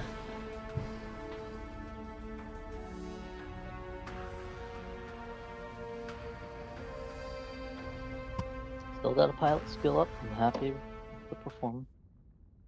Yeah, Lex. So the trial mechs are basically loners that you can use to earn yourself some cash before you get to the main mechs. 755 damage taken. You're a beast. Yeah. Who?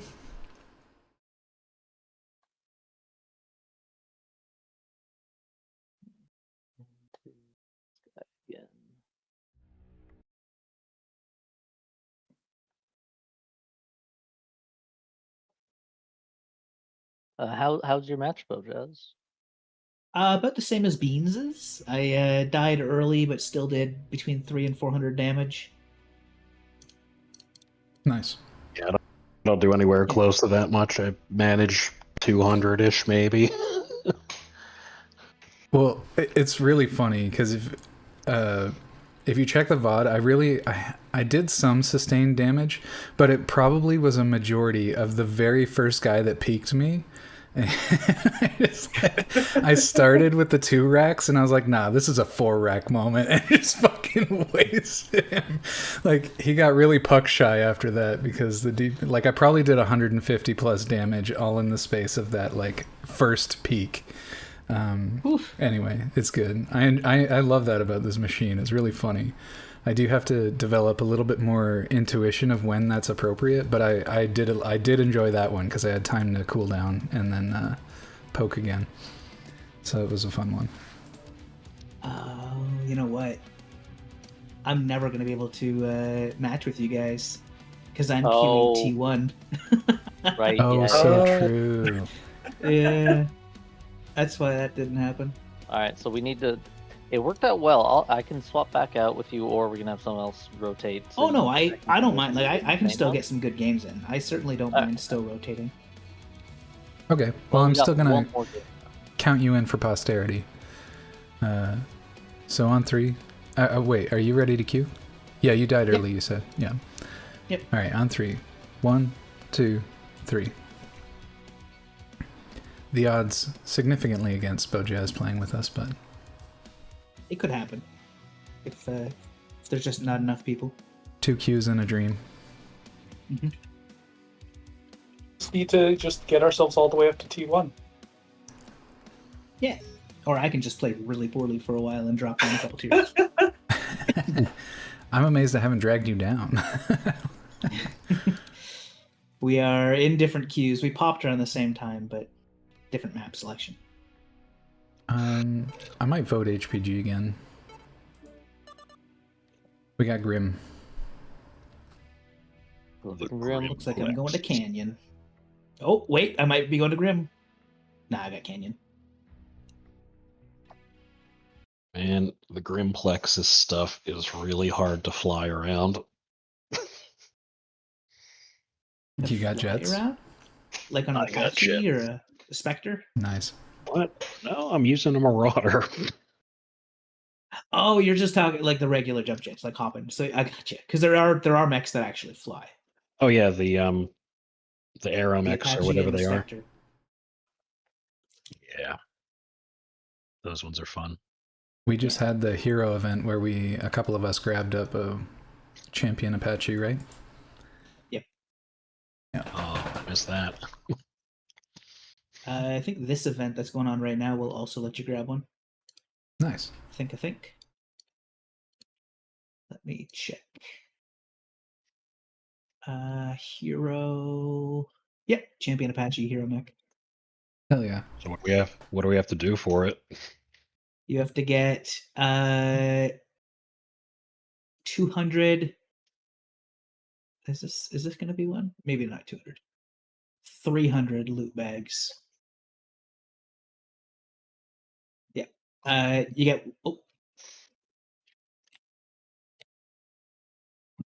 You can get the better part. Like if you play every time we queue tonight, you can get the better part of 100, I think, especially with the double loot bag rewards today. Yeah, so far. How do I know if I'm getting a loot bag reward? You will be on the website. Yeah. Oh, okay. Yeah, I don't really go on the site. You just log into the website with your Piranha account or your PGI account, whatever it's called, and then go to the event, and it'll just show you how many you've collected so far. So far tonight, I started at 40, and I'm now at 76. So roughly 40 so far. Yeah, I figured we'd get, like I said, the better part of 100. Not exactly 100, but I was figuring between 60 and 80 somewhere just from tonight.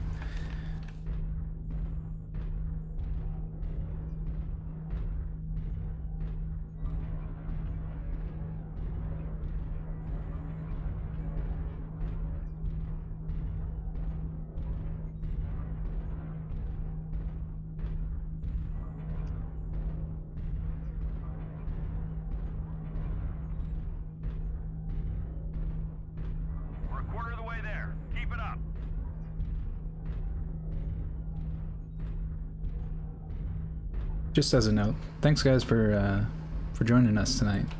It's really cool to have people come up from the community and play some games, so appreciate it. Target acquired. I also like that we get the full stack. It's usually a 2 or a 3 stack for my personal MechWarrioring, so right. Being overfilled is actually kind of a new thing. New target acquired. I'm just very appreciative because I've loved this game for quite a while, but I have never really had anyone to play with before. Nice. Well, Bojays over here is a good guide. He'll walk you through it. And you can even catch a couple back shots on him along the way. Well, it seems to be a ritual at this point. Yeah, he'll squirm, but he'll get over it. New target acquired.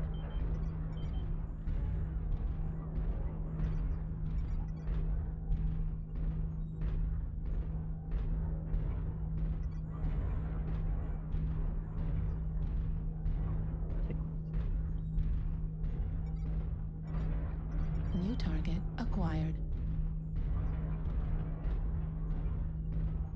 Ryan's core is already open. Target acquired. Oh, Stone Rhino pushing through the middle.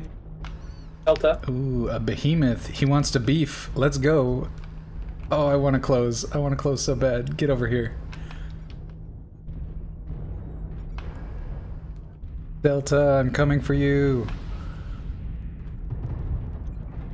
Head back out.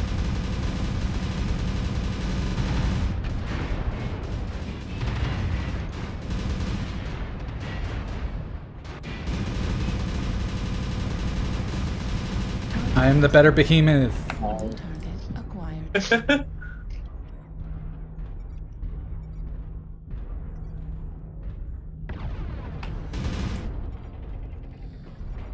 Of course you're better. He only had 3 racks. You had 4. That's right. He didn't know the secret. The biggest rack always wins.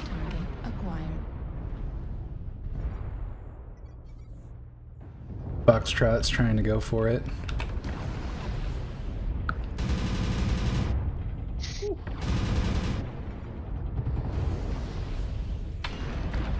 Okay, that's a rack that I don't want to fuck with. Okay.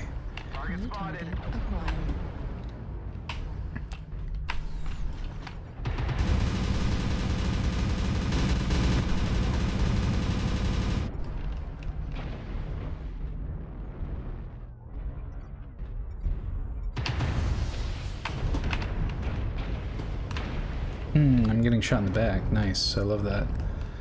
Love that for me. Where's that from? What the fuck? It's on our side. Alright, I'm just getting pushed.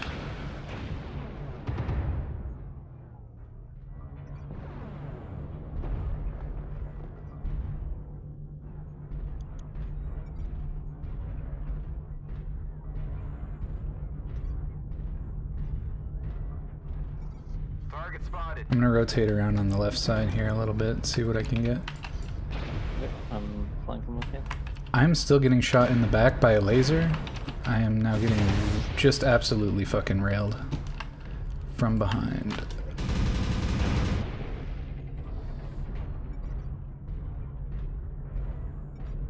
I will switch to counter ECM.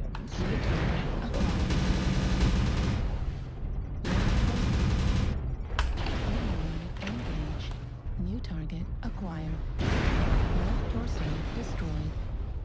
Fuck. Are they still shooting from behind? Alright, I just am entirely outpositioned here, so... Where are you? I just didn't want to die having done 0 damage from the same laser hitting me in the back all game. We really needed to deal with that sooner. I couldn't Unfortunately. even see it. Where were you? He was kind of in G7. And like, I thought I was kind of there too, but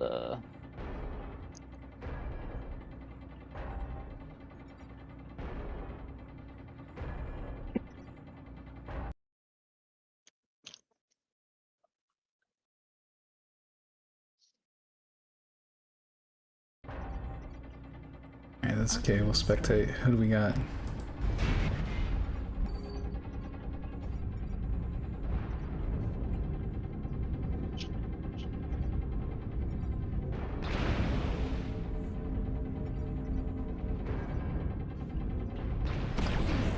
oh, that's 2 binary lasers. I only have New 1. target acquired. Right arm critical damage. Yeah, no. Center torso critical damage. Oh. Right torso critical damage. Oh. We are just... They fully pushed in. We are so losing. We only have 1 kill. Okay. I'm angry.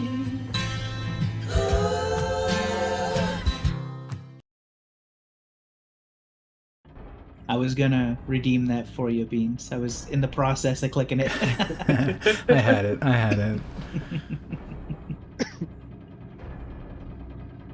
Oh, we have a hunchback just glitched out. Yeah. In the back. The whole time. Hunchback stuck in the dryer. Needs some Is this help. MechWarrior 5? I think he doesn't know how to play.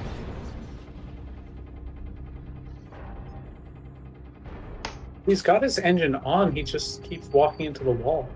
Well, he's Well, not. he's facing away from the wall with the arrow on his map. He's facing away from it. Oh. So I think he's actually physically stuck in the terrain. Yeah. Poor Hunchy. Well, we're all kind of dead. Do we just want to get out of here? Well, I guess 17 seconds and it's over. No, I'm not worried about the 17 seconds. 18 plus tag working hard tonight. Hell yeah. 10 seconds forever. Alright. Oh, shoot. I didn't even realize this guy needs more skills. Dang. I guess it doesn't matter. Also, I don't think I earned that many. I believe it is my turn, so I'm going to jump out of the group. Sounds good. We'll grab Bojazz. Heck yeah. And I'll count you in, Bob, if you want to keep trying to queue with us. Yeah. I'm going to have to go with the Piranha, because my Marauder's still in that match till it's over, I guess. Oh, it should be over in like a second or two. Yeah. I'm still fiending for a good rack game.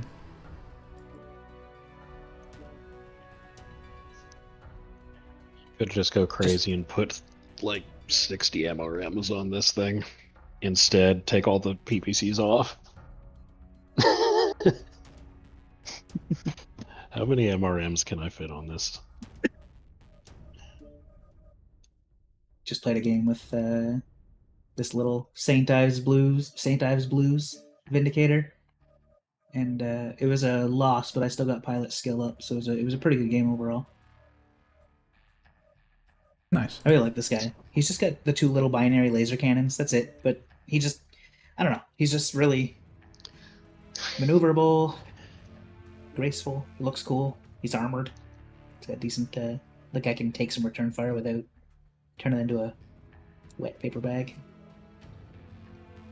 Nice. I'm actually feeling a light mech game if anybody wants to go way up and weight.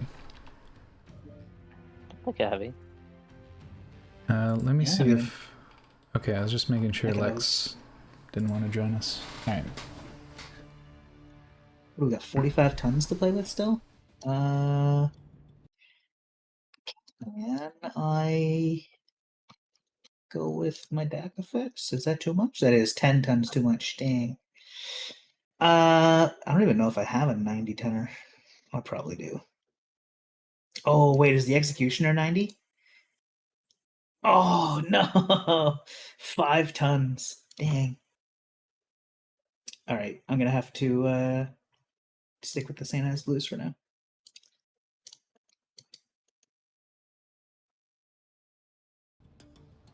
All right, ready to go.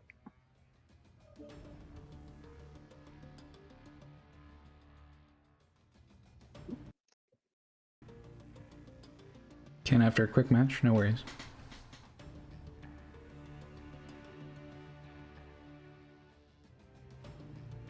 Ready. I keep going, what if, and then I see how much it actually costs to buy the systems, and I'm like, ugh. Yeah. Eventually you'll get a, just like a big inventory of weapons and stuff that you can... Yeah, I know. I've only been doing it for like a week. So... Oh, yeah. Yeah, it's rough. It's rough out there. I remember those days. Honestly, that's what these events are great for, though, because if like a lot of the loot bags just have money in them, so you can just get millions of C-bills. Oh yeah. We're all readied up on our side for the count-in. Make sure we don't. I'm gonna count in on 3. 1, 2, 3. Instant. Wow. Very good. We're likely in the same game then.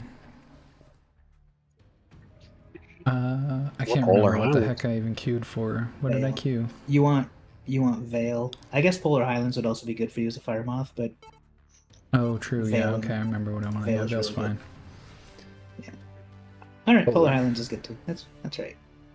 Alright. Fire Moths like this map. I need more practice solo, just doing light mech stuff. I got into the groove the other day, but I'm definitely feeling rusty. Do you all want to do like a Piranha, like, or like light mech assault squad? Oh, yeah, we should line one of those up. That'll be fun. Yeah.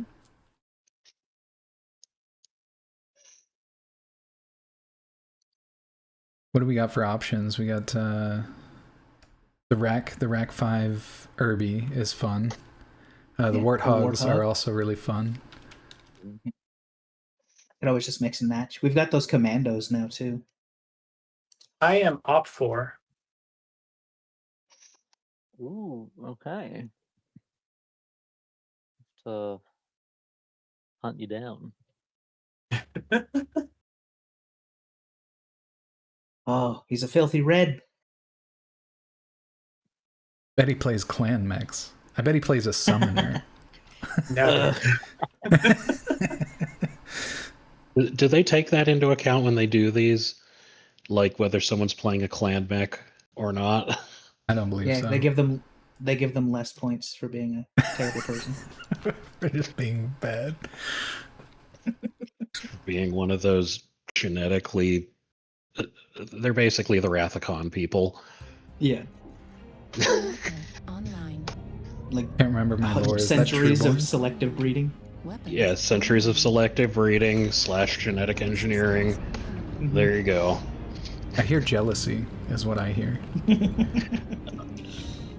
I don't know. I'd really not want to ever meet one of those, like, elemental soldiers, for example.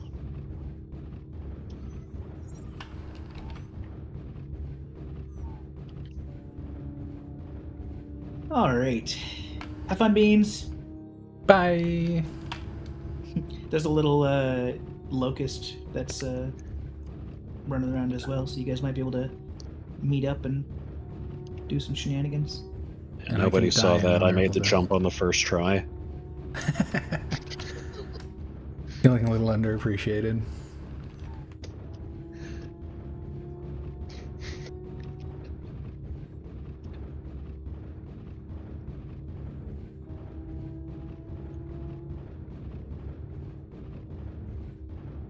And see anyone yet?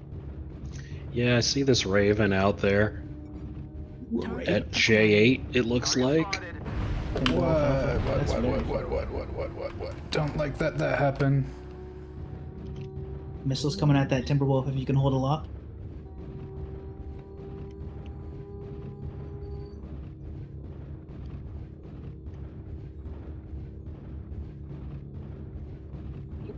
Looks like he ran. Yeah. Wasn't having it. Locust is coming to say hi to you, though. Well, I fired 3 PPCs at him. I don't think he appreciated it. He's like, bye. I didn't hit him. I mean, he was freaking a kilometer away. Well, he's a raven. He doesn't want to get hit by anything. Those things are squishy. New target acquired. This is a weird game that's happening right now. What is where? I mean, I could tell you where we are. I mean, I know where we are. I just don't know where they are. Oh, I am they. Oh, right. I forgot you're evil. Oh, backshot that Raven. That poor guy. All right. Damn, really soaked him. Got him. We found the enemy team and we're very slowly filtering over. Target spotted. That was so satisfying. Our team is... Are you ready to face a single file team coming at you, Rocket? Think you can handle that? That would be very nice. Yes, that's actually exactly what my mech is good at. Perfect, because that's exactly what you're gonna get. Do not make me fight 2 people at once. I will lose.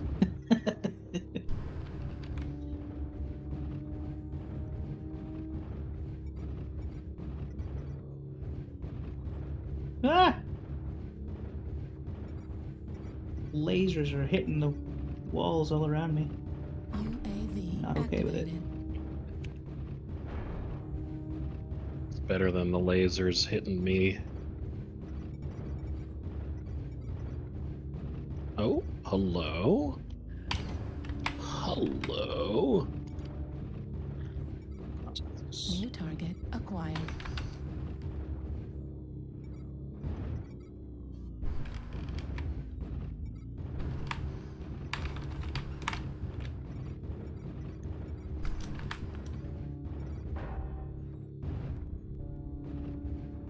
Oh, there's a Hag 40 Thanatos over there. He's being a jerk. Yeah. Oh, my goodness. Alright, this is not a good position. I gave him some pee. Oh, yeah, look at that. His back is open and his core is yellow. Base is being captured. Oh, you're kidding. Base is being captured? Get out of here with that.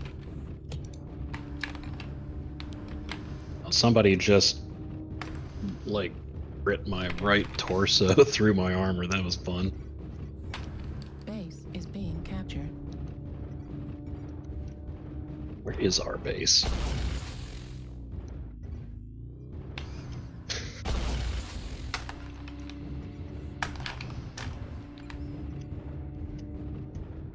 Base is being captured.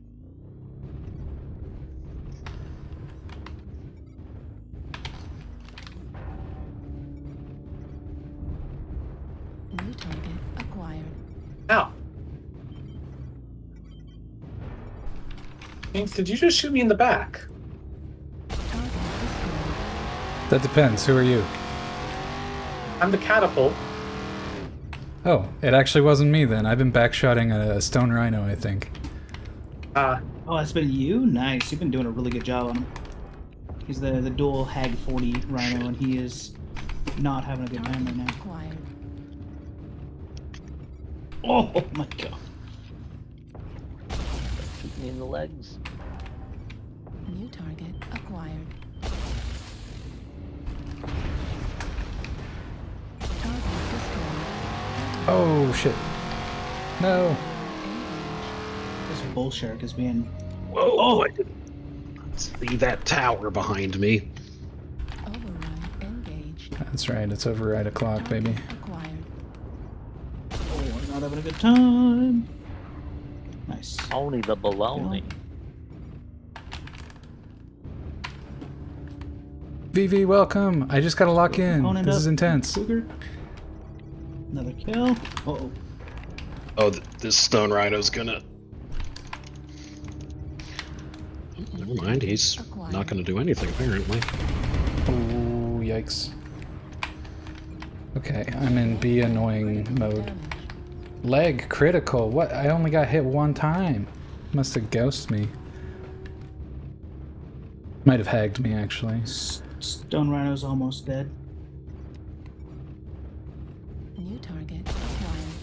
Fuck.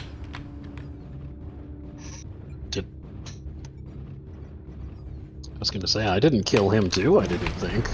I am very close to death. Is that Stone Rhino gonna kill me? Or is he? Heck. Oh, Yeah, okay, that's the same stone rhino. I was like, what the fuck is he doing? Waiting for his aimbot to work or something.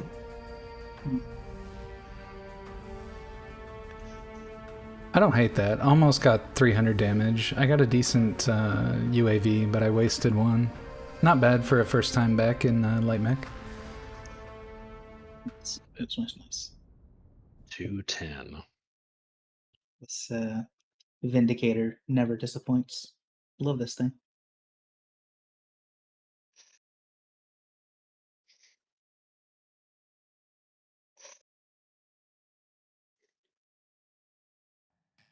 Okay. I think we got... this was my first game in the light mech. I've been playing them in twos to help myself remember. I believe Lex wanted to join us, so let me just... I'll pop out then. Yeah, no worries. Well, that however way, we want to play it. Get in. We'll just That make sure was Lex the is first around game, first. so for Well, I'm taking up a heavy slot, so I also, like I'm taking up a chunky piece of of the team.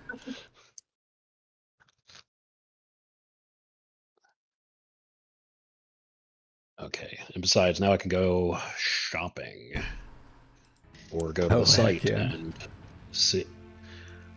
What? There is nothing for sale today, except for gladiator gear. Rough life. It's a rough time to start MechWarrior online. There is a nuclear bomb for sale. wait, what? 500 MC. I doubt it is operable. It is. No, it looks it's like just a a bolt-on. piece of. Yeah. Just I hook that saw up as a dead man switch. That'd be There funny. you go. I saw a Black Knight that had the what is it, like one of these shields, and that looked pretty funny. Cool. You're in, Lex. You've been tagged in. Someone generously gave up a spot. So the plan for joining us is join the staging area comms in the chill out section of the Discord, and I'll drag you in.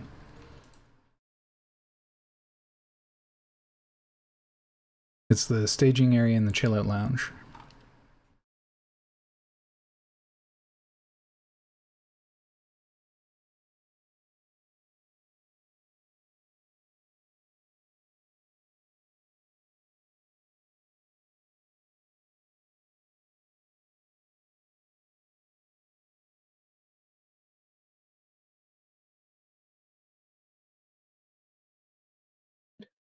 Ah, I see. Yep. Hello. We have. Hello. Hello. Hello. Hello. Hello. Do I Alright, need to yap for a bit for you to adjust my volume? Yeah. Give me anything. Your favorite song lyrics, doesn't matter. Okay, so I had something in mind, but I forgot. So it will be the main idea of neural networks. That's Basic okay. neural networks Your is mic's at a good level already. Yeah. You guys all Okay. you guys all have really good mics. So that's convenient. The early for sure. cutoff. Yeah, immediately. No neural networks. Okay, gotcha. Yeah, that's it. It was the topic. The wise. I want to learn more about the mouse situation, but this is too much. I'm just playing. Okay, let's make sure we got you in the game here. It might be easier because you can see my username to send me a friend invite, if you can manage it. Question is where? Yep. It's like so right in the bottom set of your main screen there, it says currently selected battle mech. Below that, right on the bottom right corner, there's a little cluster of little humanoid looking people. You click that. Then there's an add friend button at the bottom of that menu, and you should just be able to enter my tag.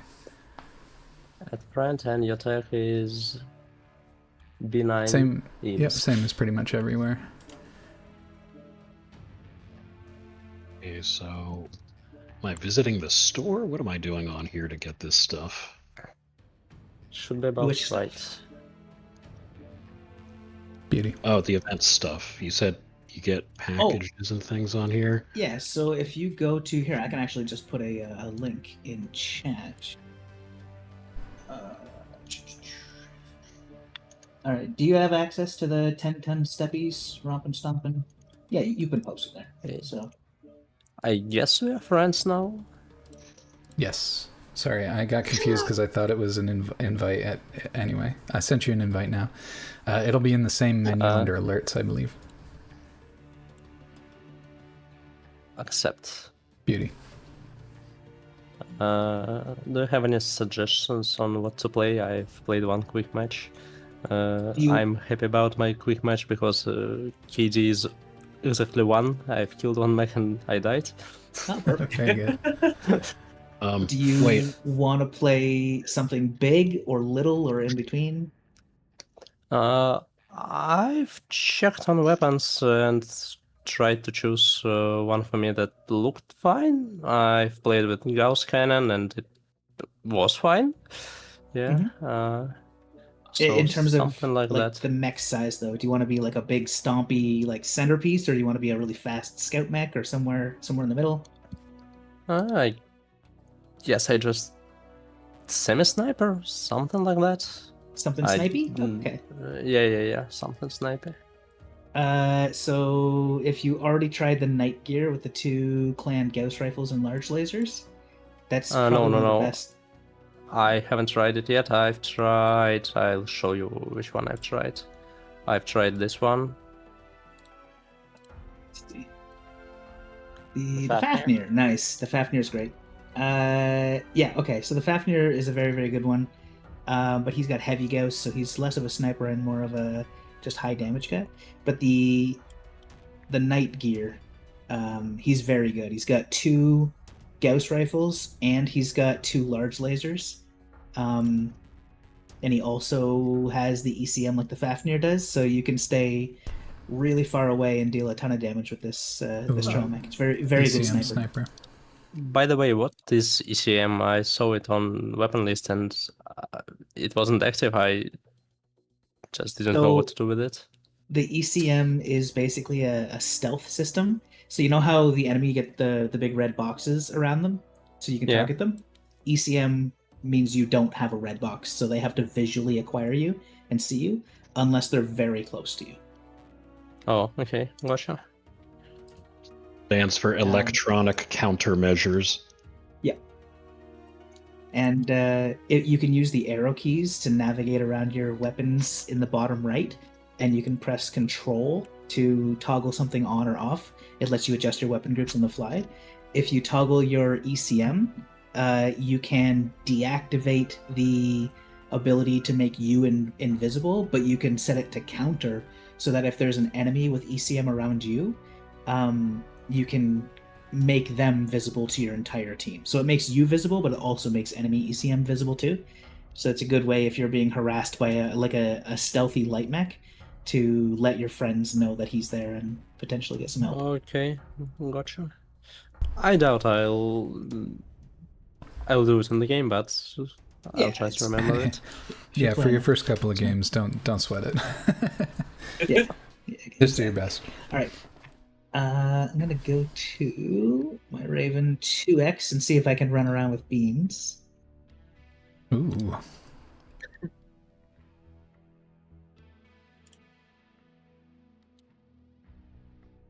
That frees up some extra weight if Steve wants to play something heavier. No, I'm also doing the running around, but do we have maybe I will.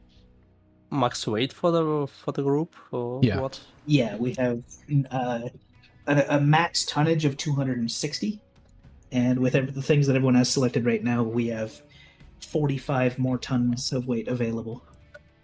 Okay. Oh, I'm already like this. Okay. All right. Yeah, we don't have to fill it up. I'm just letting people know that there's an option to play something heavier, because sometimes with a 4-person queue, playing assault mechs we kind of have to take turns with it if there's someone fiending to play an assault. All right, and for the people in the wings, we're queuing on 3. 1, 2, 3. And assault mechs are like the heaviest ones? That's right, yeah. Yes.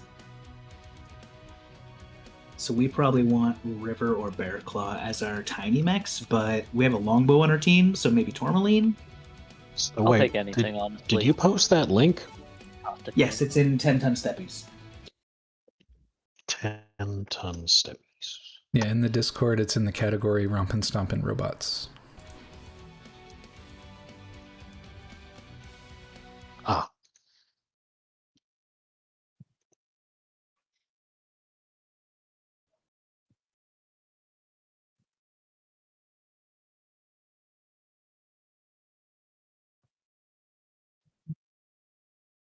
Oh, cool. And so I get to pick prizes. Yeah. So the first 2 is just general skill points, so you can skill your mechs out, and then the second 2 will be free mechs and the mech base to go with them. Oh, wow.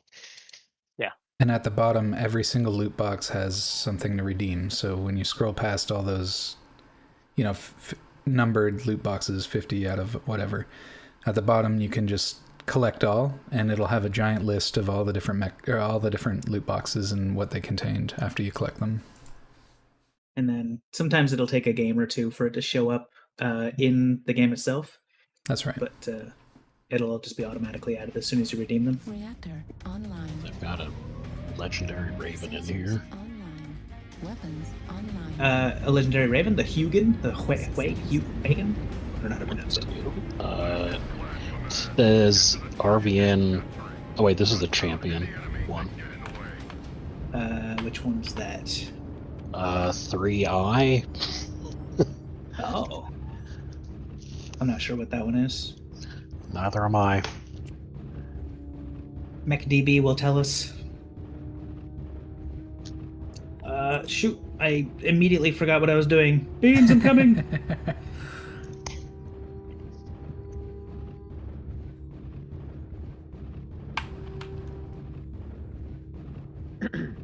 Beans, I only go 136. I'm trying my best. Too bad. Keep up or die. I'm just playing. I just want to see if I can get a quicker visual, and then we can plan around that. Yeah, it's not like you're going to be assaulting right off the bat. You gotta wait for him to split up a little. I gotta see if I can hug you for free ECM. Free CM. That's true. I should come back for you. Come beneath my wing, Mercutio. Sick callback.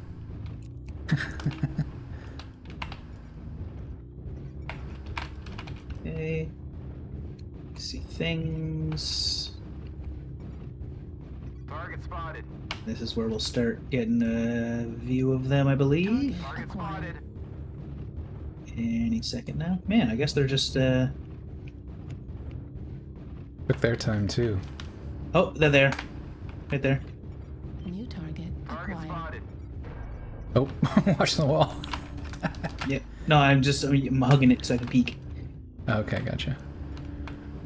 I can fly. Am I lagging? I think I'm lagging. Yo, how's that Delta looking? Oh, no. Yeah, I've got like a 1 second delay. Holy. What's going on? The Mech Abaddon. Alright, let's just move in. I'm semi-dead. Wow, yeah. I've got quite the delay.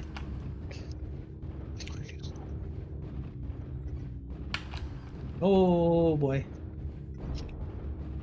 Hopefully they didn't just see me, because they were looking. Okay, peeking. Catapult. They've got quite the firing line going on. So Beans, pick your target. We'll just move in. Oh, this guy right here. He sees me. Is that the dude with the ECM over there? Yep. Looks like an archer or a mad dog. Fuck. He got me too. Alright, we should probably just move then, because that's going to be the whole team folding. Yeah, it looks like it. That's a good reposition. Opportunity. Target spotted. Target spotted. Okay, they might have caught a glimpse of us doing that, but that's alright. We can outrun them. Left. Oh, hello. Far left-hand side. Oh, this bushwhacker maybe? New target acquired. Okay, I'm just gonna keep on moving. New target acquired.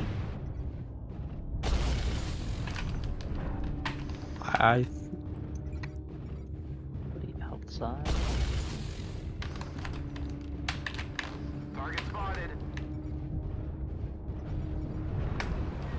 Oh god.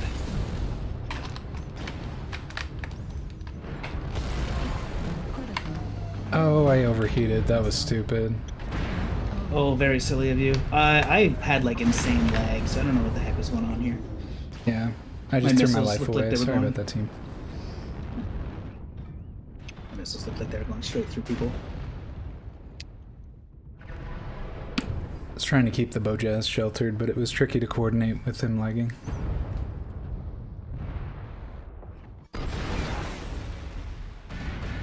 Alright, who does that actually leave, right? We got, This enemy stone rhino has 5 proto-AC-8s. 6 proto-AC-8s. Acquired. That's a crazy DACA.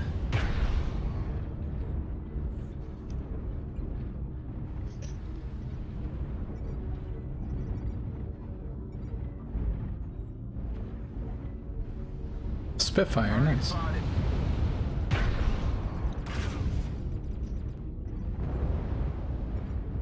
Okay, cool. I'm at like 133 out of the 200 boxes I need.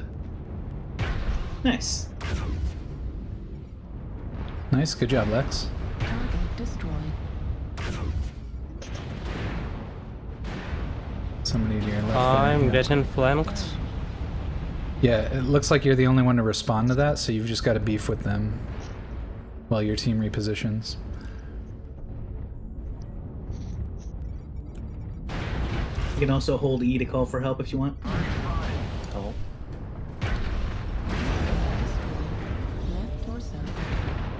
No, I'm dead.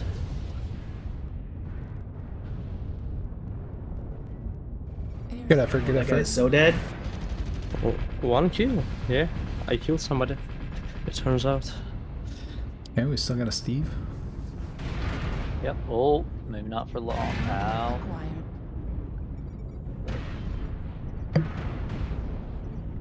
New target acquired.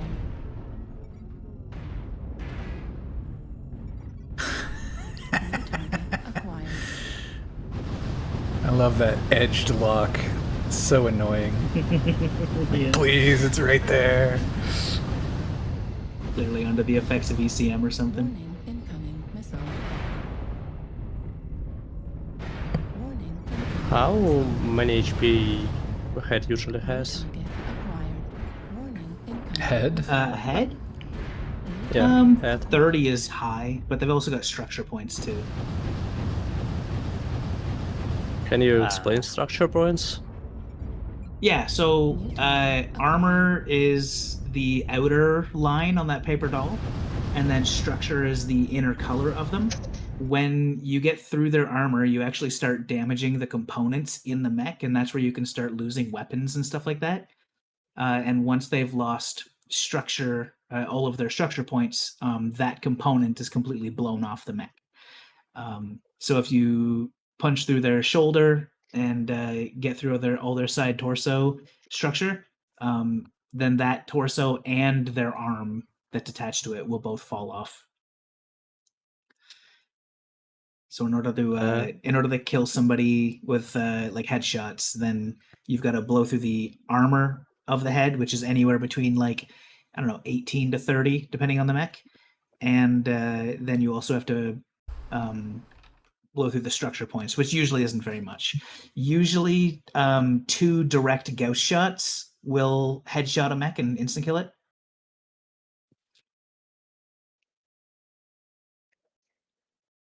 Usually. But the cockpits are very, very, very small hitboxes, so it's really hard to do. Yeah, headshots in this game are really tricky. Well, I guess if you can learn to headshot, they should be quite effective. Yeah, they are. Another element, so something just like you tiny spots.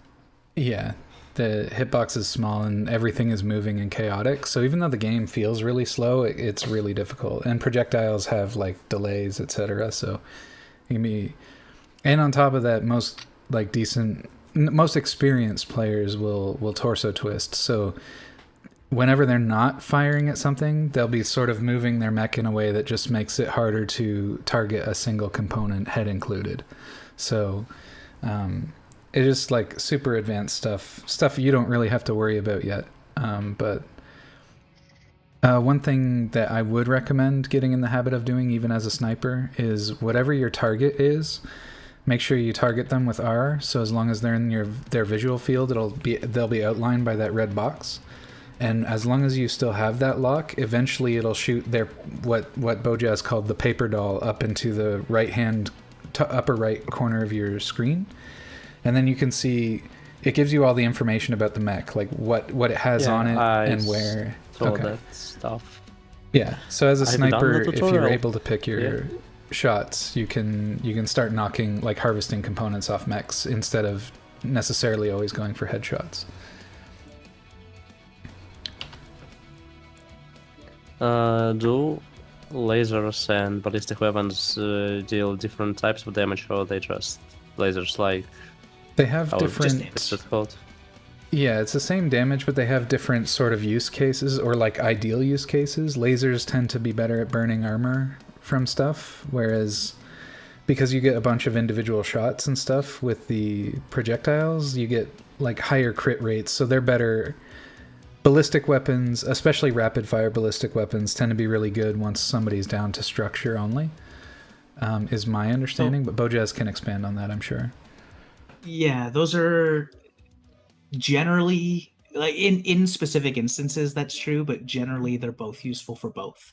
Lasers are instant; they don't have a travel time, but they do damage over time, which means it's like a tick, tick, tick, tick, tick type thing. So they tend to spread their damage out a lot unless you have really, really, really solid aim tracking. Bullet weapons generally deal all of their damage per bullet. So if you have something like an Inner Sphere AC 20, it'll deal 20 damage to one component. So it's really good for concentrating your damage. And then obviously if you have like a clan AC 20, it'll fire several projectiles out, and that spreads its damage out a little bit more. So ballistic weapons generally deal like larger chunks of damage per shot, and they have a travel time. And energy weapons are hotter; they generate more heat, so it gives you more heat management to worry about. But you don't need to lead your targets; you hit more consistently with them. However, it's damage over time, so it spreads it out a little bit. Oh. So they're both sort of useful for both situations, because you can open something up really effectively with say like 4 AC5s or something and just deal 20 damage directly to one component, and you can just sort of like blap blap hit them a couple times and suddenly their component's open. Likewise, if you have like a ton of medium lasers or like 3 large lasers or something and you just laser in on one component and you have really good aim tracking, then you'll deal all of your damage to that one component, and again opens up really well. Oh, Beans, why does your stalker look like a kitchen floor? Oh, do you like that? A kitschy kitchen floor, even. Yeah, it's Wait not till a you see his regular commando. kitchen floor. Yeah, I don't know. I think I got this around Christmas time, so I just went with some festive colors. I think I unlocked the paint at a certain point. And I haven't brought myself to change it yet, because, I mean, look at this. Look at this bad boy. Imagine this rolls up and flirts with your girl at the club. What are you doing? What can I do? There's no coming back from it, that's for sure. I can't even tell by looking at it what weapons you have on it. Good. It's got lasers, probably. It's a stalker, lasers. Yeah, the 4N is the laser stalker. Yeah, triple blind.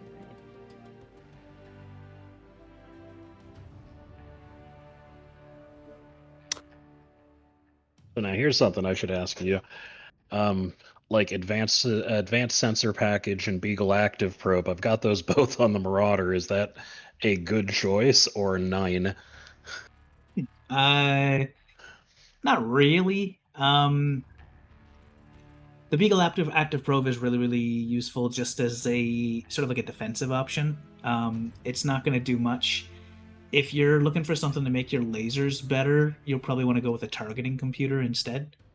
It'll extend your laser range, and it'll increase your crit chance with your lasers. Yeah. It's just one of those things where, like, the transition from tabletop, which I know all the rules for, to this, Yeah. like Beagle active probes and active sensor packages are quite different from what they are normally. Yeah, then because they give you hit modifiers in tabletop, right? They let you do all kinds of things depending on what type and what kind, like whether you're spotting for indirect fire, because like Right. LRMs you can do indirect fire, but it's garbage unless you have a spotter. Right. Like stuff like that. But like advanced sensor package, like, I mean, and I'm kind of going off it based on like, okay, it increases like targeting data. It's expensive as hell. But hell, if I can just do a regular targeting computer, those things are cheap as hell. Yeah, targeting computer will also increase your paper doll speed. And as you get skills in your mech, you can also put them towards info gathering speed. Because you're not particularly long range, right? You're taking mediums. On what? What do you think I'm piloting? Oh, sorry. I thought you were in the Marauder. What are you? You're running a. I'm in a Marauder. Oh, you are in the Marauder. Okay, yeah. Yeah, So you mentioned you were taking a bunch of mediums on that. Is that right? I was thinking of going like 5 except I'd have to somehow make this thing weigh a lot more. Like maybe if I bought a standard 400 engine. For like the Marauder. Yeah, you may consider going with a light engine. Save you some tonnage. Oh yeah. Yeah, if you've got slots to spare. I do. They're so expensive. Yeah, I was gonna say, I wouldn't. Engine's one of those things you don't want to flip around carelessly because they're one of the most expensive replacing components. Yep. And I wouldn't go full XL because that's just a death sentence, especially with when you're saying you're getting rocked so easily. This mech on the side torsos. Yeah, this mech came with an XL engine, and I bought the wrong Marauder the first time. But it came with a standard engine. Oh. So I swapped it out into this one, yeah. Nice. It's like problem solved, I guess. Mm. All right, for Bob in the wing, or whoever's joining us on the launch, we're on 3. 1, 2, 3.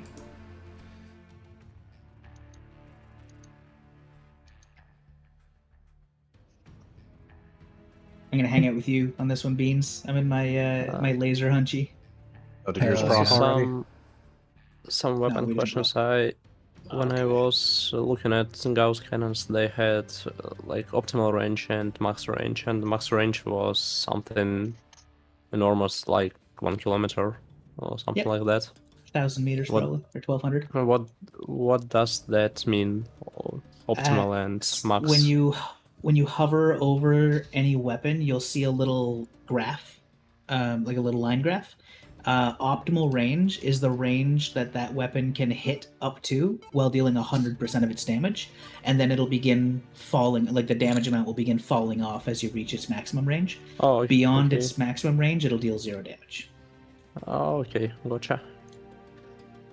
The graph will show you just... Yeah, the graph will show you just exactly how much the damage falls off. Some of them go really slowly in like a perfect linear amount. Some of them will go in like steps. Some of them will go down really quickly and then trail off. Each one's sort of different. Some like the long-range missiles for the Interstream X have a minimum range as well, where they don't do damage within that range. That's right. LRMs for are bad for Intersphere that too. have a 180 minimum range, but clan ones don't have that.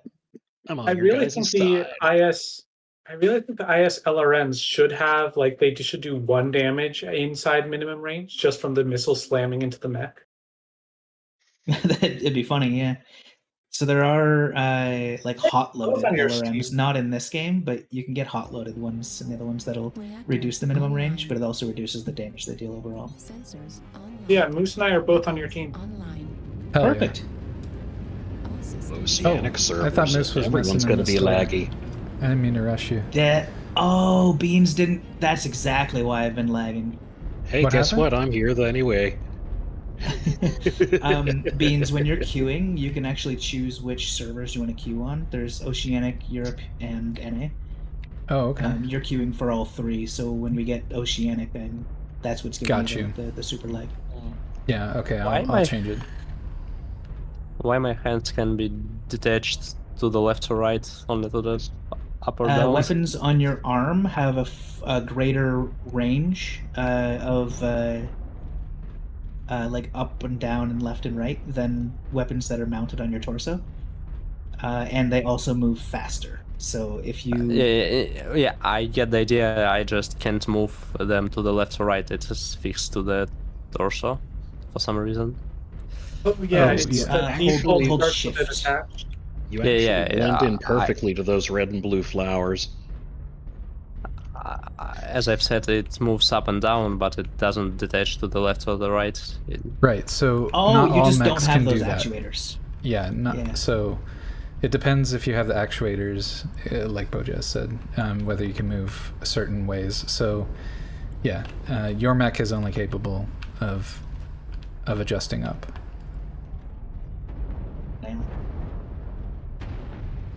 Yeah, generally things like Jaeger mechs, riflemen, stuff like that. Stuff that mechs that have those stick arms, they generally can't go side to side. What's the key for callouts? Hold E, and then. Looks like they're on the other hill. On the other side of the mountain, there's at least 2 up there. Yeah, there's a Nova on the hill to the Back left. close, Echo 4. Oh, Means. Hello. Hello. There's a bunch of them up there.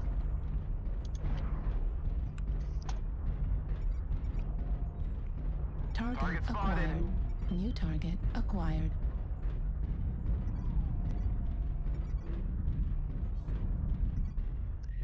Yeah, I think they're trying to completely flank us behind E5 here. Acquired. Target spotted. Well, let's just turn around then.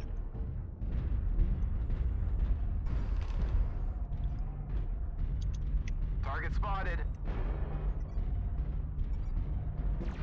Oh, they're dropping from up top. New target acquired. Alpha close, C4. Need assistance. New target acquired. Alright, I want that smoke. I'm coming over to, who do we got? Cheshire. Lex. I'm behind you. I'm passing on the left. Oh, I got him pretty good. Trigger discipline. Could have just laid waste to my teammate there. New target acquired.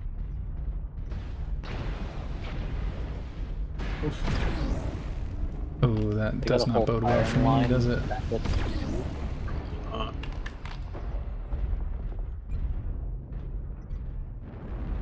Looks like he's leaving you alone. You got 2 of us backing you up here, Beams.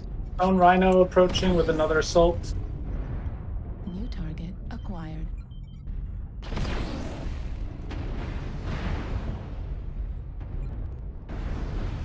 Oh, there's artillery on us. Darn it. We are UAV'd. Okay. Oh. Being captured. Also taking long-range sniper fire. Yeah. Go. Scale shot is cord. He's really low. Artillery on us again? Okay, I finished that A little dude. bit of return fire.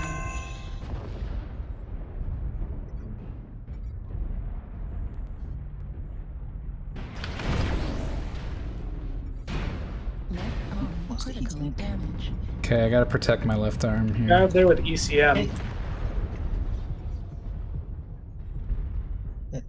They're definitely, yeah, this is a bad We are poking spot. still They're all UAV. trained in on us. Yeah, you're right. You're right. We should reposition now. Yeah. If we can manage it. There's a lot of long range fire on the right hand side. Heads up. Target destroyed. Nice. Rio, just but we're open a lot and they've got some good snipers, so just be wary. Oh, that's an Axum. New target acquired.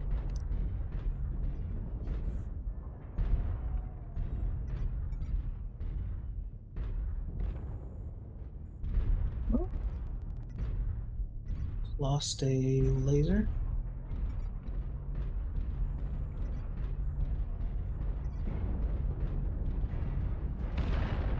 Yep. Oh, I'm in a bad spot. I'm gonna get. Rhino is cord. Heatsink destroyed. Heat level critical. I am having a bad time right now. Hopefully. Milky beams. That's one down. Center torso critical damage. Right torso critical damage. Beans, are Wonder you if still alive? Yeah. Not for long, Cool. but... No, I got him. Nice. Our lights are slowly taking that hill, so the sniper should leave us alone momentarily. We might be able to wrap around the other side of the Red guys knot you're is fighting. core open. He's red. Move to the right, move to the right. We got him. Sorry you had to sacrifice it. No problem.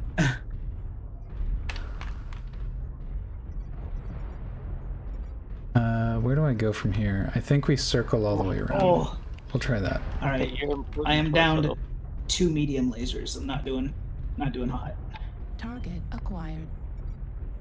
And now, tickle jazz.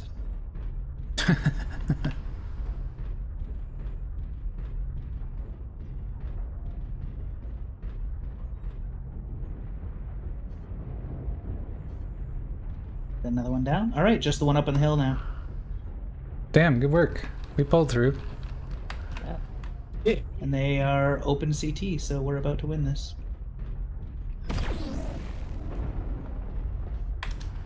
Yeah, I think I'm open everything on the left side. Oh, Jazz, you do not have much mech left there. I really don't. Target destroyed. There we go. Woo! Yeah, I was in the thick of it quite a lot. It was a brutal one. Great, honestly, great rotation when we were stuck behind that hill. Once they had all turned, we were smart to pull away and try a different tack, but we did have a really good rotation for taking turns, jumping out and firing for the poke rotation, so that was good. Yeah, we did. I was almost exactly even on damage done versus damage taken. That's fun. Yeah, I think it's first game where I've done more damage than took. Nice. Thanks. Yeah. Always a good feel. Yeah. By the way, solo kill. What does solo kill mean? Means a solo kill means you dealt the most damage to them and you killed them. You got the killing blow. A kill most damage dealt means somebody else killed them, but you dealt the most damage to them. Oh, that's more than I thought. Okay. I think I'm fine then. Nice. I think this is where I'm gonna actually dip it for the night. Yeah, it's 11:30. I'm probably also got to be finished. Sounds good. So, something I can do for a night. Great games tonight, though. We had a lot of really good ones. Yeah, 2 weeks in a row. We've had some great games. All right. I meant to pour one out in the chat for Zomnom, but my... Oh, there it is. Now it's working. There we go. That's for Zomnom. Here's for Bojazz and Steve. Yeah, this is for everyone. Everyone involved. Losing a lot of good ones. Beans are everywhere. I guess you need 7 TV for this. Yeah. I think that emote is a BTV, Better TV, or BTTV, whatever. It's yeah, just some silliness. But yeah, we've still got a full group of 4 if you would like to play a couple more, fellas. Yeah, I can go for about another 30 minutes. I mean, I could keep going however long. I'm Moose not with in at the moment, though. Stamina. We respect it. All right. Night, everyone. Good Have a playing good night, together. guys. Night, Steve.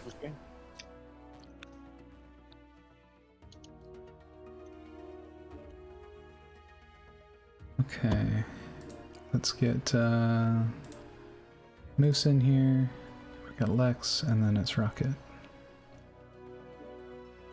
Hippo, buddy. No, off the desk, buddy. Oh, well, yes, here's fine too, I guess. Hi. You got a kitty named Hippo? Poe. His name's Poe.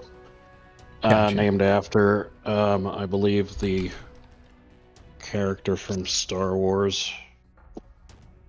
I'm not entirely sure, because my ex is the one who named them. Gotcha. All right. We don't have to coordinate, but I'll drop some tonnage so we can free up some space. Actually think when I start to get a little fatigued, trebuchet games are my go-to. They're nice and easy. Blind Fire LRM bot sounds good to me. That frees up 20 tons for anybody who's interested in them. Else we will just queue.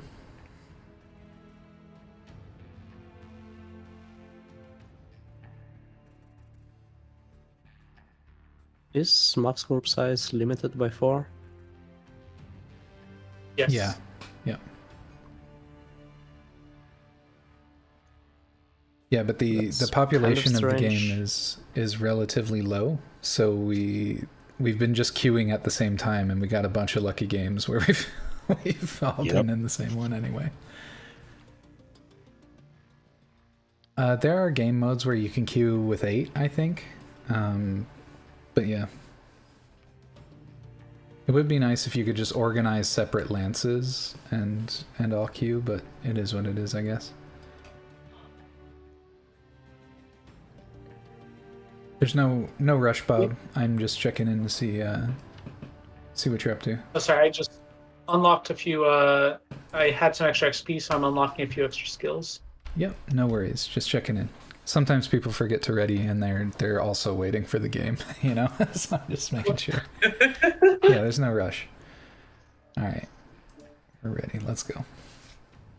Yeah, one of the things I love is the the skill that makes it so that like once you're out of line of sight, you just sort of drop off the scanner entirely. Yes. I used to not like really care about that because I was playing a lot of just brawling face like hugging mechs. And then I just kept getting spammed by missiles so long that I decided no, every mech of mine is going to have this from now on. Amazing. Yeah, that's why it's like if every mech doesn't have AMS, I don't know what they're doing. Also, like I really wanted to run. I know there's that one mech that has like 4 AMSs, but unfortunately, like AMS just AMS doesn't give you like any. Yeah, but it doesn't give you like any points or match score, even though it's like obviously if you are a mech with 4 AMSs, you are being very useful to your team. Yeah, the funny thing is, like I said, it's a piranha, so you can just zip around to intercept the missiles. It's very funny. You do get points for it. You get money and bonus points in the thing for like being a missile interceptor. So if you intercept like all the missiles, you'll get points. Just probably, I don't know if you'll get as many as you would for killing people. Yeah, so it used to be that people were doing that and getting like just harvesting match score from it, and then they nerfed the match score. What do you call it? Exchange for doing that? So I think that's sad though. I love that little strategy. I think it's cute, and I want one of my own piranhas with the 4 laser AMS. Oh yeah, definitely.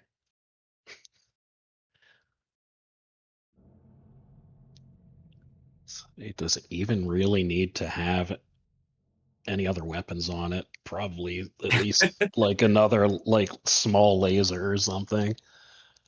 I've never seen such a low pin in any game. 16.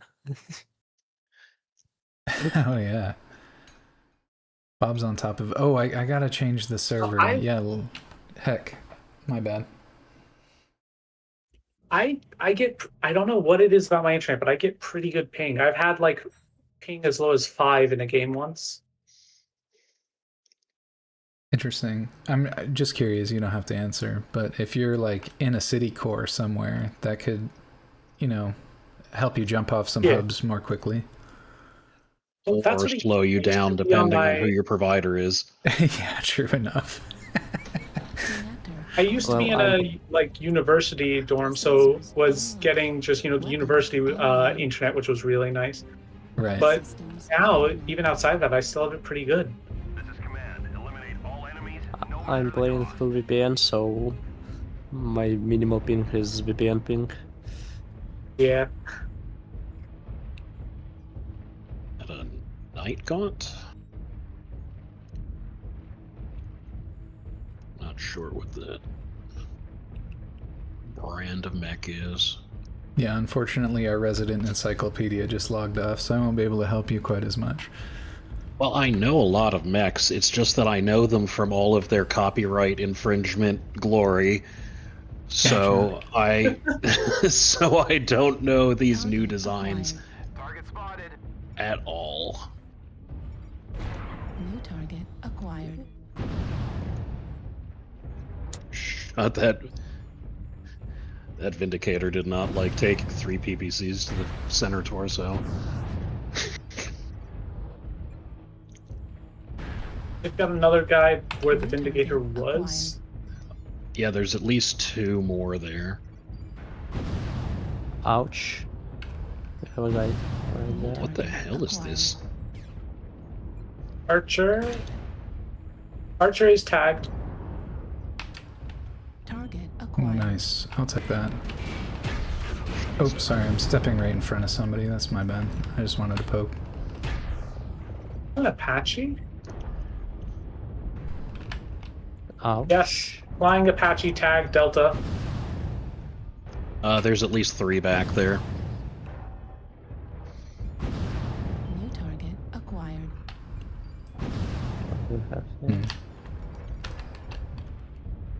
We have a light behind us. We have some, yeah, behind. Just keep visuals on him so I can keep dropping. Oh, never mind. That's not you guys over there. Charlie is tagged again. Sorry, narked. Mm-hmm. New target. Is in the open. Target destroyed. Oh, he died. If you can get Gamma. I have Hotel, but not Gamma. New target Okay. acquired. Where is Gamma? He was on the other side of the hill. He was just out in the open there for a second. We've got that light going back again. I think he's on the map. I really feel compelled to help out with him. I'm coming in for him. He is pissing me off. Oh, there's 2. Right, I'm on my way back as well. I can narc him. New target acquired.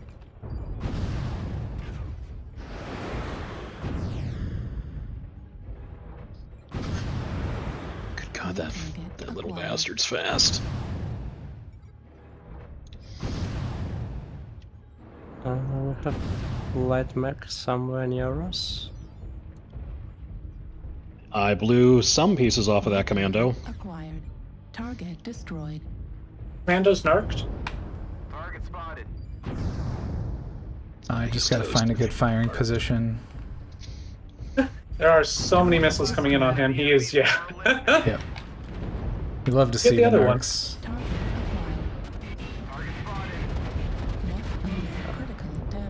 Oh, just don't ask me how I hit that narc. I'm not even sure because he was at full speed. You've been getting some good ones for sure. Hotel is narked. I need to back the fuck off. Yep, There's yep, yep. not enough We're getting firing pushed. line here for me. Well, yeah, it might be narked.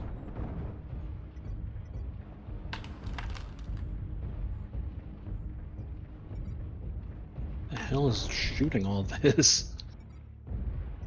New target acquired.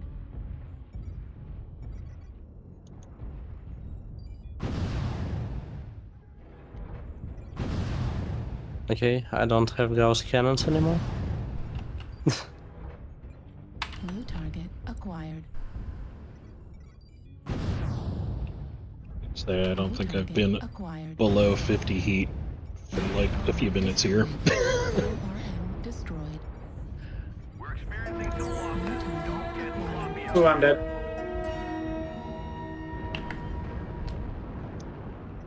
We've lost half our force. We can't lose any more soldiers.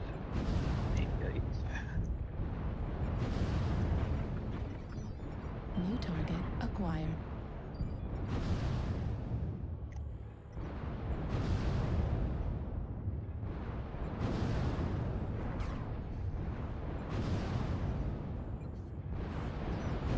New target acquired. Inbound from the right. Yeah. Target spotted.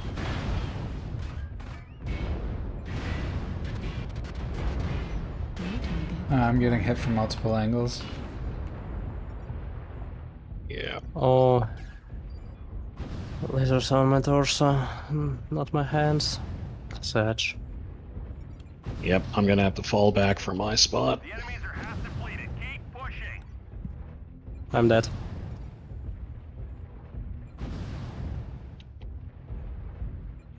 Center torso critically damaged. Target destroyed. New target acquired. Backtrack's only good.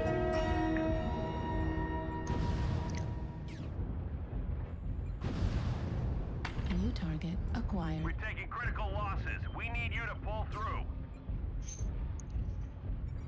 New target acquired.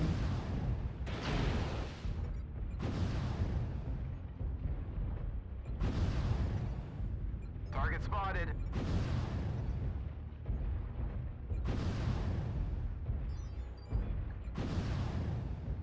Target destroyed. Clean up the survivors. Target acquired. Target destroyed. Hell yeah. Okay. There's a chance. Target Oh, fucking sniper. I can't handle sniper. Sniper will just delete me.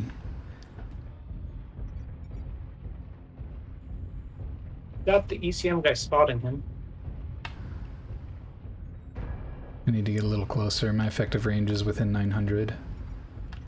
Oh, we found the other guy. Target acquired. What the fuck is going on here?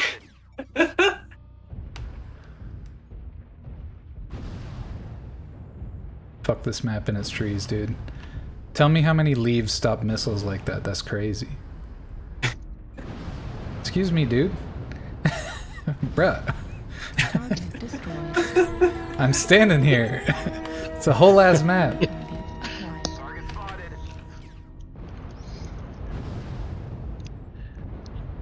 So, is the music that plays when you kill someone dependent on your decorations? Yes, that's called the Warhorn. Yeah, you pick a specific Warhorn. There's a bunch of different ones you can get in the cockpit decorations. Yeah, I don't think I have any. Mine just plays some weird noise. Okay, I've only got. Oh, sorry. I'm communicating to nobody in particular. No, never mind. I was going to.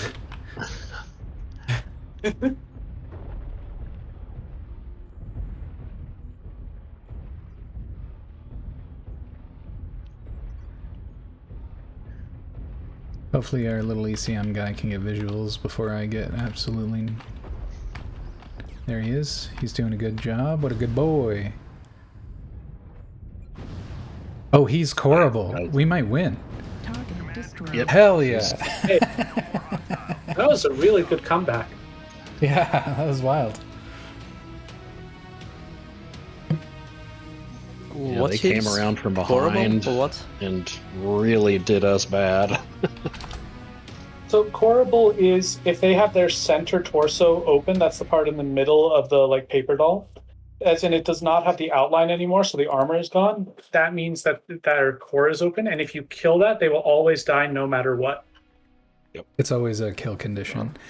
And with me in particular, Corrible, I got excited because as a LRM boat, most of my missiles hit core. I'm one of the few builds that don't really have a choice for where their damage goes. So him being Corrible in that moment actually made a huge difference. You know what? I think I'm going to swap out some of these PPCs and go with LRMs and LRM boat with you. LRMs are heckin' fun. They're not really used too much, at least not dedicated builds the way I use them in like the top pilot rankings, I'm told, but just because people can utilize cover really well. But I enjoy playing them. They're my favorite.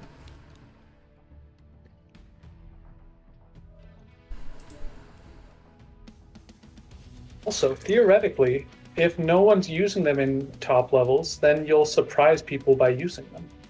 Yeah, on occasion, for sure. People use them, but they're just like a lesser component of like a greater build, whereas I'm using a lot of machines that only use LRMs. So they're still relevant, but oh, I'll be right back. Something important going on. Of course, no. All you have to do is ask. You're being not just a good boy, but a great boy. And I appreciate you being here. Running. Alright. Me? Yeah. Right now I'm running. Let me find it. Is that a trial mech or one that you have? It's trial night gear. I've just started playing. Yeah. The trial mechs are, a lot of them are actually pretty good. Thank you.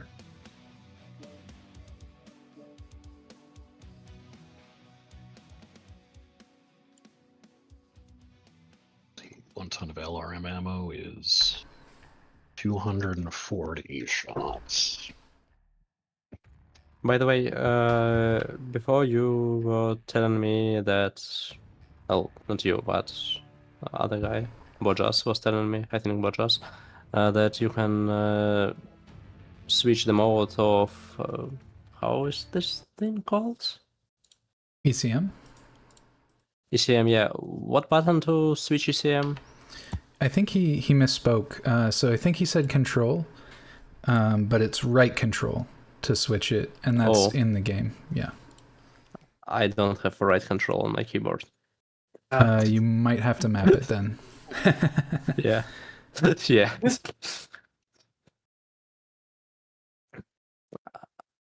I don't. Fight me, Bojaz.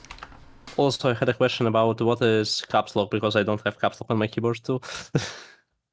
That's voice chat. Your story amuses me, brother, but does not convince me. I've remapped my caps lock on my keyboard because I don't use caps at all. Never. Right. Listen, this is my only narc machine right now. You're just gonna have to cope. Somebody else is playing LRMs. I can't be selfish.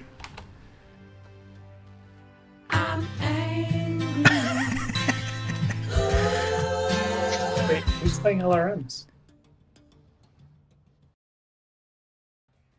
Oh no, it can't be me. And if I want to play snipers, what mechs I should save up to, or what? It really does depend. What I would do is just message in the 10-ton steppies so that Bojaz or myself or Bob can get back to you, because there's a huge variety of things. I'm sorry, Bojaz is just harassing me because he knows I'm about to play Summoner and it's triggering him. Anyway. But yeah, it's... so really, we just want to find mechs with quirks that might help your range or your cooldown or something like that. I am not the sniper expert. It's not something I typically do in video games. I used to when I was younger, and I don't have zero skill at it, but in this game I certainly have zero expertise. It's not my favorite style to play, but Bojaz will usually be able to help you out, and I might have some theories that we could craft together about different mechs that might be worth using. But yeah, usually you definitely want to find something with ECMs and good hard points, which is to say that, like, if you're a sniper, for example, you might have like you might want a high up hard point or something on your side so that you can peek out with just a little bit of your mech to fire, if that's where your main weapons are, kind of thing. But yeah, as far as types of weapons, you can go with there's decent laser snipe, but usually but the better snipers, in my experience, are like the Gauss cannons. Yeah, I like Gauss cannons a lot. So... Oh yeah, there's a 100-ton Marauder 2 thing that's like, I think all three of the things can hold a Gauss. Oh, such a sniper bot. There you go. That's an inspiration. But yeah, like I said, the game's pretty involved, spreadsheet simulator kind of game. So oh yeah, that's why I don't tend to cook any mechs when we're actually live, because I would be here for hours just ruminating and deliberating over a single mech. But I'm happy to do a lot of that stuff in some of the downtime off stream. Yeah, like it's one of those, you always end up in the, like, do I add a heat sink or a laser, or like a medium laser? And it's one of those, like, because if you add one, then you're like overheating, but then you're like, okay, fine, I'll take that medium laser off, and you go with the heat sink, and you're like, well, now I'm heat even, and that's like way too much or something. Like, I mean, that's what it almost always comes down to, is something weird like that. Also, one more question. I saw light, medium, heavy, and assault mechs, and also there are champion and hero mechs. What is that stuff? Okay, so the champion and champion and hero mechs are the same as, like, they come in 4 varieties each, like light, medium, heavy, and assault. It's just that those are special ones. Like, there's an urban mech, for example, called the K9, and it has police, like, flashers on top, red and blue. It is, like, I mean, those are, like, canonically from the BattleTech universe, like, mechs that have existed and were piloted by famous pilots and such. And so you'll see a bunch of those, and a lot of them are like either ECM, or they'll have command computers and stuff that, like, make it so that your team's missiles like group better and stuff. Like, they have all kinds of weirdo abilities, pretty much. Yeah, essentially the hero mechs have usually a very, very desirable specialization with their quirks. Quirks are just like an extra set of attributes that mechs have. Like Moose suggested, that might affect your missile spread and stuff like that. Usually the hero mechs are set like a little bit more specialized and a little less versatile than the rest, but their quirks are really good for what they're set up to do. Like, for example, a quirk on the Marauder is that the AC5 linkages are bad, so if it ever takes, like, a left torso hit, the AC5 gets damaged. Like, that's a quirk. For example. So is the urban mech's ability to fully rotate 360 degrees. Best quirk in the game, by the way, and I will not hear any arguments about it. When you're a light mech and you don't have to actually switch sides, it's freaking hilarious. Yeah, and unironically, you can just 360 around people, or even just shoot while running away. Well, not in an urban mech, but I mean, like in an urban mech, it can spin 360 because it's immobile. Like, urban mechs do not move. They're basically, they're turrets that walk. You can make the urban mechs in this game go fast, though. I know. I saw somebody clock past me in an Urby, and they were going so fast. I was like, what kind of engine is in there? Yeah, we have really fun loadout where we do a light hit squad with multiple Urbies with rack 5s. Oh yeah, and it's just hilarious because rack 5s in particular have so much cockpit shake that it's hard to get. It's difficult to get oriented or see anything when you've got one rack 5 hitting you in the face, but when you've got 3 hitting you from different directions, you just have no idea what direction is up. It's very funny. Yeah, I think I saw one of the king crabs running around with quad rack 5s or something like that. It was just like, great. So much for being able to see, even with the minus 64% screen shake. Yeah, if any of that was unclear, let us know. We're just kind of nerding out, Lex. Yeah, that's generally fine. Let's see, what do I want to do? I feel like, I don't know if we have tonnage for Stalker. We don't have Stalker tonnage. That's okay. We have minus 10 tonnage right now. Yep, I'll play something in the heavy category. Actually, execute. Oh no, I was going to play the Summoner. That's right. Because they were going to make fun of you for it. Well, you'd mentioned doing LRMs. So I have an LRM boat here that also has a narc, so I get to narc with like Pop-Tart strats and help out other LRMs. If you didn't end up playing LRMs, that's okay. Oh, I did. I went with 40 LRMs. Nice. 2 medium lasers. What is this map selection? This is cringe. I guess Grim? Let's go to somewhere that'll cook off all your ammo. Alright, we got Grim at least. Yeah, there's water here. It's cold, I think. I'm not sure. There's no, like, environmental indicators. Why doesn't Bojaz like the summoner? He's just being a nerd about it. Filthy clan mech, and he just never liked the summoner for some reason. You'll have to ask him. It's because it's a filthy clan mech.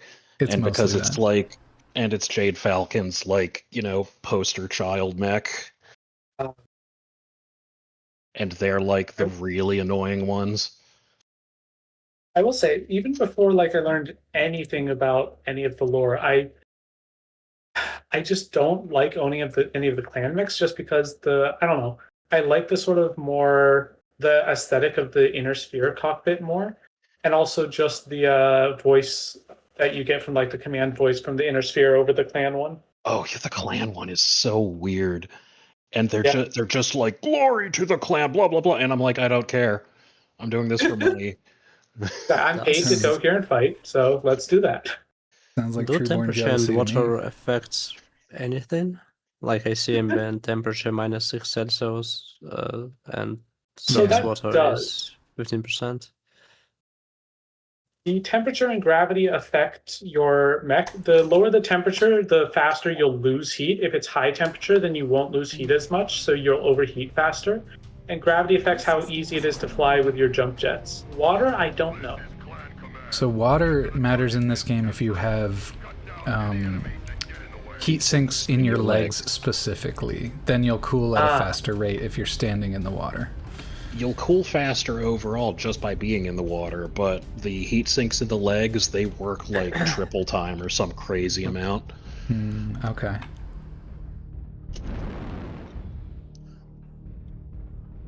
I don't have Obviously, thoughts on if you're standing WRC in lava, 24, but it is very well acclaimed. Like the recent WRCs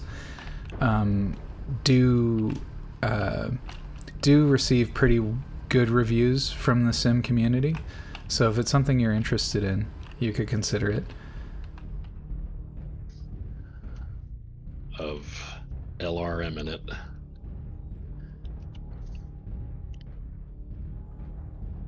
I forget how to shoot my narc. Oh, it's 3.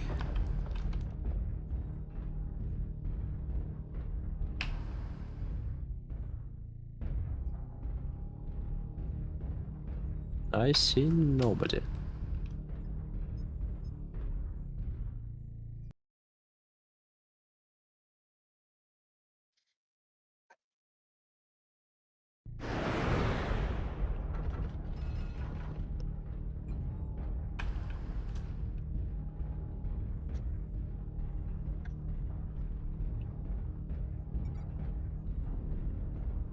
Target spotted.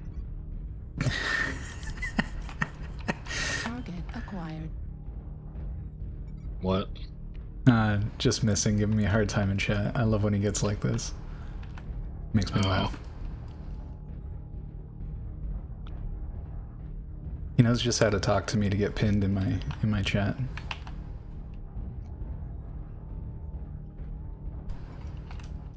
Target spotted. Acquired.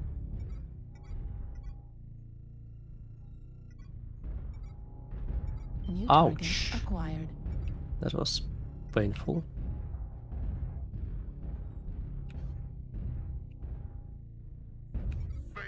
oh, we got pushing in the middle. Target acquired. Target spotted. And I'm There's alone here what and is I that? don't like There, this hiding in the fact. middle.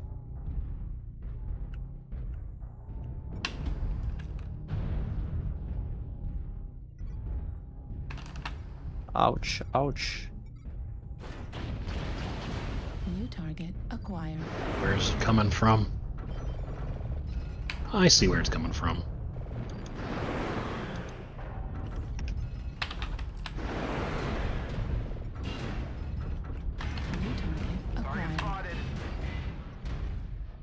That guy's got ECM back there too. New target acquired. Can probably get Whoa. Oh. Who took you out? Was it missiles? New target I don't No, think so. It's this guy. Foxtrot's rushing us. Frickin' Jenners. Okay. It's an ECM They have Jenner a lot behind us. rushing through the middle. Yeah, they're pushing really hard. I was gonna say, I can't take this Jenner by myself. Where's the Jenner? target destroyed. Oh, my bad, I guess. This game there's a huge emphasis on positioning, and it can be really tricky to learn where you gotta stand in certain maps early. Well, I thought my position was fine, but I don't know how hard you need to push the objective, and then I was there alone and I needed to skedaddle. Right. And I wasn't able to.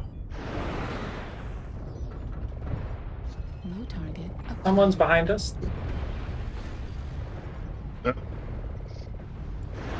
Sniper cored me. Yeah, Gauss rifle. Delta is narked. I dealt with the guy who was in our line. Fuck, I'm in trouble. Ooh, that's a lot. Got the urban mech. They full health Centurion up there though.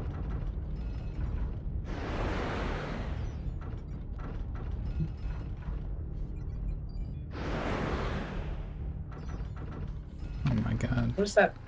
That's an Arctic cheetah that's flying up there. It's open though. New target acquired.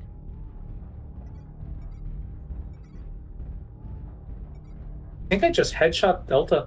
New target acquired. I thought he was really low.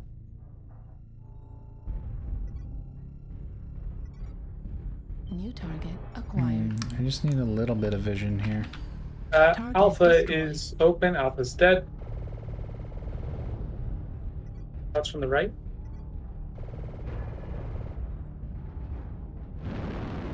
I'm gonna lend my armor to the front line here for a second. Oh, that guy's probably sticked. Ignore E. He has no weapons. Yeah. New target acquired. Arctic That's cheetah is Kilo. cored. Get him though. 3. Fafnir way off in the distance. He's being I got harassed. shot in the back guy. here. Hold on. Sorry about that. That's not usually my style there. New target. Ooh, Oh, there I he managed is. to narc Cougar. At 25%. mark this guy.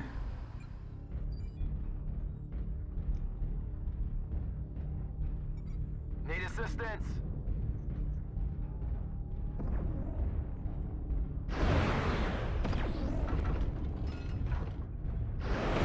Target destroyed. All right, good game. Oh, nice. I didn't realize he was the last one.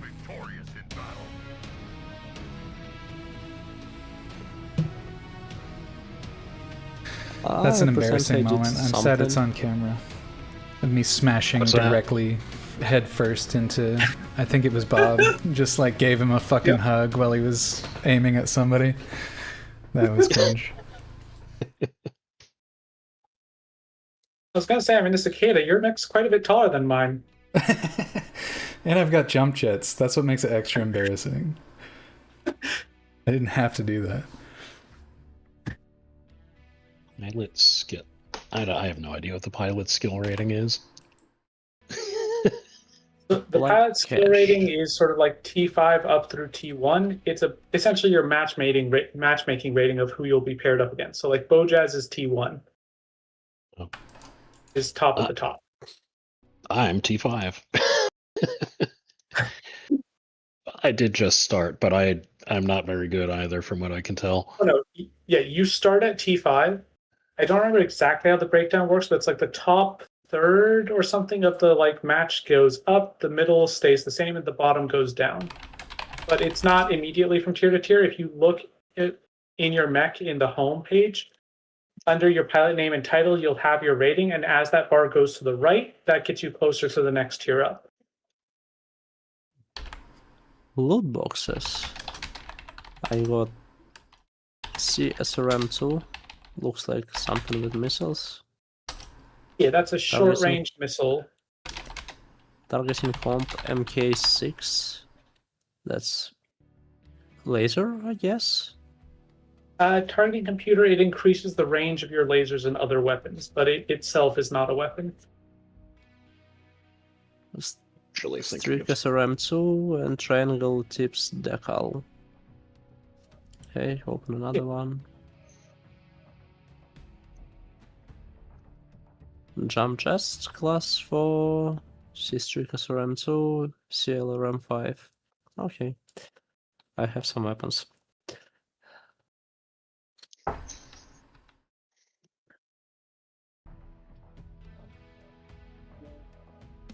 Alright, what do I got? Also, I realized something. When we were doing the... I tried messing around with my loadout on my Narc light earlier, and I may have overdone it. I have... how much?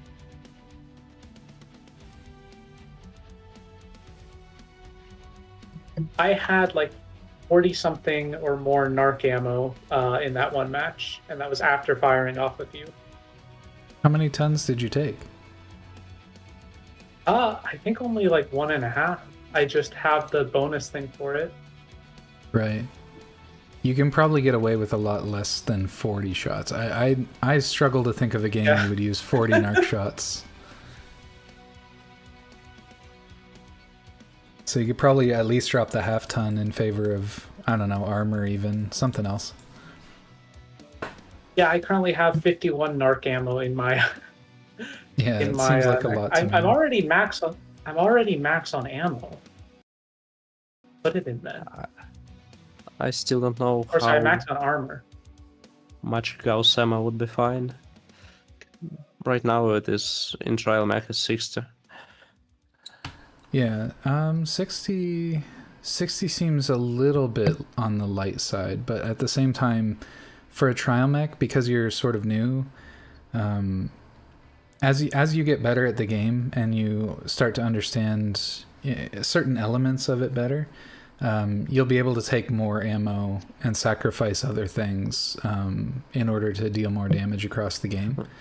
But at a certain point, like I in particular, for example, I was a little puck shy early, so I would take too much ammo and then wouldn't be able to spend it all. And ammo's a liability in this game because if somebody, if the part that your ammo is in gets destroyed, or otherwise it's down to structure and it takes a critical hit, that hit could hit the ammo and instantly destroy the component, and more if you don't have a case.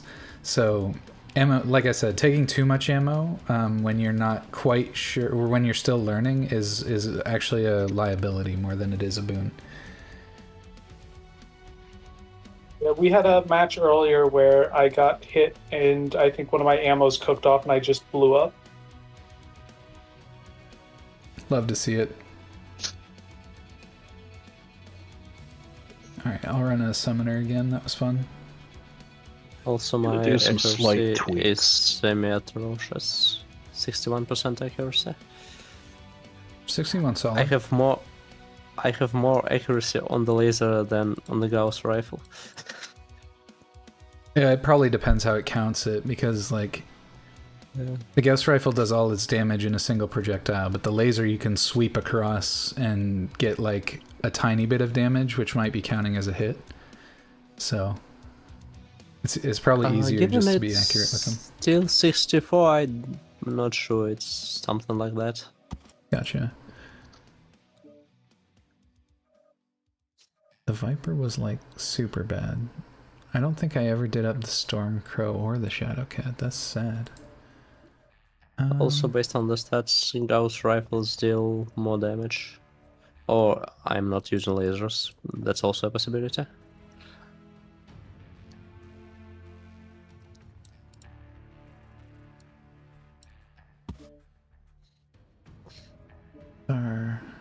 Okay, that gives us lots of tonnage, but I could play a Battletoad game. Actually, I don't know what I want to do. Tough choice. Gauss hammer doesn't explode, Gauss rifles explode. Yeah, they've exploded on me in previous match.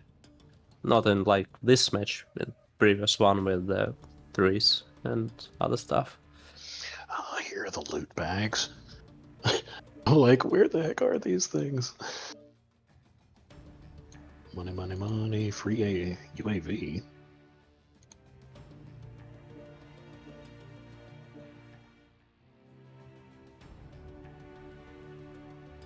Oh, so much money I might be able to buy something nice after all. Yeah, it was a good night for you to join us because of the double loot bag rewards. Pretty lucrative when the loot bags are live. And getting twice as much of them in the same time is nice.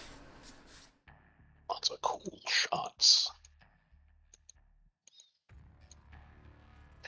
Oh my god, you have to click them one at a time. There should be a button for click all at the top somewhere. At the top of the list. Oh, redeem all. Oh, thank god. There you go, yeah. Don't like, torture yourself like that. Somebody help us, man. I have 65 of these damn things to open. Oh, cool. Jack-o'-lantern stuff. Oh, it's not going to show up for like a round or two, though. That's a shame. Yeah.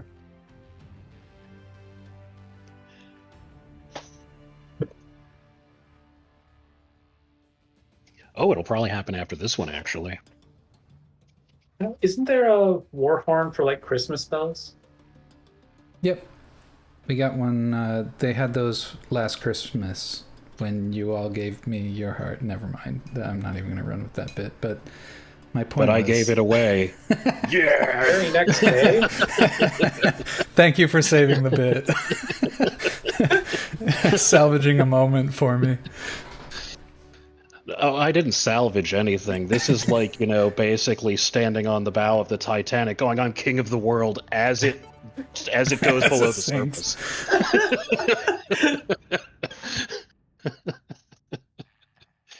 But yeah, I got those. It was one of the rewards for last Christmas event, and so I forget what it has it. I thought it was my.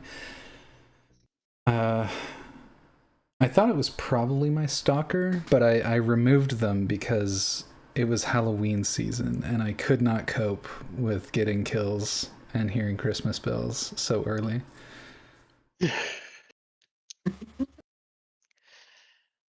I swear, Oh, yeah. Halloween is the only reason. Halloween is the only reason Christmas hasn't extended past November yet. I know. It's the last refuge, keeping it from swallowing the whole year.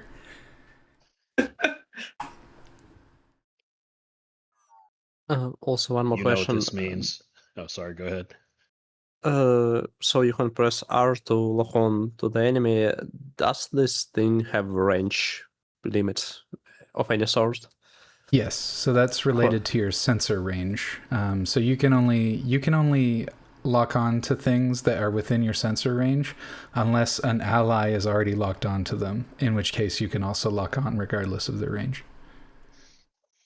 And lock on only gives you the information about their parts. Yes and no. It also gives the rest of the team visuals, which is good. And for LRMs like myself, I can shoot targets that you're locked onto without needing line of sight. So that's really handy. A lot of snipers tend not to use their lock on, even though it's free and costs them nothing to use. And it frustrates me because then I can't shoot them, even though I could help them get an easy kill, because snipers usually have really good vision. So I would encourage you, even as a sniper, to lock on.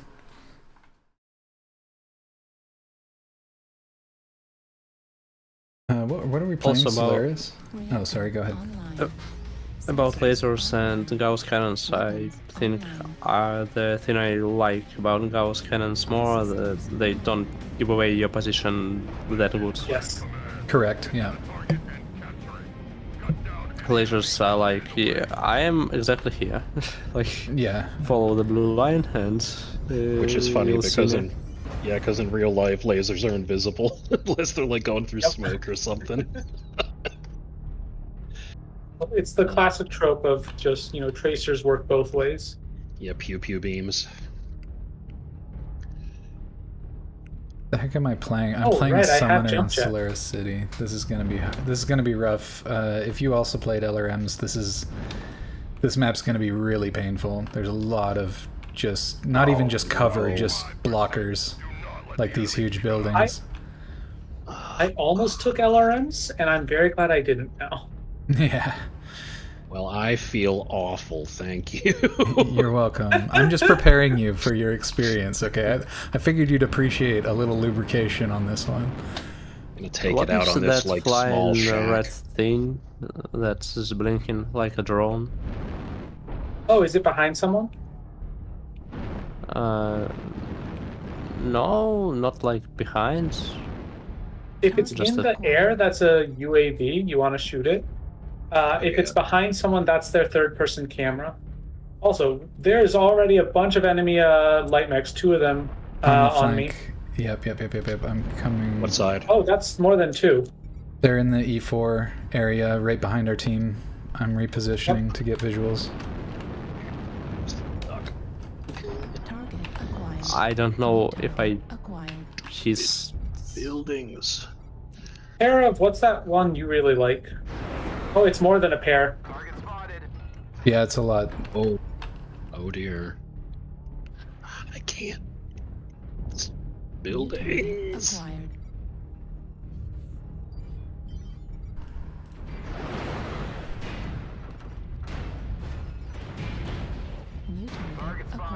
I've nerfed Foxtrot, not that it really matters. See him. Annoying him. I only have the one laser, so I'm doing what I can.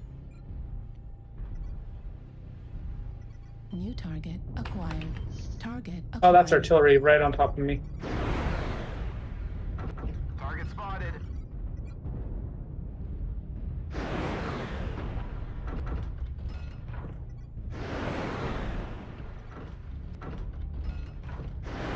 I'm with you right now because I get a feeling one of those lights is probably going to try and sneak up behind you. Yep, there he is.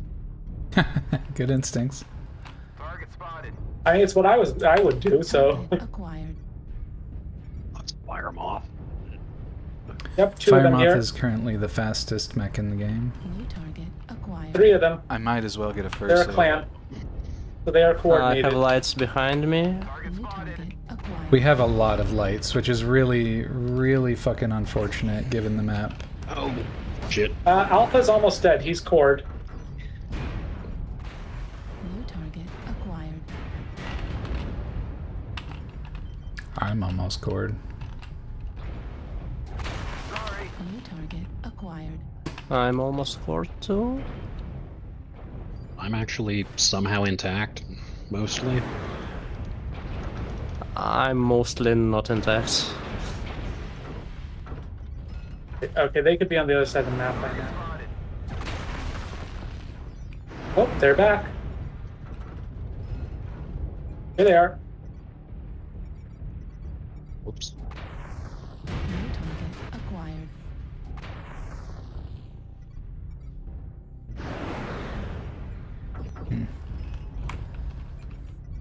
New target acquired. Right, they're both on the other flank at this point.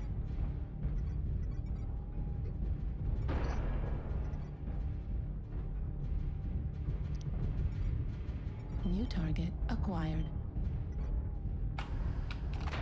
Oh, he is so red. He is so close to dead. I'm behind you on the thing, Beans. I'll try and be in front of you on the other track. No, no. I don't have leg. Target acquired.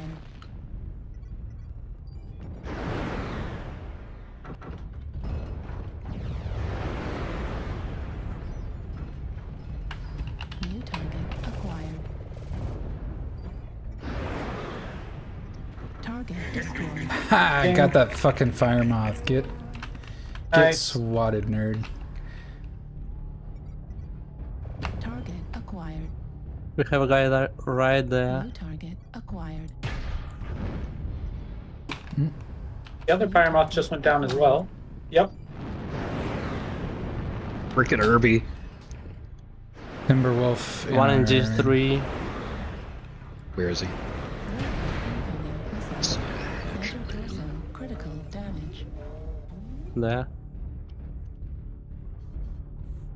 Oh, the Timberwolf's the only thing that's left? Okay, I'm gonna try not to die so I can get some damage. Where is he? Where is he? There he is. Yeah.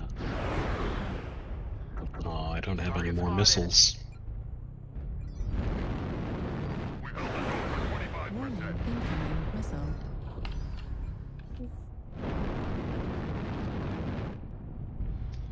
Say the only guy left alive is the only person who's like on the same server as the game.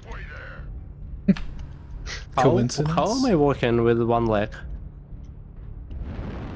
At 25%. How do I switch to third person?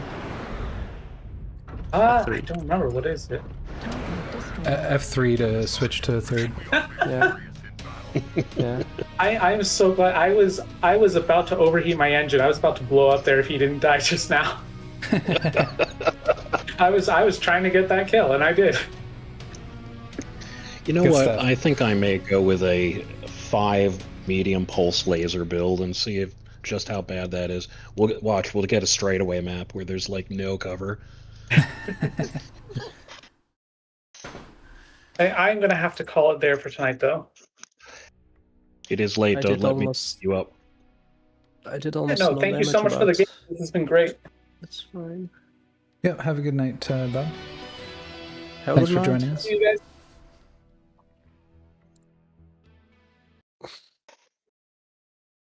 Give me a second. My MechWarrior does this sometimes where I cannot interact with anything except MechWarrior until I exit the game. Oh yeah, that's a classic MechWarrior. Sometimes just alt-tabbing a bunch of times works. Sometimes just clicking around works. Sometimes nothing works. It's a very fun little quirk of the game. Try English pronunciation. Try pressing Alt-Enter twice. Alt-Enter. I will have to try that next time. I was able to get out of the game for now. So I'll see you guys. Bye. Have a good Bye. night. All right, we'll maybe just play one more then. We've been live for a while. What do we got? You said you wanted to try some lasers. I could load up some lasers. Oh, did you want to do a like small light man hit squad or whatever? Yeah, we can do that. We might. I don't know. I don't know if it'll let us. Let's give it a shot. Because I mean, I've just got my Piranha 2 ready to go. What do you got on your Piranha? What do I? Where is it listed on here? 12 ER micro lasers, a tag, laser AMS, and an active probe. Okay. Okay. Oh wait. Current tonnage, minimum tonnage is 120, so we do need to... Okay, yeah, we're gonna have to... Usually we can get away with the light hit squad with 3 and then somebody running an executioner or something. Actually, that's what I'll do. Maybe I'll try that. That could be fun. What light mech I may like playing? I have in trials Firestarter, Incubus, Javelin, and Mist Lynx. I think I remember the Mist Links being good. Let me just check what the trial mechs are. What their loadouts are, I mean. Mist Lynx is good. It has Beans and beating those for the allegations. I'm trying to look at it.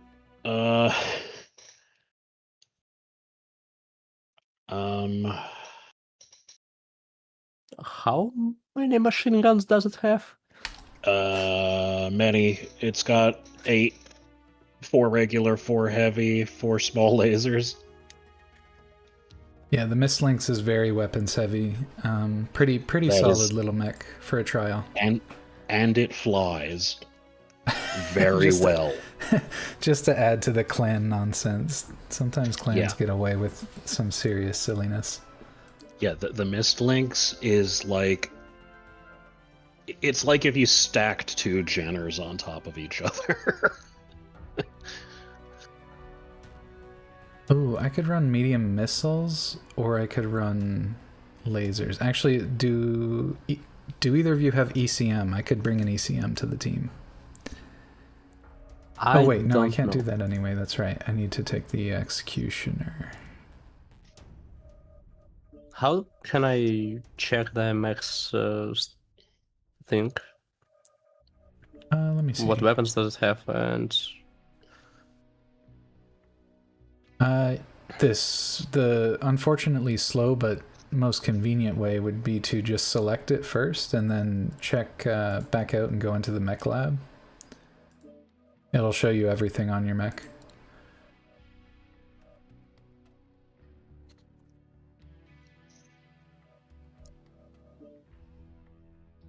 skills.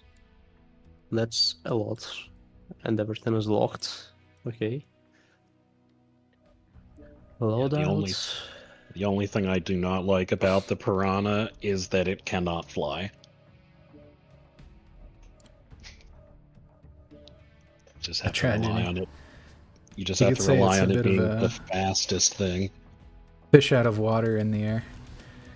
Yep.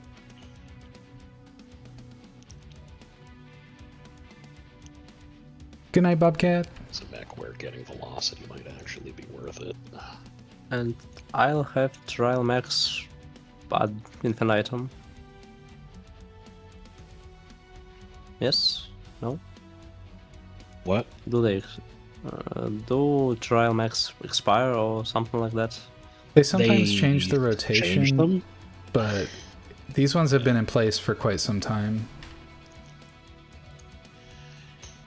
It's less likely for them to change things as time continues on, and there's like, you know, nobody getting paid to do anything. Right. Alright, I'll be right back with you, fellas. Have a good night, everyone. Thanks for stopping by, Pepper. Also, Null. Have a good sleep for a good boy. And, yeah, am I missing anybody? We'll pour one out. We'll pour one out for y'all. And Bob, of course. All the beans. For all my roadhogs. Alright, there we go. Sorry about that. Okay, we should be within tonnage now. So you can run lights, and then I just want to make sure, I'm pretty sure the Executioner C is the one I've got with the mask. Nobody cared who I was until I put on a mask. We are in the tonnage. You had to learn how to drive a mech. I was born in one. Molded by them. Yeah, molded by it. It's just like, what? Tom Hardy, go home. I did enjoy the impressions during that era, though. I thought it was fun. Oh my ex had sleep apnea. Well, they still have it. So they put on the mask, and I was just like, Gotham City is yours, and she was not happy with me at all. I can imagine the level of unimpressed. The eyes narrowed. You know. The trust was gone. Funny.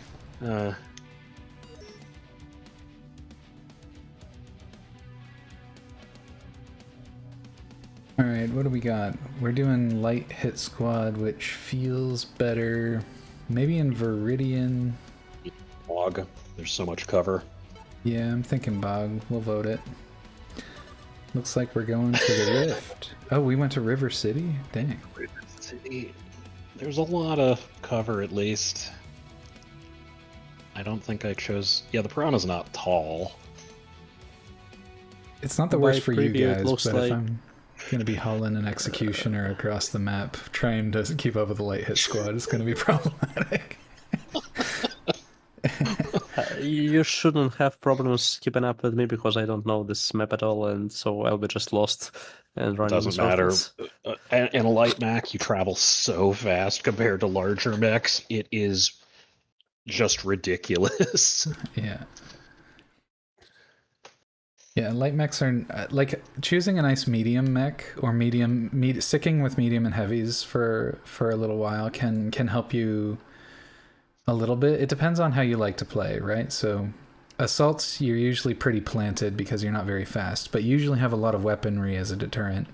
But the mediums give you a good balance of weaponry and also get the fuck out of here energy if you need it compared to the heavier mechs. Not all the time, and some heavier mechs are designed to chase, but it's at least you can correct positioning mistakes early. So that's the one flaw with the assaults. Even though you can beef really well, if you make a positioning mistake, it's really hard to recover, and positioning is 90% of this game. Well, I'd say 80. I mean, some of the snipers are actually really good, so I'll give them 20% in the aiming.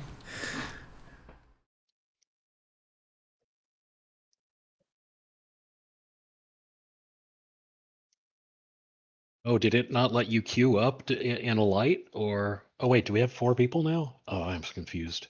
We've only got the 3, and because of the 3, our weight limits changed and our light. So yeah, we can't queue all lights. We have to keep. There's a minimum and a maximum tonnage. So what I did is I took the fattest dude with a mask that I could find. So I'm gonna try to be a light mech. It's not gonna work. But it's gonna be great. So what's our plan? Fine. Great question. We're gonna not so much stick with the team. I was thinking going to E5 and taking the bridge through E6, E7. That could end up being a really horrible plan, but... Where again? There's a bridge, so there's a city section in E5, and then there's the bridge at E6. If you press B, it'll bring up your battle map so you can see it. E5. It's right at the top of the map there. Yeah. I'm in G5 right now, almost in G6. I'm at E5 or almost there. Okay, we can take the wide path then instead. I can go wherever you guys raiding are. the grove with so 7 fast. strong. Welcome, we'll raiders. we'll try and sneak around the right then with Cheshire here. Okay. Nom nom nom. Welcome, Raiders. You caught us during the last game of the night, but I appreciate the raid. Finch, I will get you a shout out as soon as I can.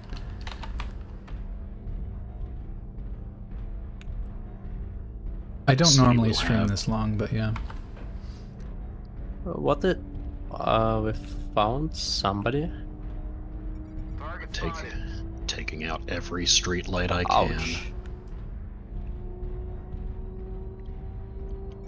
I think I need third-person view for this. Be careful with third person because it also reveals your location more consistently. Alright. Alright, we're grouped. Ow, those missiles actually landed? That's annoying. Ouch. Nope. Yep, sorry. Target acquired. That was me trying to avoid a group of people doing crazy stuff at my way. I am already in extreme amounts of trouble. This is not ideal. Left arm critical damage. Warning incoming missile. New target. Left arm critical damage. Right torso. I've died. Oh, whoopsie. I only did 61 damage. Damn, I just ran it down. Heck. That's okay. It was a long shot to go with the light mech strategy. Where is this frickin' Timberwolf think he's going? Alright, I'll return to you in a moment. Bird Raid! Alright, let's give Finch a shout out. Hello, welcome Raiders.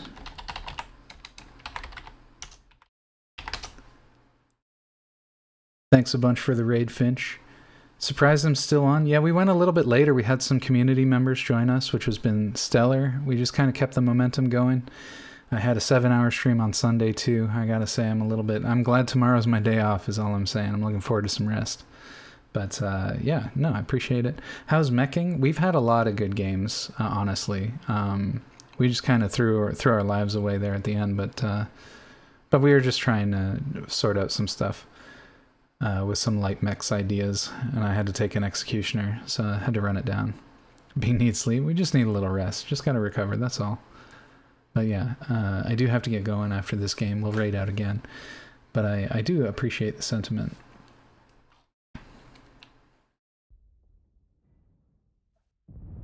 Okay, I don't have any ammo, any weapons. I can just run. So the best thing you can do under those circumstances is target people. I'm so dead. that your allies. Yeah, I mean, you didn't have long anyway, but...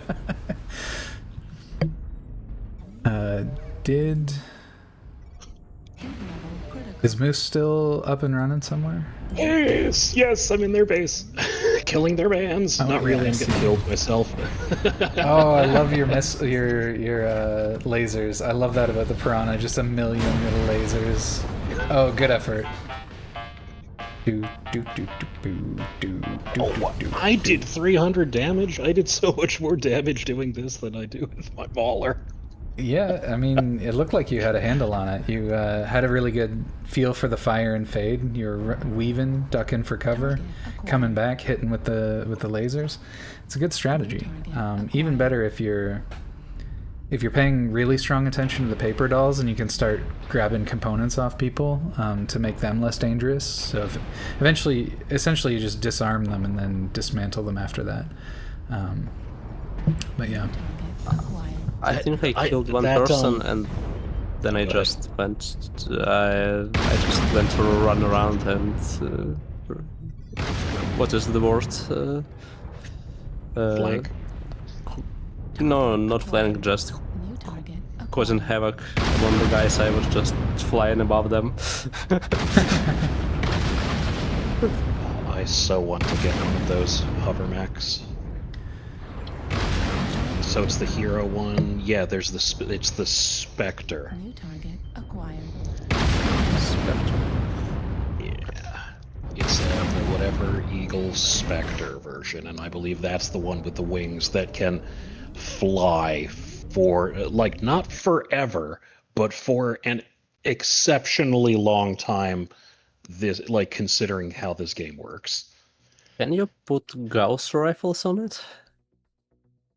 I highly doubt it. It is a light mech. All of the flying mechs are lights. That's not quite true. Hold on, let me see what my champion is. You're right. There's a medium. No, wait. No, wait. That was that was something made by them. They did a Timberwolf that had wings. And the that's Lost not Course real. 1585 is raiding the Grove with 5 strong. Welcome, Raiders. Welcome, Raiders. We're getting raided a lot today. Actually, I've received a ton of raids today. Lots of love. Maybe if it's up to you, fellas, if you'd like to play one more game, we can play one more game. Else I will raid out. I have 1 more hour, and then I need to work. Oh, damn. Unlucky. Yeah. But thanks for joining us also. That's based. I can play for 1 more hour. Gotcha. Let me get the Lost Cause a shout out then. Then we'll give you just enough time to achieve your zen and grab a coffee before you gotta go.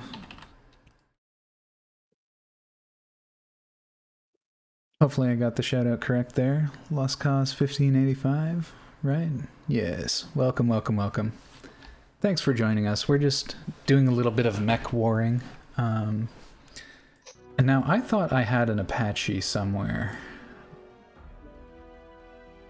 I'm interested in my accuracy on the light mech. What was I might my be able to accuracy? afford an Apache after, or not afford one, but it depends on how many boxes I've got. Okay, so let me check something for Cheshire here. we have 30% accuracy. That sounds about right. Say, where are you seeing that stat? Where I am seeing accuracy. Yeah. I'll post a link in the 10 pound staples. Sounds good.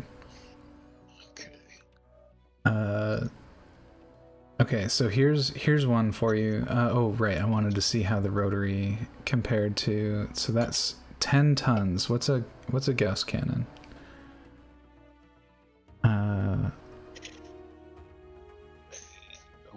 A 12 on the light Gauss. So with a couple of sacrifices, I do think that you could get away with some Gauss on this champion Apache. You might be limited by ammo. But let me explain this Apache real quick because it's very funny. Now, it doesn't have jump jets in the traditional sense. It has fly jets, which means it can hover, but it can hover for a very long time. But what you do need to do is achieve some height some way with terrain first. But then you can hover. Now, this thing comes stocked not with Gauss cannons, but with rotary AC5s, 2 of them. So it's like a freaking... so it's a heavy mech. Yeah, it's a heavy mech that flies, and you just rain fucking rack... like, you just rain DACA down on shit, and it's so dumb, but it's hilarious. So, yeah, it's a really fun little hero mech. I shouldn't say little. It's a really fun, heavy hero mech. But I haven't really played it all that much. My idea with flying and Gauss cannons is more to jump, make a shot and fall down, because if you're just hovering with Gauss cannons, you will be dead. I think quite fast. It really depends on how you strategize the strafing runs, but yeah, I do hear what you're saying. And so what you're describing is a very traditional strategy in MechWarrior. It's called pop-tarting. So you use your jump jets to achieve some height over an obstacle, and then you shoot your shot at whatever it is you're trying to get, and then you fall back behind the obstacle. It works really good for a surprise attack. As soon as people are onto you, you usually have to change positions because you'll just get picked out of the air pretty quickly. Depending on how good of a shot they are, of course. But yeah. Also, it depends on what weapons do they have, because I don't think a lot of stuff can out damage Gauss cannon in shot-to-shot exchanges. In trades, yeah. For a Pop-Tart, something like a Gauss cannon. So usually what people do is they run PPCs, which are basically the energy equivalent of Gauss cannon. They do a little bit less damage, and they are brighter, so they give away your position. But yeah, I'm sure there's something. Clamp PPCs are the same, I think. Okay. I'm sure there's something you could find for a Pop-Tart Gauss. Another thing to mention is while your jump jets are active, your targeting reticle vibrates. So you have to shoot during your falling phase, which I think is actually good. It adds a little balance to the game. PPC is better for Pop-Tart because jump jets make your targeting reticle... Yeah, that's what I was just saying. Which makes pinpoint aim very difficult. Yeah, I think PPCs are larger projectile. Okay, let's. I'm gonna run a Battletoad here for a finale game. So I'm medium range missiles because I'm in a heavy. That should free you guys up to play pretty much whatever you want, and I'm always happy to drop down weight categories if I need to. I'll do the back to my Gauss laser guy. Sounds good. Sniper. Oh, Bojaz has you. He's throwing together a couple of Gauss ideas for you there, so he'll post those in the 10-10 steppies. Thanks. Nice, all heavies works for me.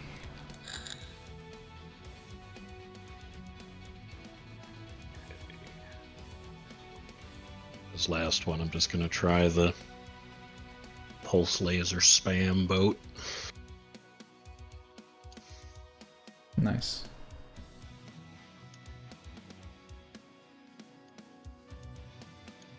Pulse lasers are nice for their precision damage, because they kind of work like temporary or like a burst fire, right? But if you're taking 4, what'd you say, 5 of them, you're probably going to play a more fire and fade, right? Like a poke out or slip in, do your damage, duck behind cover, because you're gonna generate a lot of heat with 5 X pulse, I think, or not X pulse, 5 pulse. Medium pulses, yeah. Oh no, it weighs way too little. Yeah, I won't be able to fill enough slots. I'm gonna switch back to 5 lasers. That's fast. It's easy. It won't take me a while to do. Sounds good. Take me like. It's all good. Take a minute. I'm just gonna introduce myself to some of the raiders because I'm sure that not everybody here knows who I am. Welcome, raiders. All right. Lost Cause, thank you for the raid, like I said. For any of you who are unfamiliar, as our channels are not quite as cross-pollinated as with others that raid me, I'm Beans. You pronounce it Beans. The 9 is silent. I strive to make it meaningful. I play a variety of games. Typically, I'll play anything that some of my co-streamers have wanted me to play things. I've been gifted games, so I typically play that kind of thing on stream if I get a gift. Further, I play a lot of... Yo, Bowski! Good to see you, friend. I also play a lot of racing, although currently I'm outside of racing rotations. So we'll be bringing racing back by the end of November, and we'll be probably keeping it for as long as we can. We played a lot of spooky games for Spooktober. They took a little longer than I was anticipating, so we're still on some Spooktober content. But we will be switching back to Dirt Rally 2.0 and a little bit of Forza 5, Forza Horizon 5 rather. In the future, I recognize not everybody's super fan of cars, but if you wanted to learn a thing or two about driving them or some stuff about how they work mechanically, I'm happy to rant and rave about that on the channel. Let's see, apart from that, I typically play horror games. So my usual rotation is horror games, driving games, and then the occasional something else. Currently in the something else category, we've got Expedition 33, that's on Mondays. I also tend to collab quite a bit on the weekends, that's when my friends are free. So if that sounds like something you're interested in, click the follow, come check me out. You don't like it? No worries. No worries. It's not for everybody. But yeah, like I said, welcome in. It's good to see you. Thanks for stopping by. Appreciate your time and attention. Expedition 33 is amazing. Yeah, I'm in I just got past the second chapter. I just beat the first boss of... Or sorry, I just got past the first chapter. I think I misspoke, maybe not. And now I'm past the first boss of the second chapter. It's going really well. I enjoy it. It's very fun. I have off days with it where my parrying's not on point. That's just part of the game. Playing on the hardest difficulty, not that that's all that impressive. As long as you get the parries, you don't take any damage, right? So, but anyway, that's enough of introductions. You're familiar now. Welcome. Hang out, grab a snack. Enjoy the calming sounds of war, explosions, and mechs tearing each other apart. All right. Sorry about that, fellas.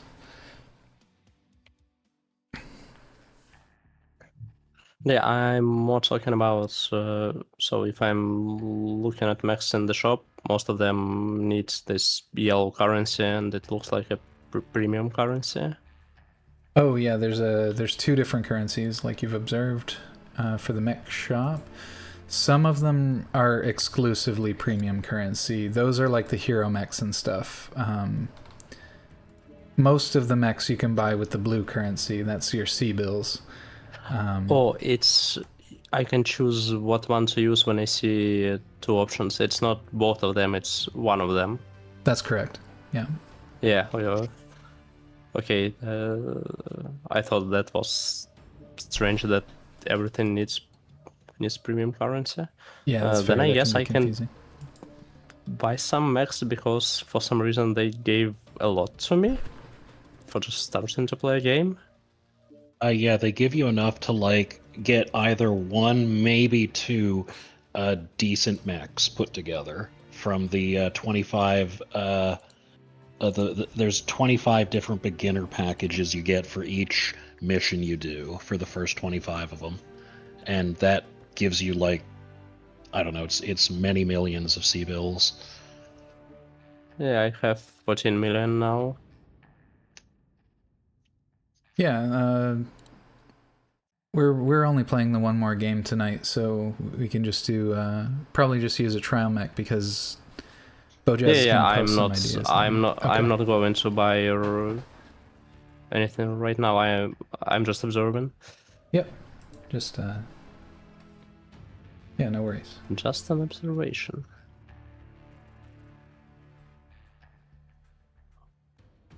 How hot is this mech gonna be? Heat management 1.03 out of 2.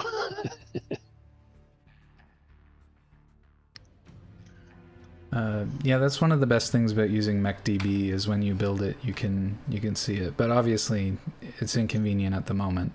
But it'll tell you like all your good fire rates and stuff. It gives you a lot of good analytics. And yeah, Bowski, E33, I recommend it. Very, very good. Very evocative if you like RPGs, particularly JRPGs. It's got a lot of JRPG energy. One thing I thought was really funny about E33 was some of the anime level energy of the cutscenes. I'm quite enjoying that. But one of my favorite things about it is how evocative it is. The cutscenes are incredible. The voice lines are delivered extremely well. The dialogue feels natural and playful in a way that humans actually talk. They're not just exchanging information. Another glowing element of my review would be that the characters look like real people. In particular, the female characters don't look super idealized. I enjoy my idealized femme icons. Don't get me wrong. Like, who's gonna criticize 2B? You know what I mean? She's femme-coded. I get that they're androids, but you know what I'm trying to say. These idealized body shapes, etc. It's really nice to see some women in video games that actually remind me of women that I know. I've said it a few times. Like Ciel has a more square jaw and interesting sort of eyes. The way they're the way they're formed into her face. I don't know. She just reminds me. Her facial structure reminds me of like real women that I know, and I think that's awesome. But anyway, yeah, it's its own thing. But I really have a lot of good to say for it. Yeah, who do you know who looks like Esquier? I look like Esquier. That's me. Oh no! By the way, Beans, have you played Armored Core 6? I haven't played, so this is actually one of the first mech games I've ever played. I haven't really branched out further from it, so I haven't played any of the Armored Core, no. This is my second mech game. My first one was, and still is, Armored Core 6, and it was pretty fun. Nice. It's a little more fast-paced, the Armored Core is, right? Yeah. It's a lot more fast-paced. Yeah. There's no game nerding out to it, unfortunately. Not game nerding, spreadsheet nerding. Yeah. I don't even remember what mech I took. More about... Well, you can nerd a bit there, but just a bit. Right. Yeah. Yeah, this game it's really intense. I once spent, and it's not a joke, I'm like 24 hours upset. I get really fixated on things sometimes. Normally I'm not playing games where that comes out, but when I start driving games, I'm sure people notice, I start talking rapidly, especially when people start asking questions about the driving. I get really excited. It's one of my hyperfixations. And in this game, I can get really hung up on mech designs and builds. I, in particular, am very proud of a stone rhino that I spent literally 24 hours obsessing over. And I got the finishing touches on it, and I was like, it's beautiful. I played a few games. I suck at sniping. It's a hag-based, so medium-range sort of snipey thing, and I was so fucking proud of it. And then they nerfed the shit out of it the next month. It's like they saw my ass coming a mile away, and I was so... it was just so perfect. It was too perfect, and they knew it, and I was sad about it. The thing I like in Armored Core is they have quite different chassis for the mechs, which play very different one to other.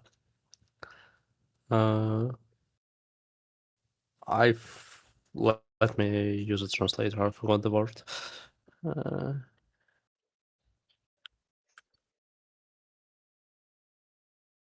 Tracks, yeah, tracks. The track chassis in Armored Core is highly uncontrollable but super fast. It's Gotcha. like insanely fast, and it's not like there. If I recall correctly, there is a big track chassis and a small one, and I'm talking about small one. It looks more like a kind of like wheelchair, I think. and it goes on insane speeds. You can turn fast because it's not legs, yeah, but you need to do roundabouts. Okay, where we are? I forgot to bind my lasers to different weapon groups. That's okay. You can do that in the game as long as you've got the right control mapped. As long as your keyboard has a right control, you can do that in media. Yeah. So how would I do that? You use your arrow keys to bop around, and like you can see how it moves, and you've got a horizontal and vertical bar. Where they intersect and where it's highlighted, you can toggle that specific space with right control. Cool, I got it. Thank you. It is fixed. Very good. All right, and what does everybody have? okay. We have X pulses and Lex's snipey. Yeah. By the way, about my keyboard, I don't have a right control, but I have left and right mouse clicks and mouse movement on my keyboard. Amazing. Wait. Yeah. Oh wow.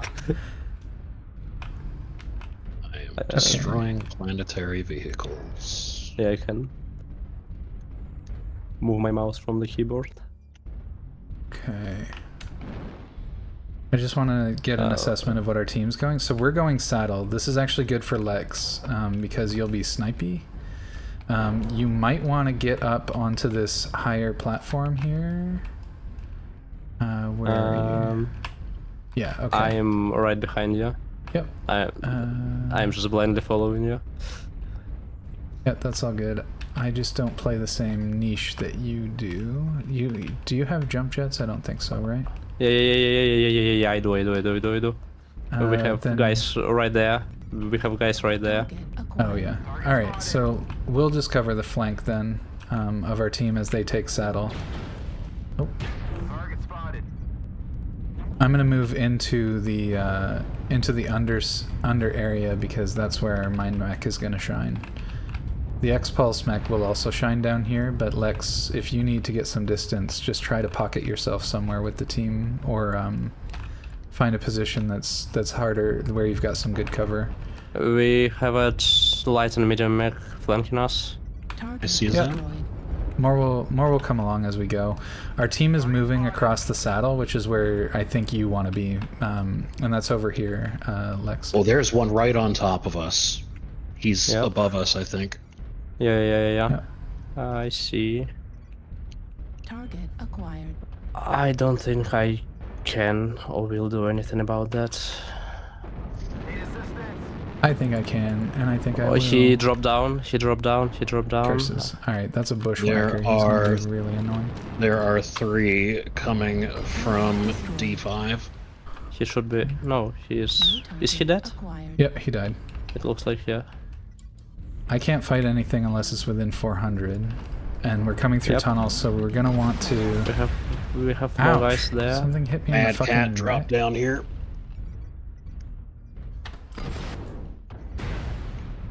Yep. Target acquired. I missed. I was gonna say, my mech's wrecked.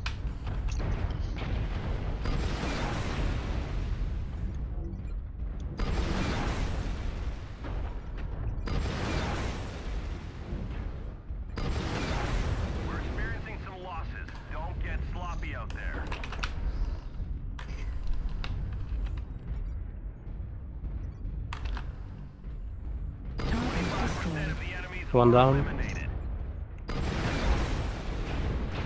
Target Oh, acquired. that's not the target I thought it was. New target acquired.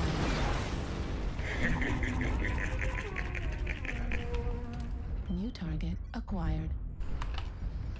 I'm probably just gonna beef in the tunnel now. New target acquired. I've got a lot of good weaponry for this.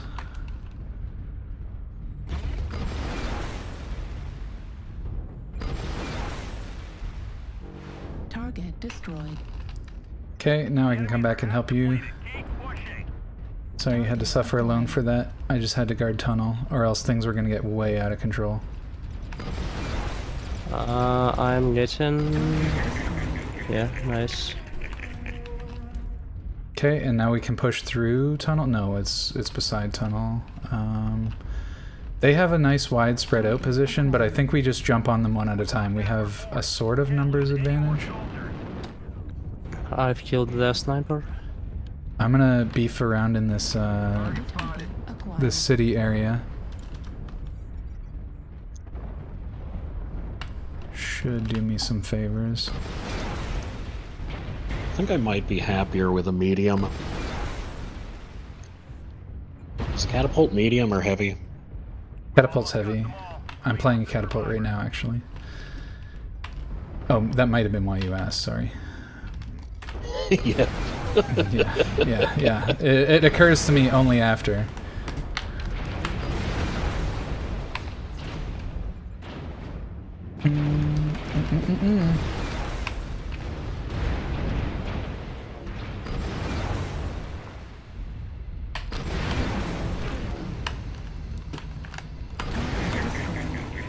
Nice.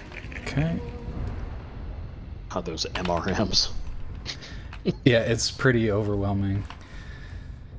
It's a lot of damage. They're very imprecise, but just the fact that I can vomit like 120 damage or 60 damage at a time on a relatively speedy cooldown is very, very convenient.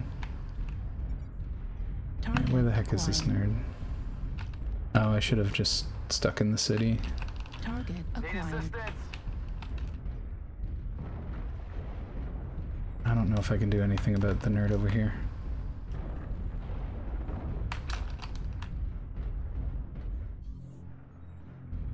Gotta hold the trigger till you can see the whites of their eyes. Target destroyed. Oh, he dig. So now the only one left is that guy. Is that a guy or is that a base? I'm not sure.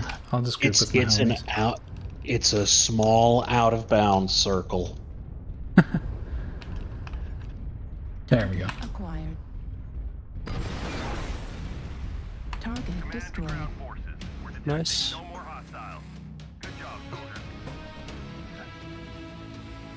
Good games. I don't know why they just let me to stand in place and shoot. They had I've done some 700 other big damage. problems. Nice. Big damage. I got a really nice Battletoad game there. I took 300, which is nice. Never lost any components. And dealt over 8. As I said about not touching me, I took 140. Like, oh, they and really I was just standing in left you front of alone. 5 mechs. I was standing right in front of 5 mechs and just gauss shot. I took 533. Those 3 guys came under the underpass from the one side. Then that Timberwolf dropped down, and I was just like, "Well, this is where I die." To be fair, you bought a lot of time and took a lot of attention from Lex, so your presence was felt. Yeah, for and sure. I was right behind you, and they just decided to ignore me. Yeah, they fully unloaded on me for sure.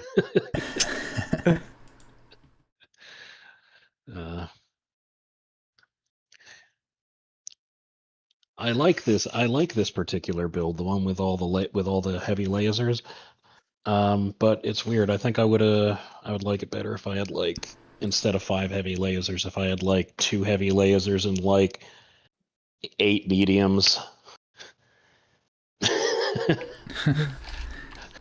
Always like a big number of a silly number of lasers. The actual light show. There's a piranha that I think can accommodate something like 14. It has like 14 laser points. And so what you do is you throw a bunch of like micro lasers on it, and then you just run up to something and just like shred its legs, and you run away. Yeah, that's the mecha I've got.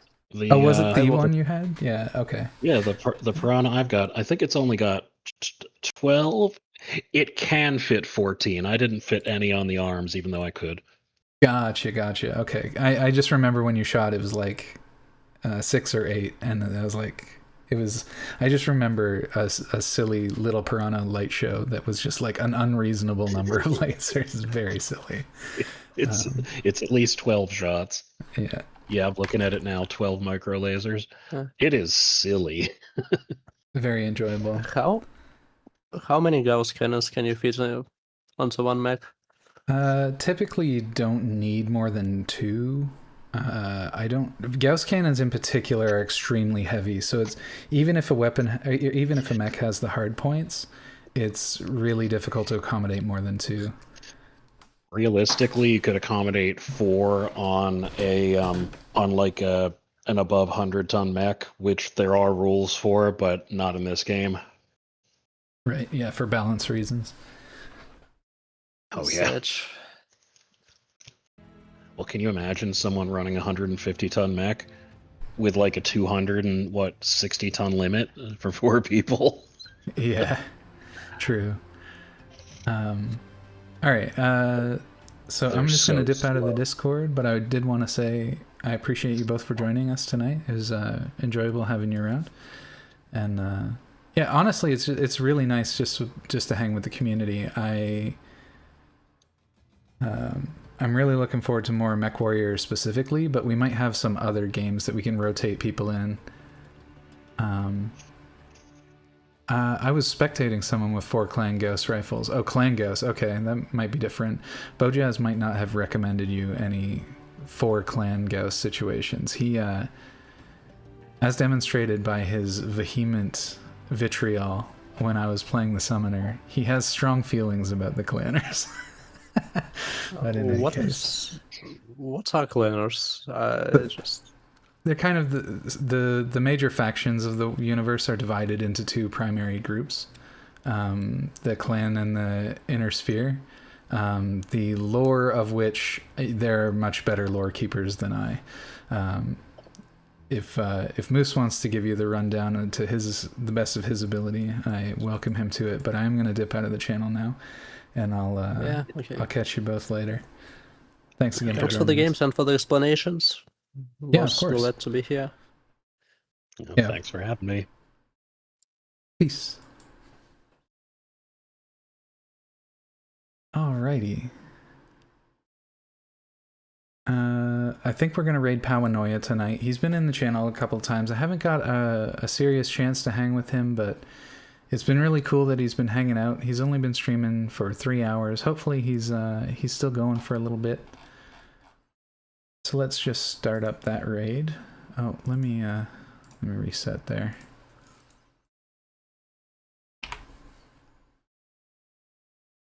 We're just paying some respect on someone who's popped in and lent us their time and attention. Let's see. Let me give you my usual spiel. We do a lot of stunt driving on this channel. We also play a lot of horror. But always be kind and always obey your local traffic laws. And until next time, which will be on Thursday, we will be playing Fear and Hunger. The first one, it's been a real ride. I've really been enjoying Fear and Hunger. Anybody interested in some seriously dark horror, I welcome you to join me for that, because it is grisly. I'm not even allowed to stream it on Twitch without a censor mod, which should tell you a lot about the game. It's dark, it's gross, it's violent, it's sexual, it's a lot, is what Fear and Hunger is. It's also extremely punishing as a game, but I've been having a lot of fun with it. So if that appeals, that's on Thursday at 6 Eastern. But until then, we're gonna raid Pawanoia. My mistake. And yeah, until then, you all have a wonderful time zone. I hope you have a great Wednesday, good hump day. I know it's tragic that the Edgehog is absent for hump day, but like I said, I think hump day is the best day of the week to let you all have it to yourselves. Until next time, Roadhogs, I appreciate you all. Have a great time zone.